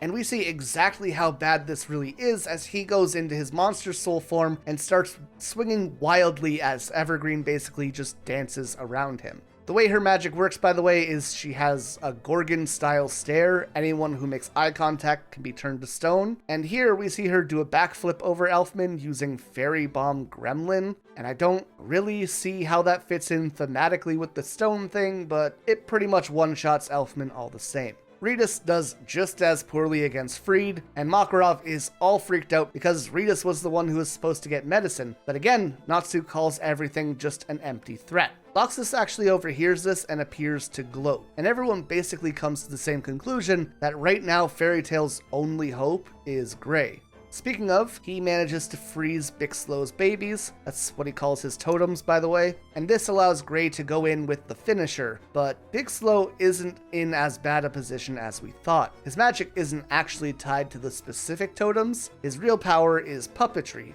He can take souls and place them inside dolls to fight for him, and this means that when Gray freezes his dolls, Big Slow can just move the soul into something else and continue like nothing ever happened. Making matters worse, he He lures Gray into an alley where Freed's rules prevent him from using magic for the rest of the fight, and with that, it basically is a lock, and Big Slow takes him out almost instantly, bringing the total number of fairies remaining down to 28, and the total number of competent fairies down to just Gajiel, who, by the way, is missing and no one has seen him since he went off on his job. And so, Makarov surrenders. But in this moment, Loxus refuses. He says that if Makarov wants to quit rather than play things out to the end, then he will have to forfeit the seat of Guildmaster to him. And while he thinks over that decision, he has an hour and a half until his petrified children are turned to sand. To be fair, Makarov doesn't really care about giving up the seat of Master, he just doesn't want Loxus to have it. But don't worry, Gajiel appears from behind the bar, and he's ready to take Loxus out. Just kidding, he can't leave the building either. Huh. These Dragon Slayers seem to be older than 80 for some reason. With all Fairy Tail's powerhouses locked up, the Thunder Legion is free to go on a rampage, and in no time at all, the fairies are down to 2. Only Natsu and Gajiel remain, but neither of them can enter the fight. Luckily, we have a genius on our team, and Natsu knows just how to free Erza. He's gonna melt the stone, and in trying to do so, Erza's statue starts to crack and she is suddenly set free. Apparently, it wasn't actually Natsu who freed her though, it was her false eye. Because she only has one real eye, Evergreen's spell is only half as effective, which means that we finally have one wizard who can fight back. Not only that, but out in Magnolia, one more man joins the fray. Mistigan has arrived. With 2 fighters now available, Fairy Tail is able to head towards the 2 prongs of the Thunder Legion's defenses. If they can take down Freed, then Natsu, Gajiel, and Makarov are free to join the fight, and if they could stop Evergreen, all of the statues will be released. Meaning not only do they get Kana, Levi, Lucy, Bisca, Mira, and Juvia, but Loxus's leverage is also gone as well. Luckily, Evergreen hates Erza and hunts her down immediately. Erza fights back using only her false eye, and it finally clicks what Evergreen's magic theme is, as she uses Fairy Machine Gun Leprechaun. All of her abilities are based on fairy tales and mythical stories, gorgons, leprechauns, stuff like that. I was the dumb one, not Mashima. But her big thing is that she believes she is the strongest woman in Fairy Tail, and all of her stuff is even fairy themed, so she resents Erza for having the title of Titania. But we immediately see why she is the queen of the fairies and not Evergreen. Ever sends out countless needles at Erza, and she is deflecting them with her sword, spinning around, going wild, absolutely insane shit, and when she reaches her peak, she requips another sword for each of her feet and keeps swinging. The girl is putting Zoro to shame with a 4-sword style, and with these extra blades, she manages to deflect Ever's needles back at her and pin her to the wall. You might be asking, Axel, why didn't she just put on Heaven's Wheel? She would have had dozens of swords and she wouldn't have had to fight with her feet. And that's because Mashima is a kinky freak.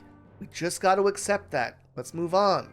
Speaking of which, Ever makes her counterattack, showing that her eye can also control others. So she strips Erza naked, since, you know, it's been 2 chapters since she was brought back into the arc, and it was overdue, I guess.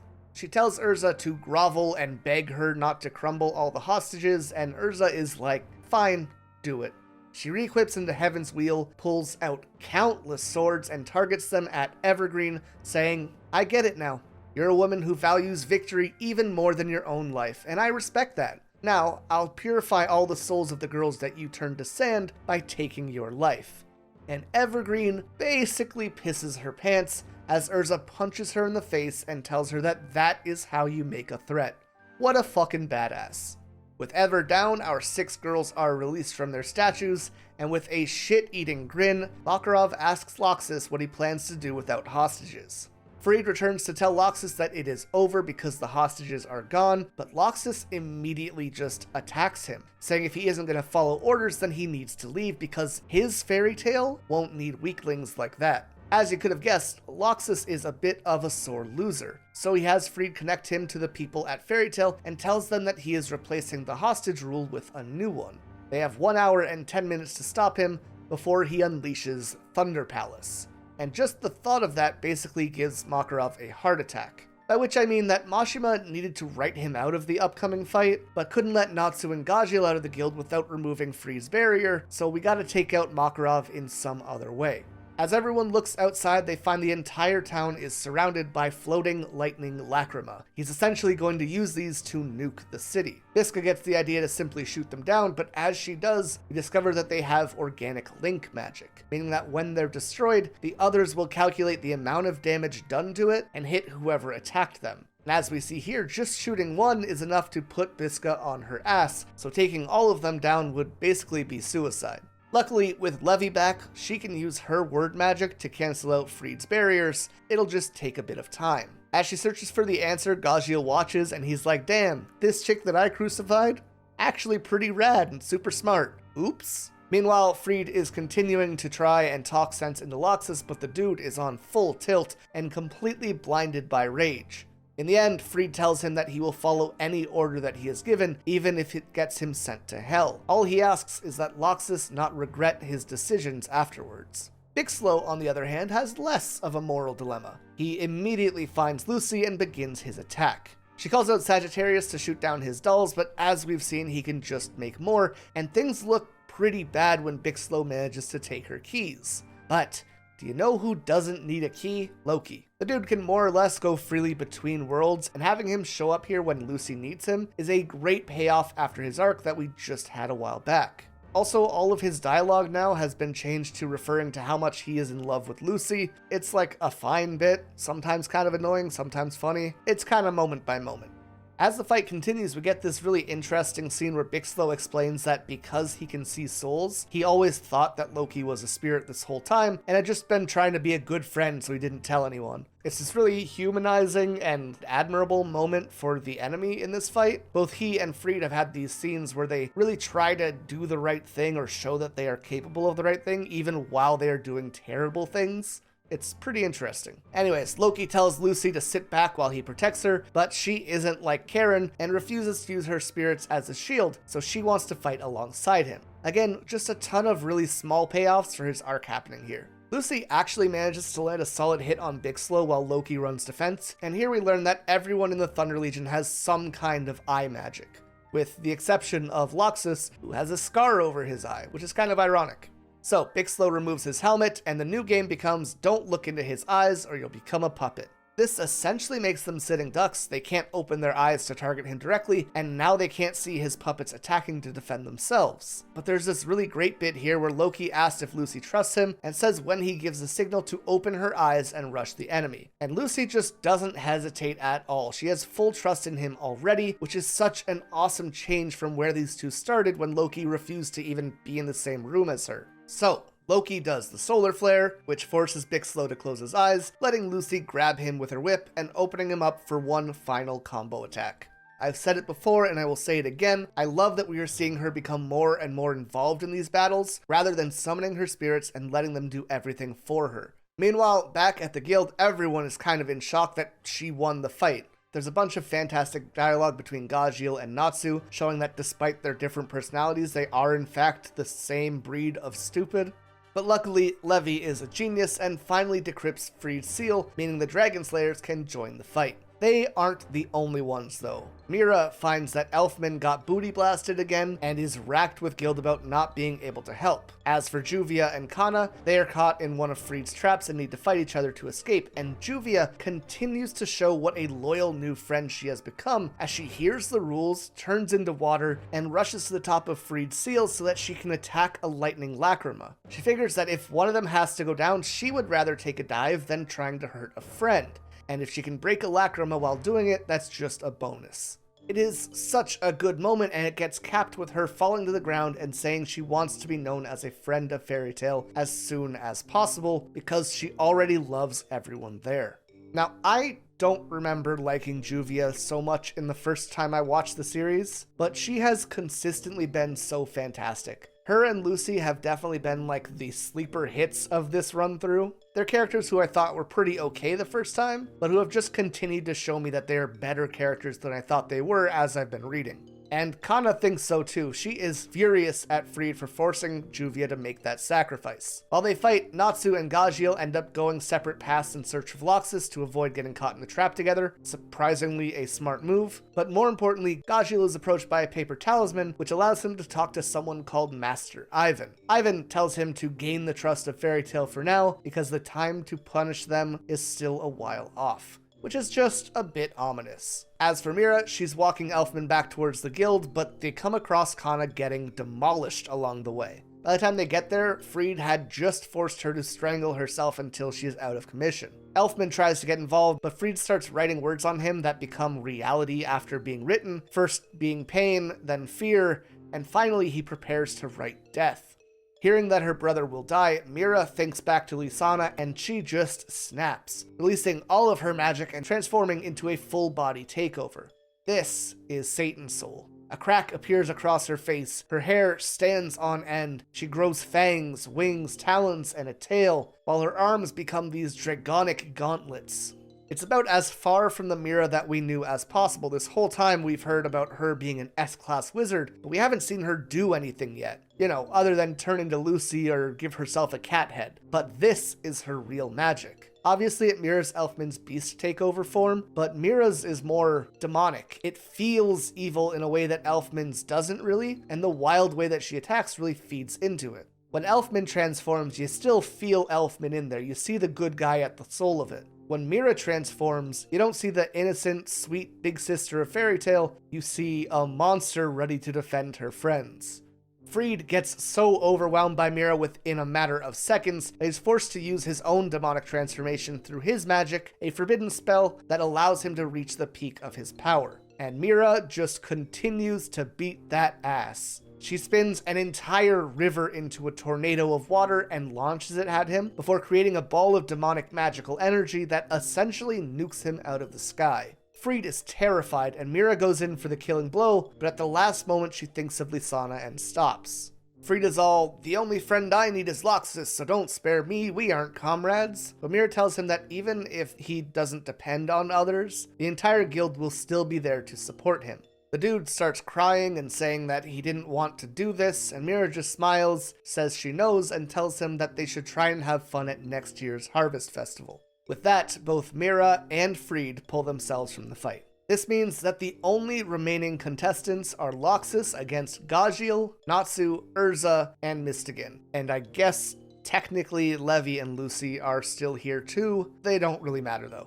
But while the numbers are on our side, time is not. There's only 10 minutes until the Thunder Palace is activated, and Magnolia is wiped off the map. The town isn't the only one running out of time, though. Poliuska arrives to check on Makarov and explains that he is critically ill and doesn't have much time left. She then asks that Loxus be brought to see his grandfather because he must not know how sick he really is. The woman even cries here, which is surprising considering how much she hates humanity. Meanwhile, Loxus is thinking back to a conversation he had with his grandfather in his teens. He explains to Makarov that he is frustrated that people only ever see him through the lens of his grandfather. If Loxus did something amazing, it's because he was Makarov's grandson. When people see him on the street, they don't think, "There goes Loxus," they go, "There goes the grandkid of the Master of Fairy Tail." And because of that, he began feeling insecure about his own sense of identity. He wanted more than anything to prove himself as his own person, to show he is strong, capable, not a joke. And honestly, I think that is totally fair in and of itself. And you can easily draw the connections between that idea and where we are now, though it's safe to say things have been brought a little bit too far. The two go on to talk about Loxus's father, who apparently had put the guild in danger and was kicked out as a result. Loxus asked how Makarov could do that to his own son, his family, how he could never even try to fix that relationship, and suddenly we understand why the idea of family doesn't hold as much weight to Loxus as it does the rest of the guild. Sure, Makarov calls everyone his children, but if they ever disobey him, he will simply exile them, so what does that even mean in the end? How long would it be until Loxus was kicked out?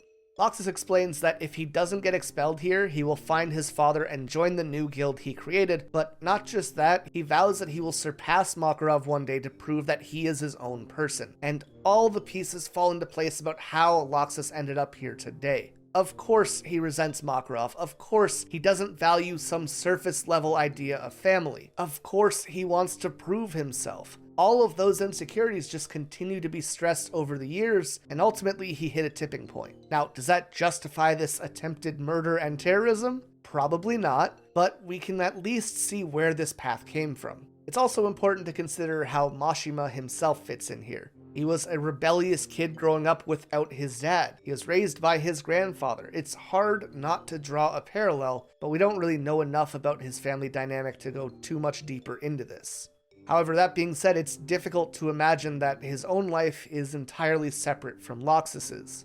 Remember, Mashima's father was also an artist, someone that he tried to live his life living up to, and I'm wondering how much of that bled into the idea of Loxus living in the shadow of Makarov.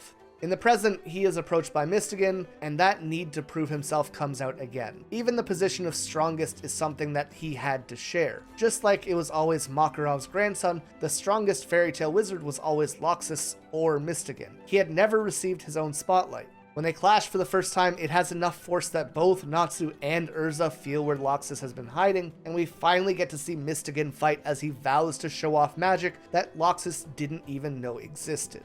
Immediately, Loxus is sent flying into the air where he sees a giant space dragon. However, he recognizes this as an illusion and forces his way out of it. Illusion magic being very fitting for the guy who lives as a mystery Mistogen. By the time Loxus frees himself, both Natsu and Erza have arrived, but they distract Mistigan and he gets blasted in the face by lightning, removing his mask to reveal Jalal. The dude basically says, "Oops, trust me, I'm not Jalal. Anyways, I gotta go now," and vanishes. Which, I mean, if you gotta talk later, you gotta talk later. I get it, but maybe help Fairy Tail stop Loxus before you go buy a new mask? The secret's already out. Regardless, seeing this freaks Erza out, obviously, and while she is stun-locked, Loxus zaps her as well. Natsu dives in to attack, and he sure isn't winning, but he is holding his own better than you would have thought he did. Erza steps in to help, but Loxus explains that in 2 minutes, the Thunder Palace goes off anyways, so she orders Natsu to go out and destroy the Lacrima while she holds him off. But Natsu tells her that that is suicide, and he wants her to butt out of their fight because he wants to be the one who stops Loxus. And hearing that, Erza just smiles, knowing that she can trust Natsu to win while she goes to stop the Thunder Palace. There are currently 300 Lacrima floating around the city, and she plans to take them all down herself. But she isn't trying to sacrifice herself this time. This time, she promises that she will live for her friends.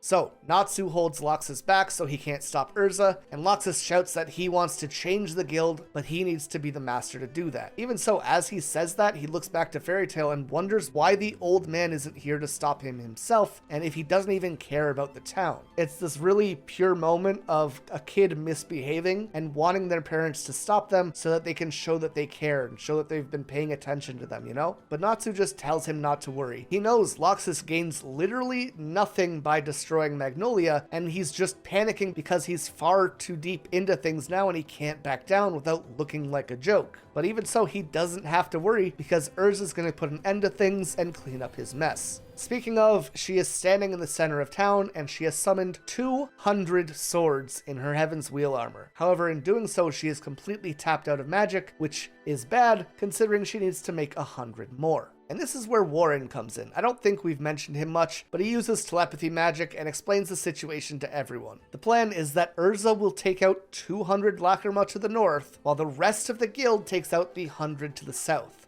And in an instant, all of the Lacrima are destroyed, and everyone who attacks them gets fried by lightning. As the guild lays on the floor, they all joke about how they can all take things a bit too far sometimes, but at the end of the day, they have one hell of a guild. Though to admit, it would be even better if Loxus wasn't in his rebellious phase. And I fucking adore the idea that Loxus is out here planning a terror attack on their city, and everyone's just like, oh, that rapscallion in his rebellious phase. What a silly goose. But unfortunately, that silly goose is about to cut loose. Loxus comes to the conclusion that he never needed to play dirty. His whole identity is power, and he should have trusted that power to take control directly. Now, Natsu takes an opportunity to punch him in the face, but Loxus barely flinches. And we've talked about this. A rise in conviction and emotion leads to a rise in power in this series. That is where Loxus is getting all of this new strength from, and he eviscerates Natsu, like he fucks our boy up. Luckily, Gajiel arrives at the very last moment before lethal attack and pulls him out of the way. Natsu tells Gajiel that he wants to defeat Loxus himself, but Gajiel corrects him, asking if this monster is really the Loxus that Natsu wants to fight. This isn't his guildmate. This is someone who has become an enemy of Fairy Tail. Because of that, they actually agree to fight together against him. However, even combined, these two are on the back foot against Loxus. A joint fire and iron dragon roar basically just tears his shirt off and shows us that he is 100% beefcake under there. We also see his Fairy Tail tattoo for the first time, and his has a tribal thundercloud over it, which is kinda neat. But Loxus tanks the hit, turns to both of them, and says they should be ashamed to call themselves Dragon Slayers, and he is gonna show them what a Dragon Slayer really is. Turns out, he has been a Lightning Dragon Slayer this whole time, and he immediately enters Dragon Force as both his arms become covered in dragon scales, and he launches his own roar attack, and holy shit is it insane. Somehow both of them manage to survive, but this only pisses Loxus off more, and so he decides to wipe out his enemies all at once. Makarov, Fairy Tail, and even all of Magnolia in the strongest spell that he knows,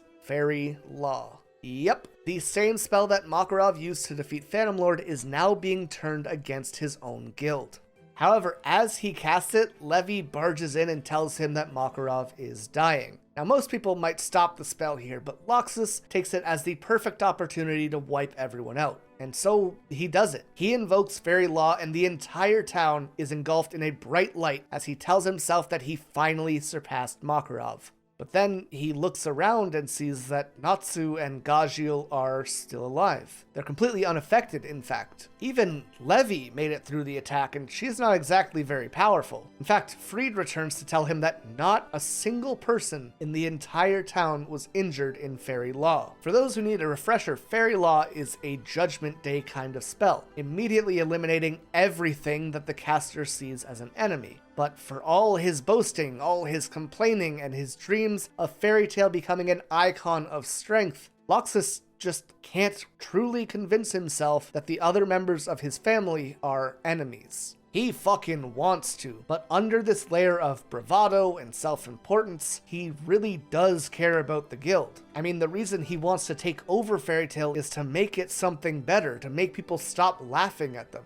And the dude has a serious crisis of conscience here. Magic can't lie, so if Fairy Tail is still alive and well, he must care about them. But if that's true, he just put them through hell for no reason. At the end of the day though, this wasn't about Fairy Tail, it was about Loxus, a kid who felt overshadowed and overlooked his entire life, who is trying to prove himself by creating a reason to rebel. And that's why when Fried tells him to go see his grandfather, he just responds, "I don't give a damn about the old man. I am myself. I'm not the old man's grandson. I am Loxus. I am Loxus." It's a fucking temper tantrum, but it's a temper tantrum that Natsu takes personally. He tells Loxus that being the old man's grandkid doesn't make him any different or any better. Who cares about some stupid blood link? Everyone in the guild is family. Now, we've talked a bit in this arc about how a blood link does make a difference when it comes to how Makarov sees Loxus and how Loxus sees the world, but we didn't really talk about the rest of the guild. So let's look at every member we've seen so far. Both Natsu and Gajiel's parents were dragons. Obviously,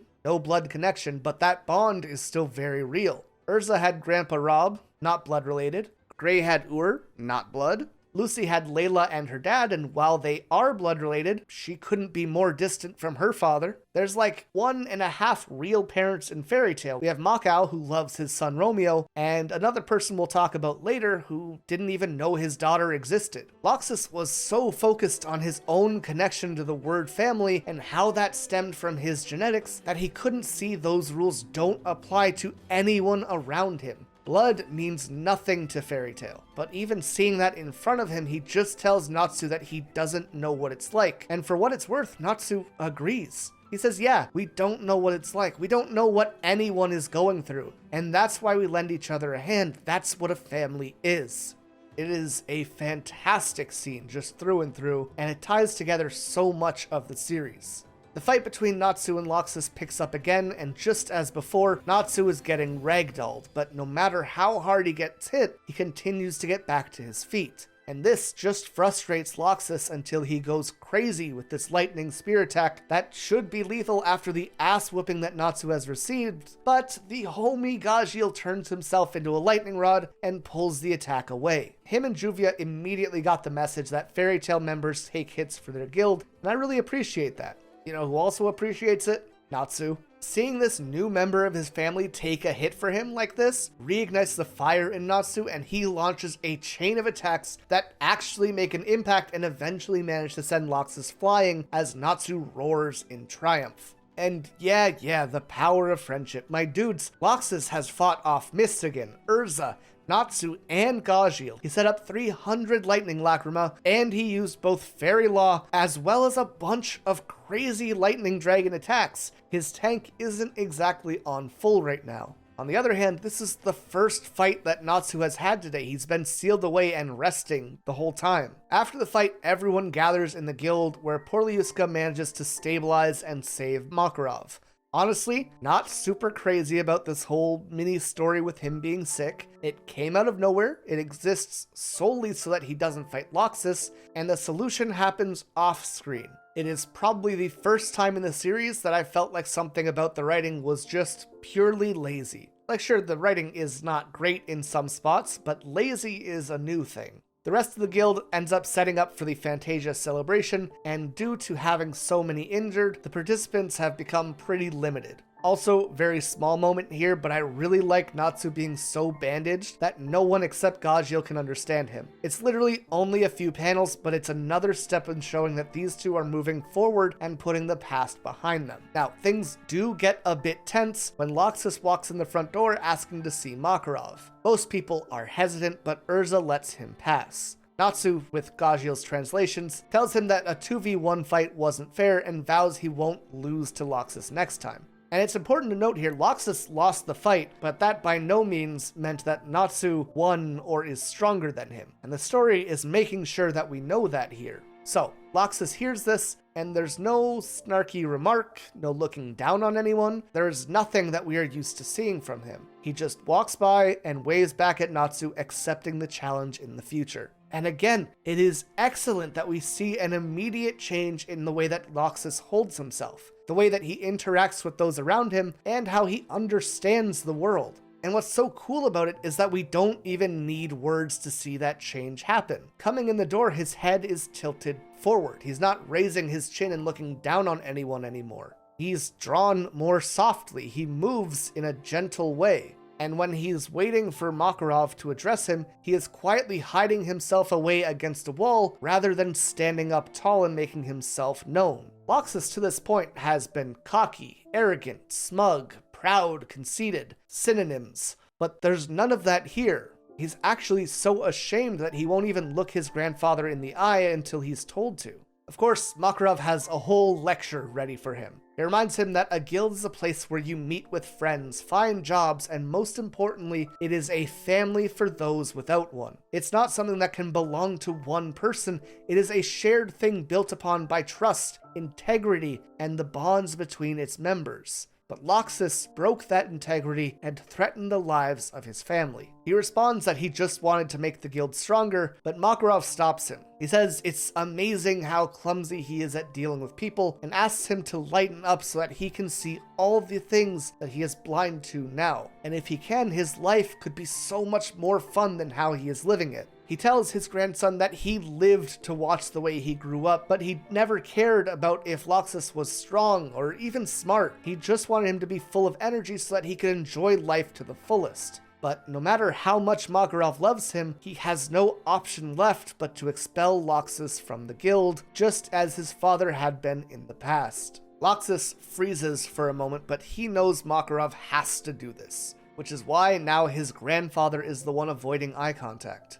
So he simply thanks Makarov for putting up with him for so long and asks him to take care of himself. And as Loxus walks out the door, Makarov turns to hide the flood of tears that is coming from his face. Of course, the Thunder Legion wants to go with Loxus, but he refuses to take them from their family and walks away alone. He He wanders out to the Fantasia Festival where he sees the fun and the magic that he could have been a part of in Fairy Tail. Mira and Elfman are transforming to put on a show. Gray and Juvia make an ice castle. Erza is dancing with her swords, a flame show from Natsu, and on top of it all, a gaudy float where Makarov was dancing in a silly costume. Loxus thinks back to when he was a kid taking part in Fantasia for the first time. He was worried that he wouldn't be able to see his grandfather out in the bleachers, and so he came up with a hand sign that would make him easy to spot. A message that would be proof that even if he can't see him, he will always be looking out for him. In the present, Loxus smiles at this warm memory, preparing to walk away, but in that moment he notices the dancing and the magic has stopped.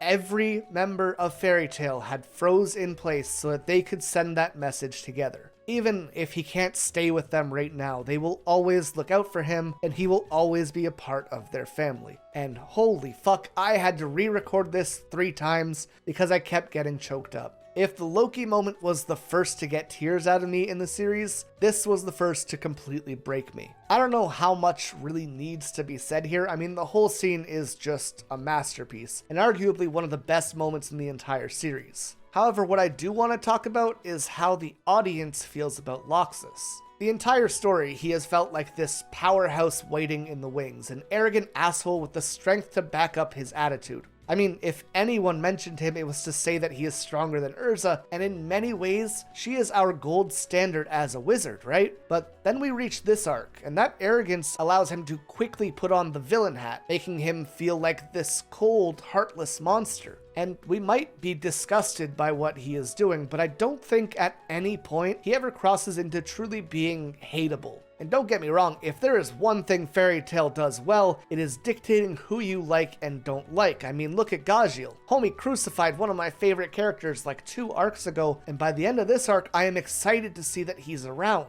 So I was sitting here wondering why I never hated Loxus. The dude took hostages, fought unfairly, threatened to kill people, planned an act of terror, put the guild against itself, and still nothing. But what I came up with were these tiny moments from Natsu. Back when Makarov was freaking out about how badly Loxus had fucked up, and Natsu was confident that Loxus would never go through with it.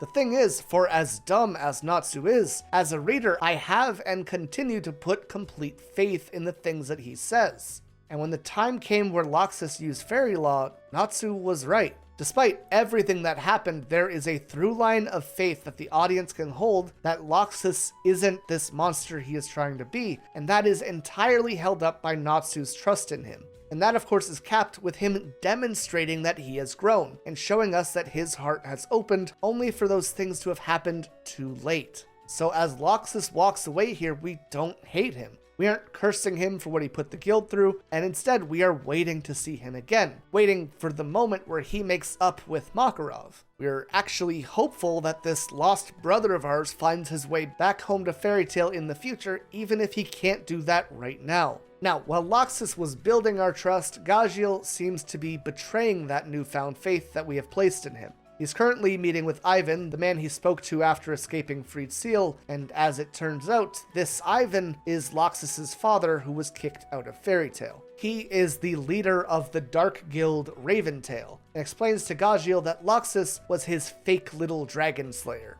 Basically, Loxus was weak as a child, so Ivan buried a Lacrima crystal with Dragon Slayer magic inside of him. And when you think about Loxus as a character, he is obsessed with power and proving his own strength, and it all starts to make sense. Of course he cares about being the strongest. His dad experimented on him for being weak. And by extension, Loxus feels like if the rest of the guild is weak, then they are putting themselves in danger of being hurt by others like he was hurt by Ivan. But now that his son has been expelled, he is a perfect target. So Ivan wants to dig that Lacrima out and sell it for cash. Money that he will need to wage war on Fairy Tail. For the time being, Gajiel is meant to continue his work as a spy in Fairy Tail, and he returns to the guild and, oh shit, he wasn't a double agent, he was a triple agent, and lets Makarov know exactly where he can find his son. Now, Before we go on to the next arc, we also got a quick chapter with a pretty important flashback to 6 years ago. A young Natsu finds a gigantic egg in the forest and is convinced that it will hatch a dragon. Meanwhile, a young Erza and a punk Mira Jane are fighting like Gray and Natsu do in the present. Mira's younger sister, Lisana, doesn't want to deal with the fighting, so she helps Natsu try to hatch the egg instead. They spend a few days together, it is super wholesome, and it turns out Lisana had a crush on Natsu, even saying that she might agree to be his wife someday. The next morning, the egg goes missing, so Natsu and Lisana question everyone at the guild. This naturally leads to some fight, but eventually Elfman shows up and explains that he wanted to keep it warm while the others slept because it was getting cold at night. Not long after that, the egg hatches, and out comes a little blue cat with wings. And suddenly, there is no more fighting in the guild as everyone gathers around to welcome Fairy Tail's newest member. Just for a moment, the rivalries and the fights are put aside, and everyone was happy. It's a very cute and quick story about Happy's origin, but it gives us two things to keep in mind going forward. One, Happy the cat came from an egg, kinda weird, and two, Lisana really cared about Natsu. Back to the modern day, and a week has passed, and everyone is still dealing with Loxus's expulsion. Natsu is angry that he can't fight him, Makarov keeps trying to quit, Freed shaved his head in apology, Evergreen is modeling for Ritas, and Bixlow is spreading rumors with Happy that Lucy and Loki are doing the nasty. But more important, Erza is getting really curious about Mystigan. As for Lucy herself though, she feels as though she is being watched, and she's correct. The dirty cloaked man from earlier is stalking her, and it turns out it was her father. His company was bought from under him, and he now has nothing, though he was able to move Lila's grave to Magnolia before losing the house. He tells Lucy that he wanted to come see her to make up for his mistakes now that he realizes that he had been a fool, and telling her that he is planning to join the Enterprise Guild in Akarifa to start working. And that's all a long way of saying that he needs a small loan of 10,000 jewels. Lucy obviously doesn't have that kind of cash on hand, but he's been a gajillionaire so long that he doesn't understand how anyone couldn't have 10 grand on them. And then he gets angry, yelling at Lucy, making her feel like the small child who was terrified of him in the past. But she isn't that girl anymore. She stands her ground and tells him to leave as she begins crying at the thought of how terrible he is. The next day, Natsu and Gray have found a job for them to go on. However, Lucy overhears that the Dark Guild Naked Mummy has taken over Akarifa, and she desperately wants to not care. I mean, her dad is a fucking creep. But before she knows it, she's demanding information on the town and heading out alone to save him. And hey, that whole last arc was about how blood bonds don't really define family. So let's dive into this small section where we acknowledge that sometimes it does. And yeah, found family is great, and yeah, your dad can be a mega creep, but he is still your dad. And sometimes that's enough, even if it shouldn't be. When she arrives in Akarifa, she has Virgo dig a hole into the Enterprise Guild, which is called Love and Lucky, which allows her to enter silently. However, by the time she makes it, there's a child who is being shot at, so she summons Taurus to protect him. And our girl goes off, swapping between spirits in such a fluid and cool way. First, Cancer cuts through them, then Sagittarius fires arrows, then Lucy kicks the ringleader in the face. And it's nice to see her taking on a whole threat by herself. I know most of her growth isn't on the battlefield, and that's great, but we are in a battle shonen, so seeing her become more confident and capable to coincide with her personal growth is fantastic. However, as it turns out, her father needed to walk to this town because he had no money, and he didn't arrive until just after the Dark Guild was taken care of.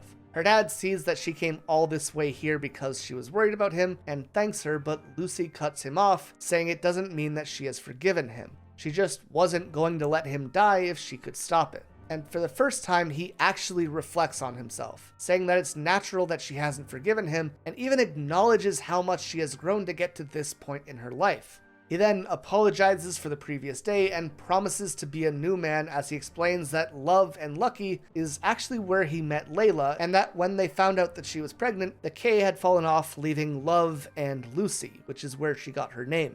That's why getting back to this place was so important to him.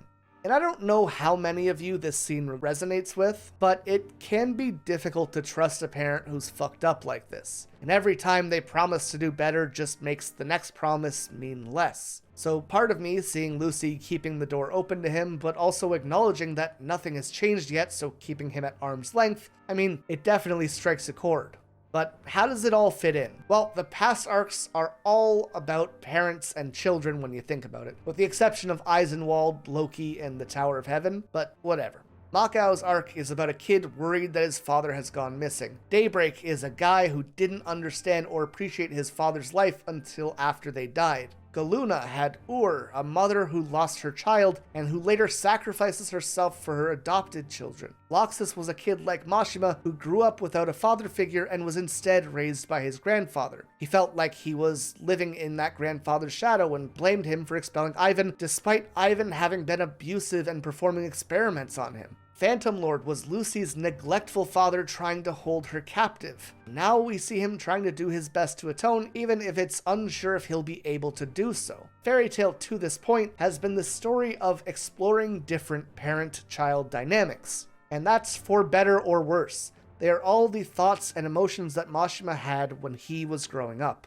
What if he didn't come back because he was in danger? What if I just didn't understand the way he loved me? If he was still here, would he have protected me? Or maybe it's better without him. What if he resented me or abused me? How would those have changed how I feel right now? It's all just a chance for Mashima to explore his own life, while the audience who might not have understood what he was going through can finally get a glimpse of it through these characters. I mean, what was it that Natsu said just a few chapters ago? We don't know what you're going through, but that's why we're here to lend a hand? Fairy Tail is a story about empathy, where you can learn from and experience the best of the best and the worst of the worst along with your new family. And once all the hard parts are over, we can all gather at the guild hall and find happiness in a silly blue cat that can talk. But that idea for the story is about to change.